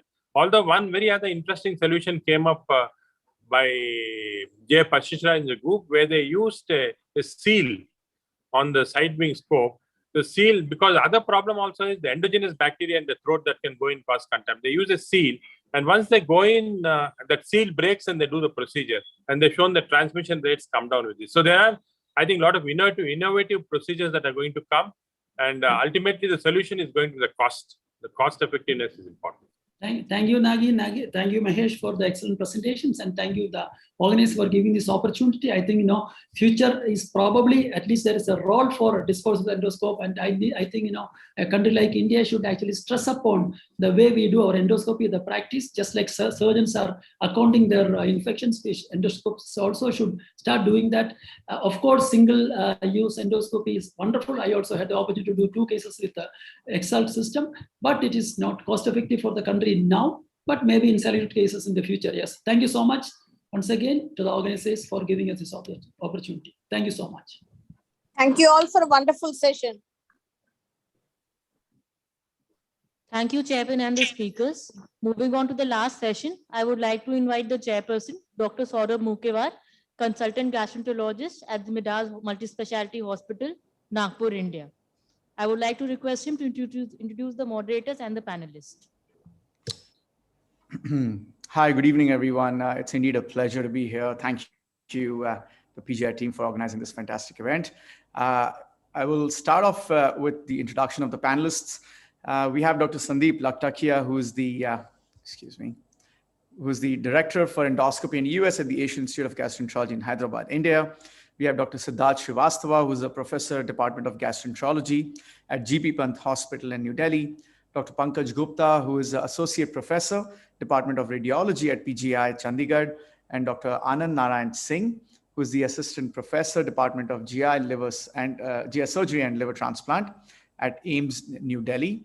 And then in addition, we have Dr. Pramod Garg, who is the Professor in Department of Gastroenterology at AIIMS, New Delhi, and he's the Executive Director for Translational Health Science and Technology Institute, Faridabad, NCR, Delhi, India. So we'll have a panel discussion on infected necrosis with early acute pancreatitis, less than 4 weeks, how and when to intervene.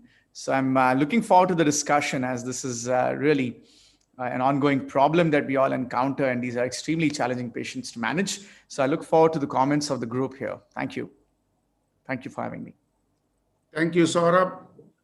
I'd like to thank the organizers, in particular Dr. Usha Datta, for giving this opportunity to discuss the management of infected necrosis, particularly in early period of acute pancreatitis.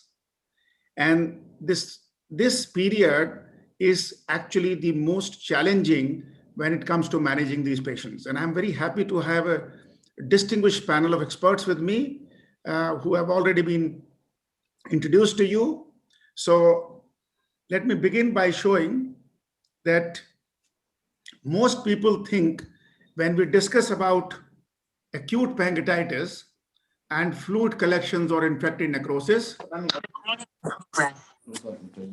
that this is what you want in a patient, a large collection. And now with the availability of this hot Axios metal stent, you think the problem is over. In fact, people now believe that not only fluid collections and infected necrosis, acute pancreatitis can be treated by hot Axios stent. And surgeons, by the way, have no role to play. Anand is listening patiently to me. So I just want to emphasize this slide, that this is not we are discussing today for most of the part. This is just but one of the patients you might encounter in your practice.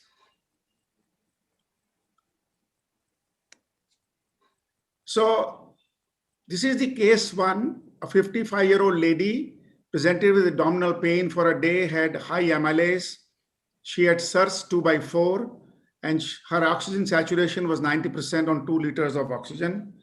Plain X-ray was normal. Diagnosis was made of acute pancreatitis. There were no gallstones seen, and a CT wasn't done. So before we go on to the topic of infected necrosis, let me just begin by asking my panelists here, Saurabh, Siddharth, if you could just tell us, would you like to do CT on day 1, 2, or 3 of a patient who comes in like this, had acute abdominal pain and raised amylase? So, thank you, sir. It's an honor to be a part of this panel. For us, most of our clinical practice is tend to defer the CT till about 72 hours, if possible. And we do CT early only if the diagnosis is in doubt. We are suspecting, say, for example, obstruction of operation, then only early CT is required, else we tend to wait for at least 2 days. Right. So I have a radiologist with me, Dr. Pankaj Gupta, who has done extensive work on acute pancreatitis. Pankaj, if you are here, would you like to tell us, as a radiologist, when would you advise people to go for a CT scan?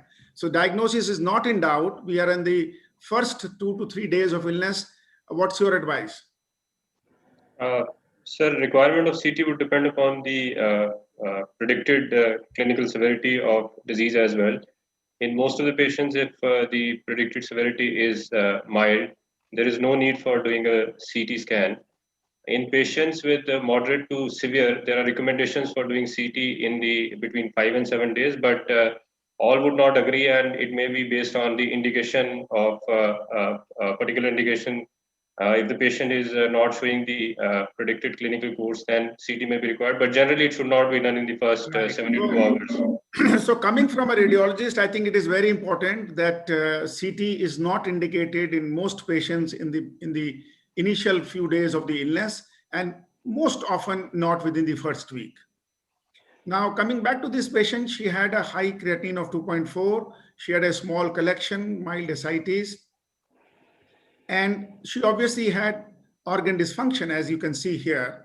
So what are our concerns? Siddharth, if you see a patient like this who is requiring oxygen as a creatinine of 2.4, she has received adequate fluids. What do you make out of it? So we have to look at the organ failure as is it transient or it is persistent organ failure. So if this organ failure persists for more than 48 hours, then I will be concerned. If it is less than 48 hours, possibly it is not much of a concern for us. And creatinine of 2.4 without requirement of any renal replacement, without any acidosis or hyperkalemia will not worry me much, especially if it is a transient organ failure. Right. So, but she has at least moderate acute pancreatitis because she is having some organ dysfunction. And the reason I'm emphasizing this point is that this organ failure is the most important determinant of mortality in acute pancreatitis.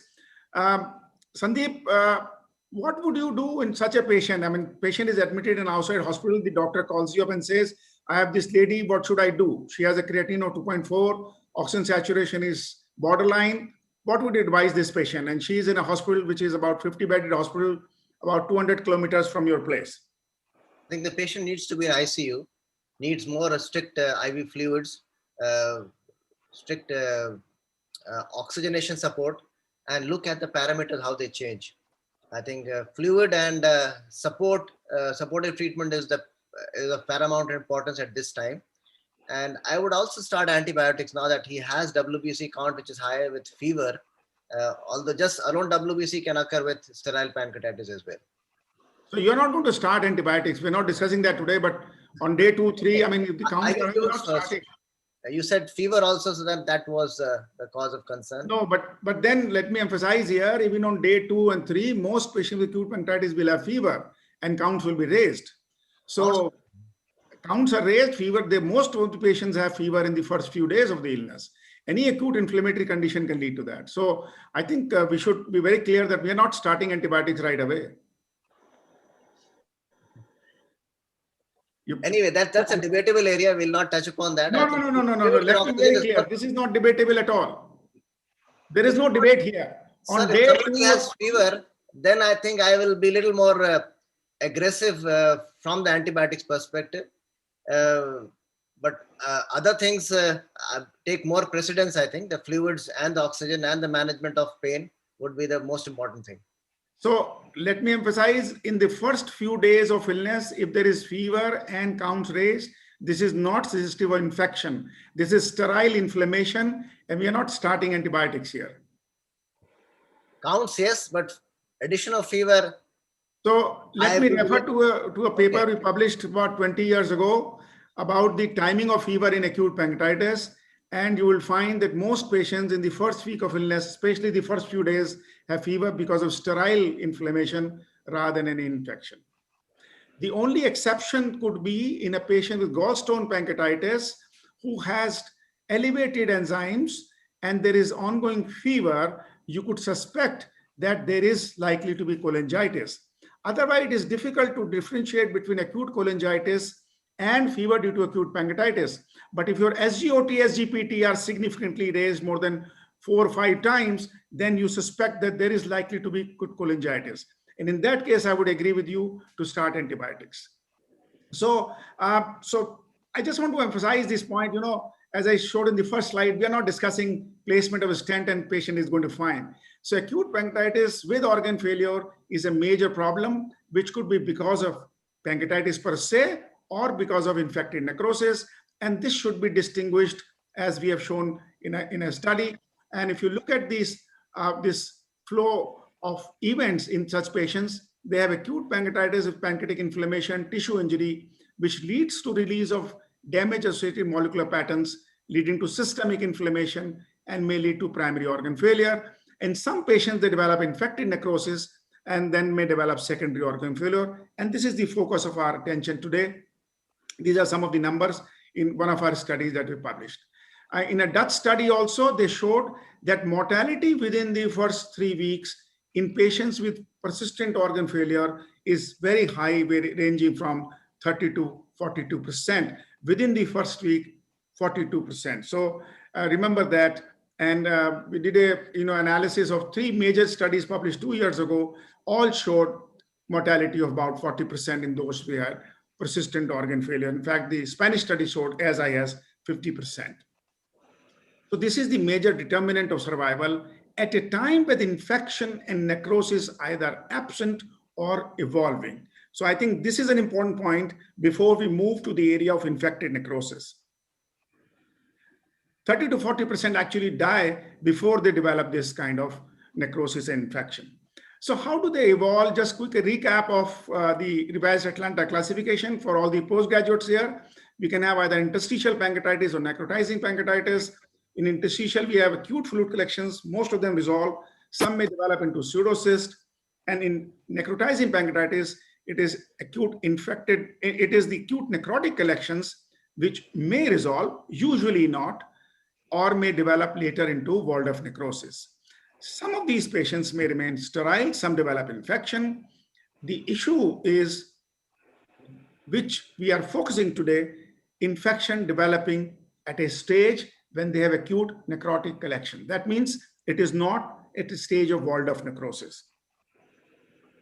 So acute fluid collections here, you can see acute necrotic collection in this case, and you have acute necrotic collections, you have infected necrosis, pseudocyst, walled-off necrosis, clearly seen here, a large fluid collections, which is white, and black one is the necrotic material. Let me just quickly ask Pankaj, in a patient who is in 2nd or 3rd week of illness, there is infected there is necrotizing pancreatitis. We are suspecting infection because, as Sandeep says, he has fever and raised counts. What is your advice to do a CT or an MRI? So usually CT is the modality of choice, and the sign of infection on CT is the presence of gas, though it's a sign which is very specific but not very sensitive for detecting infection. When the major issue is knowing the component of collection, presently EUS is being relied upon, but MR can give us an information about wall as well as the solid component.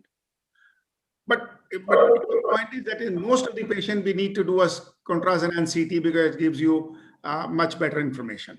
And I think most clinicians would also agree with that viewpoint. Now, in the second and third point here, can I add a point here? Yeah, please. Gas alone does not mean it's infected. It can also be a fistulizing area between the bowel and the patient stability or his clinical profile tells us how to move forward. Very well. Very good point, Sandeep. The only issue is that if you have fistulization, most of the time the collection does get infected because of that fistulization, either with the small bowel or with the colon. So you're right in saying that can allow drainage. Let me be a little more provocative. It can allow drainage also. Right. It does. It is both ways. Yeah, no, I agree with you. It does. And that's why what you're saying is right, that the clinical condition is important. If it allows drainage and patients doing well, I mean, you have to do nothing. I agree with that completely. So day 7, this patient has organ failures has improved. There's no fever, and we haven't done really a CT scan. But suppose a CT shows something like this, but patient is doing well. Organ failures are improving. There is a collection like this. Sandeep, would you do anything at this stage? Masterly inactivity. Good. Pankaj, you want to drain it percutaneously? That's what your area is? No, sir. No need. So see, there is concurrence everywhere. Very good. Siddharth, would you like to come in? Yeah, no, sir, no need for drainage of this collection at this point. Anand says, I will not come before 4 weeks. So he's getting quiet here, you know. Yes, sir. So now in the beginning of the second week, most patients don't require intervention. Patients improve. For example, this patient improved it, but we don't know the etiology. So Sandeep, what would you do? She's discharged. We don't know the etiology. The metabolic workup was negative. And as an endoscopist, an expert endosonographer, I know you will say EUS has to be done. When would you do EUS? She's gone home. She's fine and doing well. I will do at least 6 to 8 weeks later, not straight away. But after single attack is okay? 8 weeks later, not straight away. But after single attack is okay, or you want another attack to occur? It depends on the age of the patient. If it's a young patient, probably I can wait longer, but elderly patients, sometimes a malignancy can precipitate pancreatitis or present as a first episode of pancreatitis, with that in mind. So, no, I think you're right that most patients will require a etiological workup even after first attack of pancreatitis. I think consensus is emerging that you need to do, don't wait for the another attack to occur. And especially as you said in the elderly, for sure, we have to do workup fairly early. So coming to case 2, 20-year-old female with acute pancreatitis, CT shows 50% necrosis, was done at the end of the first week. She had early organ failure, which has improved. And she now developing fever, second week of illness. And we suspect that she has likely infected pancreatic necrosis because the fever is persisting. She is in ICU on conservative therapy.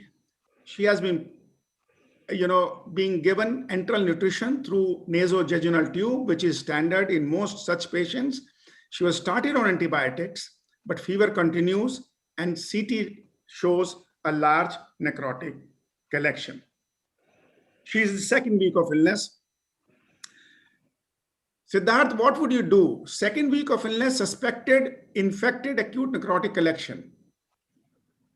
So here, I would like to have 2 things in mind. One, that is there any extra pancreatic source of infection? First, we have to rule out that. And if it is not that, then I will look at the CT. What picture it is showing, what is the collection, what is the maturity of it, and then we take a call. Because drainage in the second week is very difficult to go ahead with. Pankaj, what would you do? So as a patient has not responded to antibiotics and there is persistent fever, so depending upon the location of the collection and whether it is amenable for drainage, drainage can be considered, though I agree with Dr. Siddharth that drainage early in the second week may be questionable, but because of the lack of response to the initial management, that is conservative management, drainage may be considered for this patient. So the issue is, if you look at the guidelines, this is 2013 IAP guidelines, it says invasive intervention, whether percutaneous endoscopic or nephrectomy, wherever possible, should be delayed until at least 4 weeks for collection to become walled off. Now, this has been the guiding principle for many, many years, that in the second and third week of illness, most of the patients have acute necrotic collections which are diffuse, not walled off. And if you intervene, you would drain out some of the pus or infected fluid, but larger part remains undrained. And such patients do not do very well. Now, in light of these guidelines, this becomes very important to discuss, and this is the focus today. Do we drain here or not? So most people would say that persist with your antibiotics at least for a week or so, and then evaluate by an imaging, for example, a CT scan. And then see what you're saying, what Siddharth was saying, that need to see whether it is getting walled off or not. Now, most people believe that the walled off process begins 3 weeks after the acute onset of illness. But some patients may have walling off of the necrotic collection even earlier, within the third week or so. Now, recently this Pointer trial has been published where they drained collections in the third week or after 4 weeks.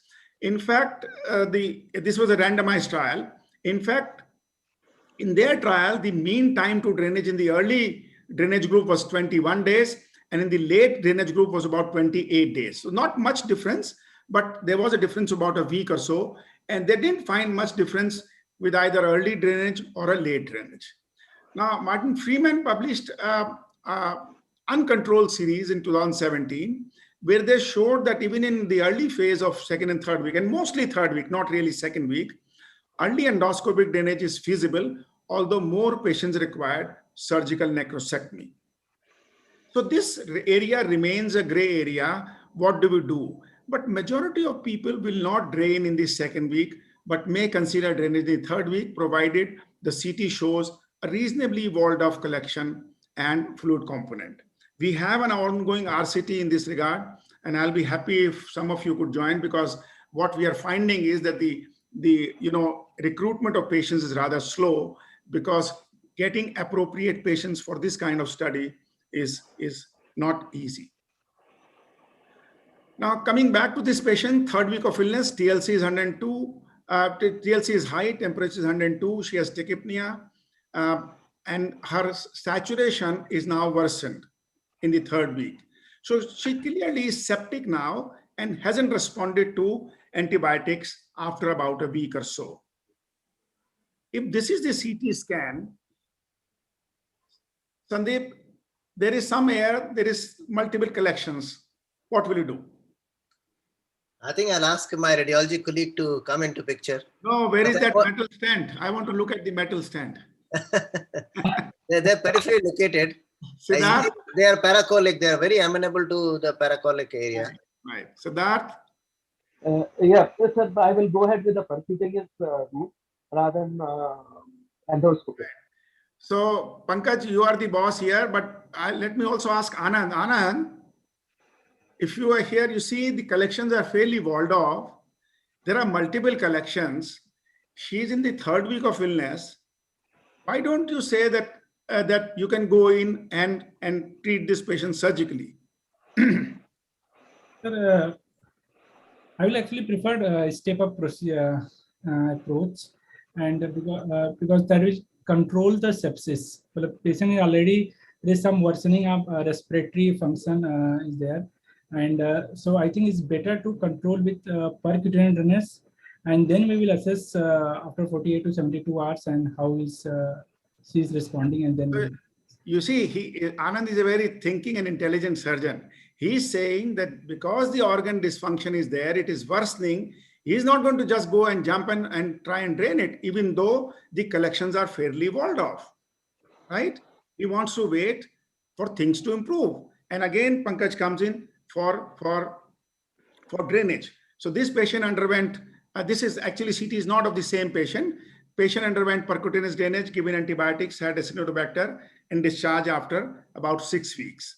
Dr. Garg, Sorry. Yes, please. If I may interject a little bit. Yeah. What would be your thought about doing a combination drainage? If it's a large collection, there's a nice transgastric window for this patient. And, if... No, there is no gastric window. This is not the stomach part. This is much below, and you see if it's a very small thing. So in this patient, I don't think we can have a transgastric approach here. Okay, but that's not the stomach. But I would extend Saurabh's point in a situation where the collection is large in the lesser sac and extending paracolic. In such situation, a combined approach may be a useful thing from the long-term perspective. We can first put a catheter percutaneously, keep it blocked, bring the patient endoscopy room and drain it using a metal stent now. And then you have a two-way gate. And then when the patient is better, because those patients who only percutaneous drainage and they do not land for surgery, they have an extended external pancreatic fistula for 3 months, 6 months, a long period of time. Yeah, that was my point, to prevent that from happening. So thank you. So that's the point. I am not showing you those cases where you can go straight and put a metal stent.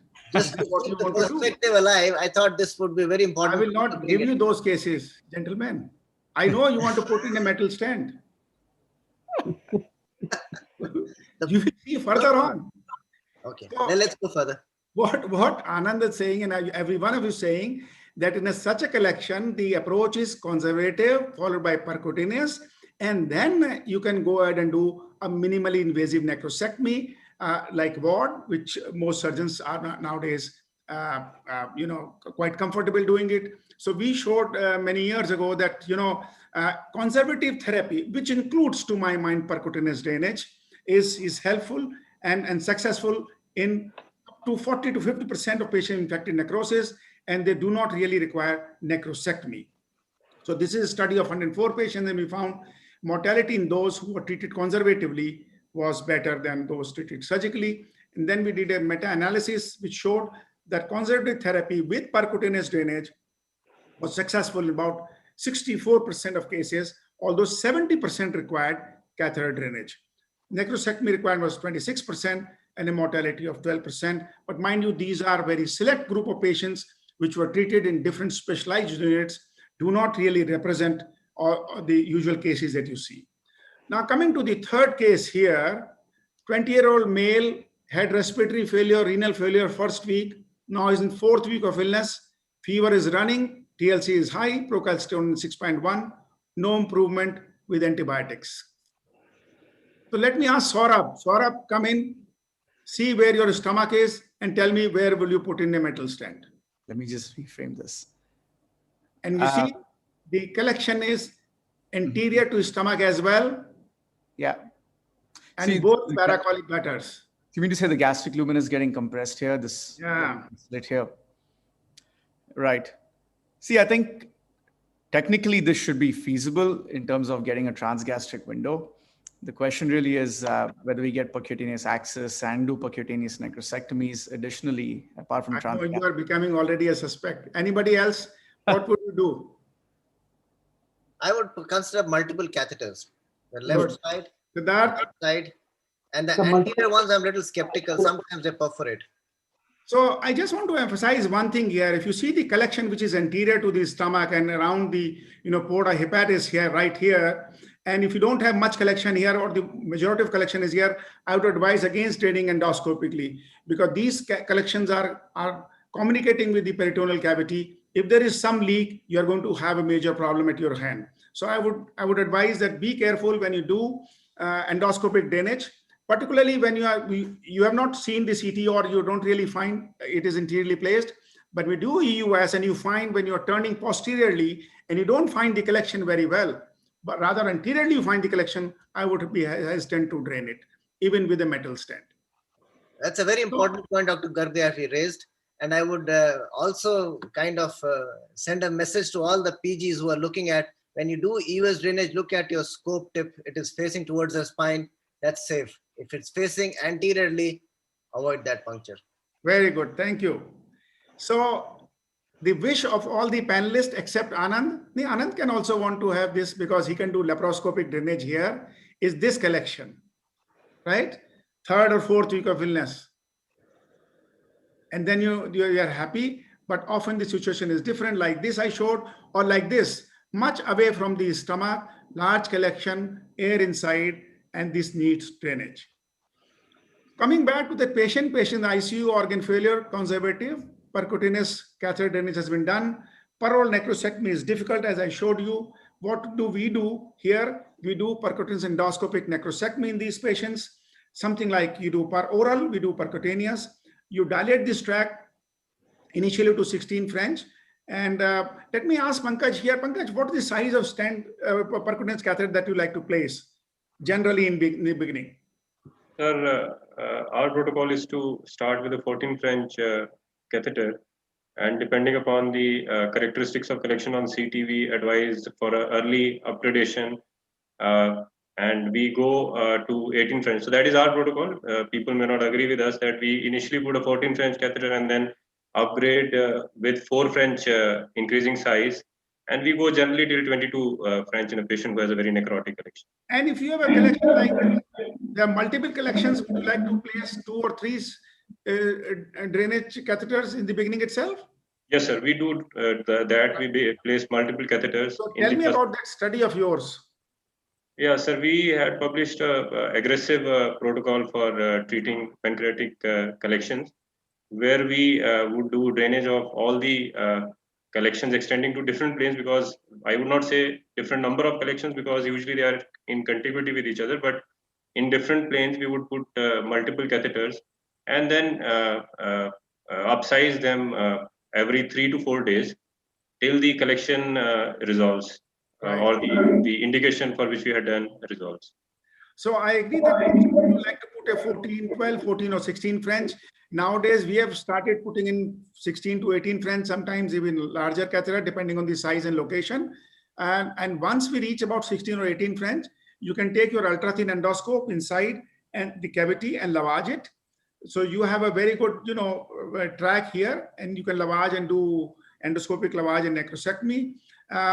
For necrosectomy, you need a proper endoscope, a regular upper GI endoscope. So you need at least, 12 millimeter or so. This is one of the patients who had multiple catheters placed.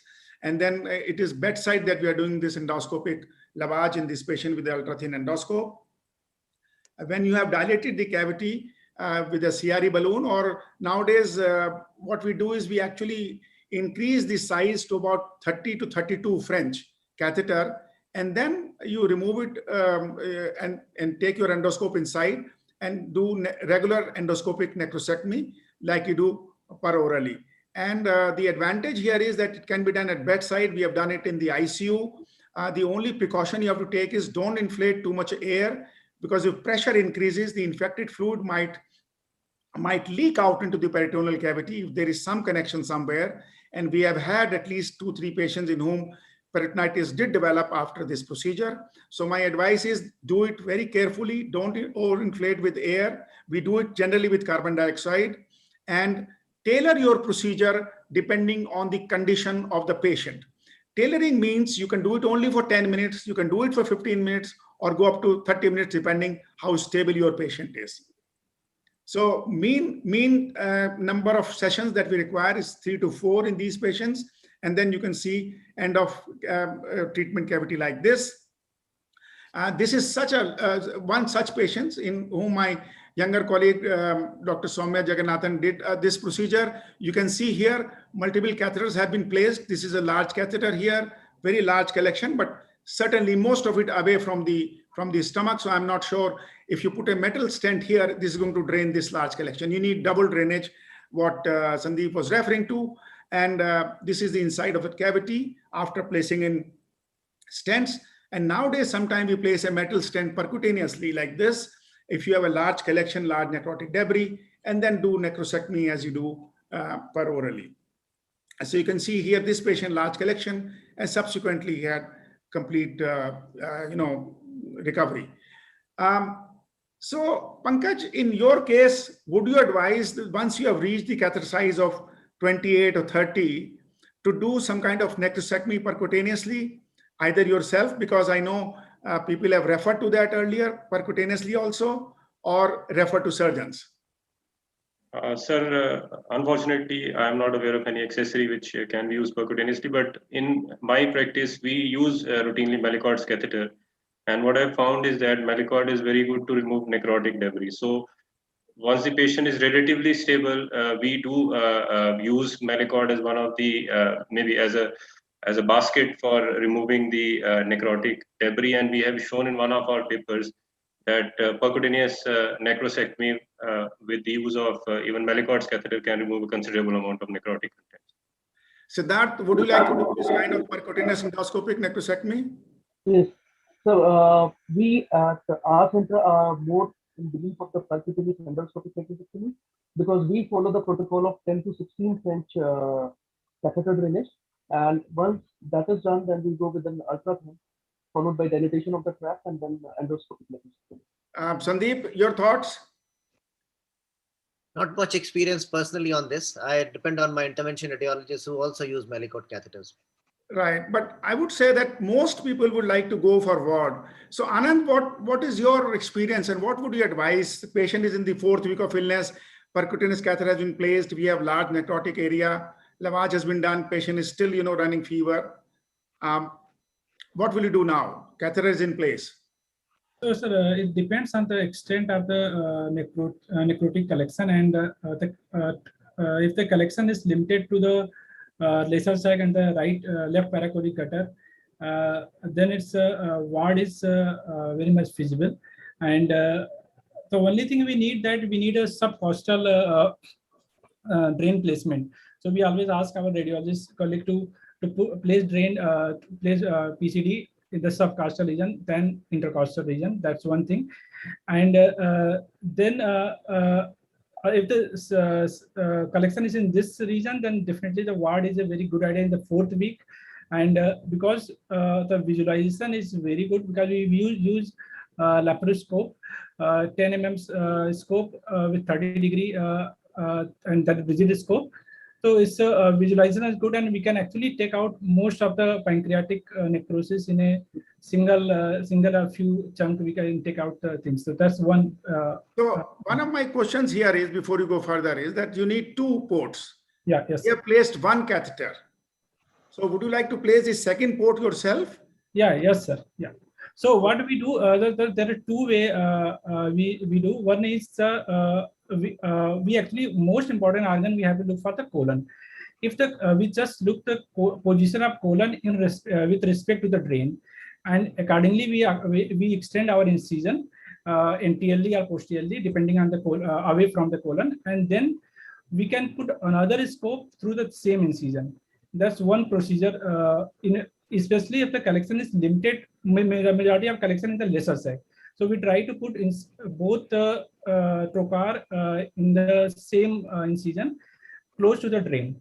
But if the collection, like in other case, when the collection is most of the collections are is limited to the left paracolic gutter, in that case I put another trocar in the paracolic region, and that will actually give angulation to better angulation and better visualization. And sometimes even we can go ahead and place another trocar also.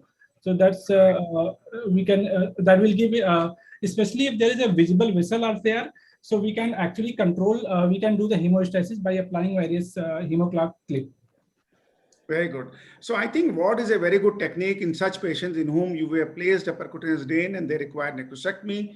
And as I said, that oral endoscopic necrosectomy is not really suitable for every patient. It depends on the location, number, and timing of collections. And obviously, organ failure kind of determines the outcome. Let me just tell you about this study, which is very well quoted, that out of those patients who were evaluated from 2011 to 2015, out of 418 patients, only 98 were included. So 25% patients were included, 75% were not suitable for either endoscopic drainage or minimally surgical drainage.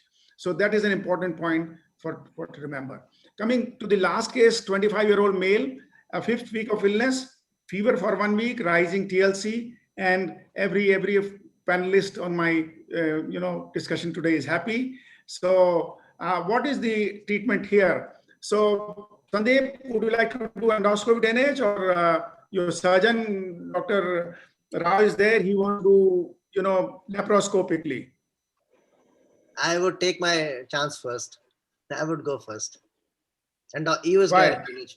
Because the patient has come to you. Patient goes Not to his really. OPD. No, it's okay. Even he will refer to me. We are good friends. And they Okay. benefit. It's an internal drainage. Okay. The hospital stay shorter, the cost is Right. shorter, there's less chance of any XL pancreatic Right. fistula and so on and so forth. Okay. Okay. Pankaj, would you like to do anything in this patient? Very No, well sir. formed wall, lesser sac collection. No, sir, unless and until the patient is very I mean, sick you can and my gastroenterology colleague asks me to do a transgastric drainage, only then I'll come in. Otherwise, it's amenable to endoscopic drainage. Right. So you can have a shot at it, but you like others to do it. Yeah, yes. Good. So, and this is what I think most people like to do, put in a metal stent. Siddharth, anything you like to advise younger colleagues? Large collection? Yeah, large collection if you are putting in a metal stent. And two things are important for this. One, that it has to be removed possibly within 4 weeks. And secondly, we tend to put plastic stent inside to prevent the terrible complication of bleed. So you like to put a plastic stent through the metal stent? Yeah. Okay, I think that's a good suggestion that more and more people now are putting in a plastic stent through this. Sandeep, would you like to do the same thing or you have a different strategy? No, same strategy. A large flange metal stent, short metal stent with a plastic, a small caliber to prevent the necrosis to occlude after drainage. And this is the picture you see. What would you do? So I would do same thing. Oh, sorry. I just heard a word. Would you put a nasocystic drain in these patients as you see a lot We of? generally don't do it. No. Okay. Sandeep does. So no, nasocystic will come later. If my initial drainage with plastic, with metal, with a plastic stent does not help and the patient continues to be symptomatic or develops new onset symptom, then I'll have a relook with endoscopy. Anything which is blocking the lumen of the stent, I would clean it up. But if I feel that there's more chances of blockage and he needs some irrigation, then I would place a nasocystic tube for external irrigation purpose. Okay. So, this issue of endoscopy versus laparoscopy drainage, we did a randomized trial and we showed both are similar, except that the chances of secondary infection were higher in the endoscopy group here, if you see, because we had placed plastic stent and not metal stent in this particular study. And that is why these patients required more sessions for lavage and necrosectomy. But overall outcomes were similar in both the groups.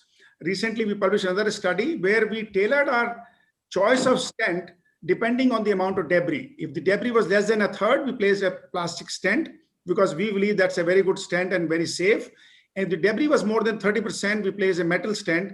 And we found this time that the overall success was similar without any need for increased number of sessions in the endoscopy group for subsequent necrosectomy or drainage. So in general, we believe that either of the technique is good. But if so, Anand, if you have a patient like this who has gallstone pancreatitis, what would you suggest? Go for endoscopy drainage first and then do cholecystectomy, or what will you advise? If the etiology is gallstone and patient needs cholecystectomy, so I think it will be surgery will be the preferred because it will both procedure can be done in one setting. I agree. So this is what we generally advise. If patient has gallstones and requires cholecystectomy, we would offer one-time lap drainage and cholecystectomy in the same sitting, and that is a standard practice. Otherwise, we generally prefer endoscopic drainage. So before I go to the question answers, let me just summarize our discussion. Acute fluid collections, no necrosis, mostly resolve. Acute fluid collections, necrosis determines the outcome. If sterile, we do nothing. If they have infected, conservative to percutaneous or endoscopic drainage, as most of the panelists have said, depending on the location, we can do endoscopic drainage in the early part also. And if there is no improvement, go for minimal invasive necrosectomy.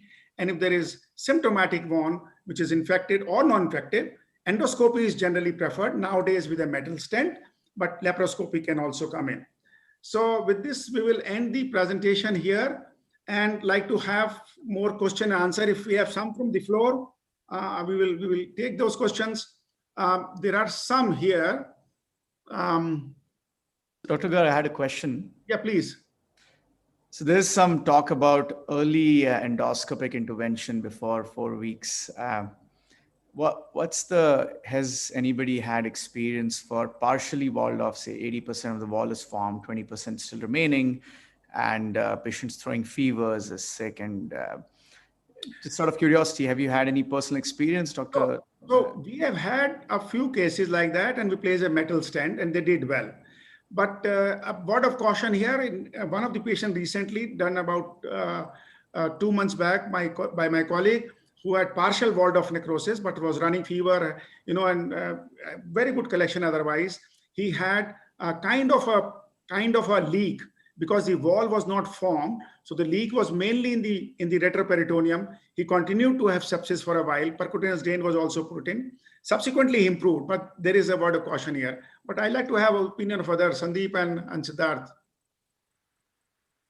Yes, some of the collections do mature. It's not 4 weeks is sine qua non that on that day it will mature. Some collections mature by 3 weeks to 4 weeks time, and some do not mature even at 6 weeks. So it's a personal preference, and CT sometimes can guide or even misguide you. When you see EOS wise, you don't see the posterior wall very well. Then there is a risk. But in the lesser sac, it's a closed space. We can be a little more aggressive if the patient needs a drainage kind of a sort of communications with the pleural space, and we've had those patients develop, just post-procedure developing hydropneumos, and which was totally unexpected. Not that we were across the diaphragm by any means in the placement of the stents. And just out of curiosity, because that was disheartening in such patients. Yeah, that's a challenging situation to be in. Yeah. If the collection is extending into the mediastinum and you have a better visibility on that side, and you accidentally, sometimes you don't know where the G junction is, and that's another important point. When we drain, we should know where we are actually entering. So before we make an attempt, at least endoscopically, you should be aware at what centimeter is a G junction. Try to be 3-4 centimeters below that, so that you don't have an accidental puncture of a site which looks much more juicy to enter, and you end up with some kind of these situations. One of the things you could see is the diaphragm. If your scope is below the diaphragm, you're safe. Right. So as regards to this, sorry, may I come in? Oh, yeah, okay. yeah. So as regards this maturity of the wall, I think more than the time period, it is more CT which determines the wall formation. And if we have some doubt on the CT, then we will prefer to go with the EUS. And if we are comfortable with the wall, I think drainage endoscopically is more feasible. So this was one of the questions, that what is the safety of endoscopy or percutaneous necrosectomy before complete wall formation? I think we have adequately answered that. One of the questions is what your take on the use of antibiotics in percutaneous drainage. Pankaj? Sir, I'm aware of one study that was published in 2019 and in pancreatology, and there they did show that the use of antibiotics at the time of PCD does reduce the secondary infection, but after that the interest has not really been there. We have thought of a protocol of antibiotics in PCD, but yet we have not established one. So I'm not too sure what is the role of antibiotic at the moment. Good. So yeah, you can do it, but I'm not sure it has much merit. But yes, most people do it. Okay. Let's accept there's no role for that. Yeah, I agree. So there is 2 comments from Dr. Matthew Philippe and Dr. Usha Datta, who has thanked and congratulated all the panelists. And if there are no more questions, I thank all the panelists and the organizers for this opportunity. Thank you very much. Thank you very much. Thank you. I would like to thank all the chairperson, moderator, and panelists for such an interactive and informative session. Now I would like to invite Professor Chetna Vaishnavi ma'am and Dr. Vishal Sharma sir to announce Professor B.R. Thapa Memorial Award. And also I would like to invite all the chairperson and panelists of the last session to stay connected to attend this one. Thank you. Hello, I'm waiting for the slide. Sure, ma'am. Yes. I'd like to have the slide, please. Yes, ma'am.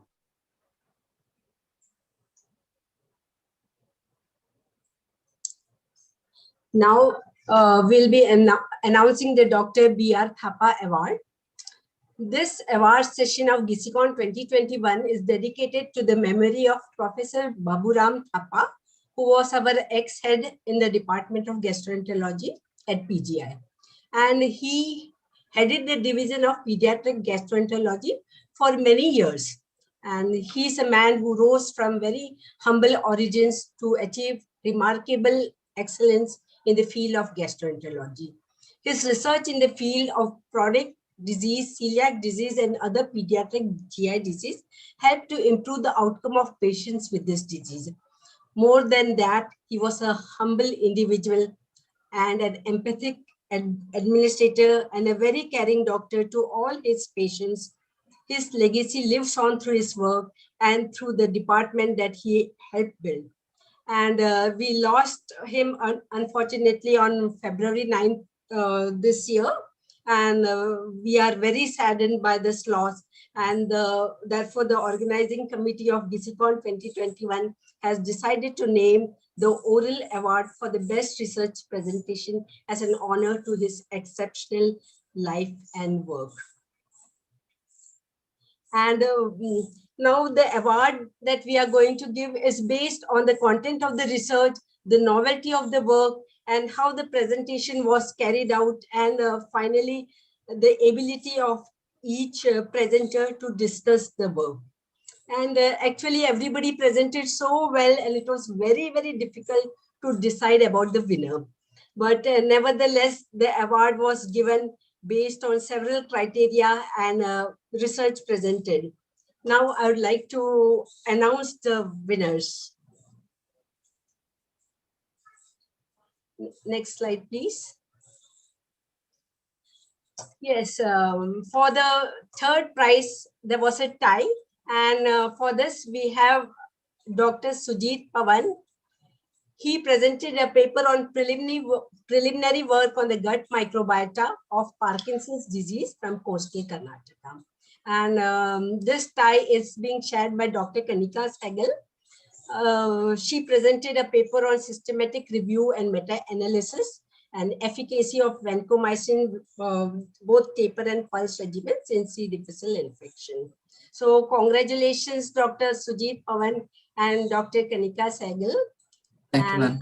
We go to the honor the next prize winner, the second prize winner. Here we have Dr. Abdul Jalil. She also presented very nicely. She presented on gut microbiota, functional metabolism, and network analysis in decompensated cirrhosis patients with and without infections. Congratulations, Dr. Abdul Jalil. And now we come to the first prize winner. Can I have it? Can I have this slide? Dr. Sakshi Khanna. Though the title of your topic is so very long, I think when you publish this paper, you must delete some of the extra words which are not actually required in this. It's so difficult to even read it out. And she presented very, very nicely, and that's why she deserved the first prize. Her topic was on symbiotic on gut dysbiosis in high-fat diet-induced metabolic syndrome. So, Dr. Thank you. Congratulations to you. Thank you, ma'am. Actually, everybody did very well. And then we had one more presenter, Dr. Balkrishnan. And Dr. Balkrishnan, you too did very well. And as you know, that it is very, very difficult to look into when all of you presented so nicely and all your work was so very nicely done. But you will be getting a certificate for oral presentation for this prestigious B.R. Thapa Memorial Award. And for the organizers, they will be communicating with all the winners, and they will be communicating with you all of your winners for sending the award in whatever way they can. So congratulations once again. I'm very happy for you all. Thank you, ma'am. Thank you. Thank you very much. Thank you, ma'am. And thank you, sir. And congratulations to all oral presenter participants. Now I would like to invite Dr. Anupam Kumar Singh, who is Assistant Professor in Department of Gastroenterology, PGI Chandigarh, and co-organizing secretary of this conference. I would invite him. I would like to invite him to propose a vote of thanks. Thank you. Thank you, Dr. Jamil, for giving me this opportunity to propose the vote of thanks. As we are towards the end of this conference, a program or a conference of this magnitude can only be the result of dedicated teamwork and cooperation and collaboration of many individuals. I would like to propose a vote of thanks to all those who made this 8th Gisicon virtual conference a success. Firstly, I would like to thank the Gastrointestinal Infection Society of India and professors Dr. Chetna Vaishnavi and Dr. Mamta Bhalal for giving PGI-MER this opportunity to host the current 8th Gisicon. I would like to thank Professor Usha Datta, who is the driving force behind the program as organizing chairperson of 8th Gisicon program. She was very ably steered the planning and execution of the program. I'm also grateful to all the members of the Faculty of Gastroenterology and the organizing committee, particularly Professor Rakesh Kochar and Dr. Vishal Sharma for their unstinted support. I also express my gratitude to eminent faculty members from across the globe who spared their valuable time and shared their vast experience and knowledge to make us update on various topics. This program would not have been possible without the assistance of faculty members from our allied department of hepatology in PGI-MER. I am very thankful to them. The resident doctors and pool officers form the backbone of any organizing committee of any conference. They are the one who work silently behind the scene. I would like to take this opportunity to thank each one of them for the hard work that they have done. I would like to make a special mention of Dr. Anurag Jaina and Dr. Shubhra Mishra. I would like to thank all our sponsors for this program. They have been a constant source of support, and without their financial assistance and organization, this program would not have seen the day of light. I would also take this opportunity to thank our technical team from KD Electronics led by Mr. Tarun, and also includes Mr. Jatinder, Mr. Raj and others. They designed our virtual platform for relaying the live presentation and helped in running the session smoothly. I would like to thank Mr. Sachin, who single-handedly looked after the website and registration of all the delegates. I would also thank Mr. Rishabh, who looked after all our administrative and financial commitments. The Department of Sanitation and Engineering are responsible for improving the ambience of this program, and I would like to express my gratitude towards them. Last but certainly not the least, I would like to thank all the delegates, faculty members and speakers who reposed their trust on the Gisicon and on PGI-MER in particular. I'm happy to inform that there were more than 1,000 registrations across the globe for this conference, and more than 700% at any point of time attended this conference during various topics. It is your presence that made the world whole exercise worthwhile. Thank you all. And with this, we end this conference and hope to meet again soon. Now, I just would like to invite Professor Usha Datta for last minute comment. Usha Datta, ma'am. Thank you, Dr. Anupam. This is to inform all of you that this conference backbone has been Dr. Jamil and Dr. Anupam. They worked tirelessly, efficiently, effectively to bring this conference to all of you. And I would like to thank all the faculty, all the delegates, all the team members who have made this possible. I hope it goes a long way in empowering all the delegates as well as improving the quality of care for all the patients all around the globe who suffer with GI infections. With this, have a nice day. Thank you.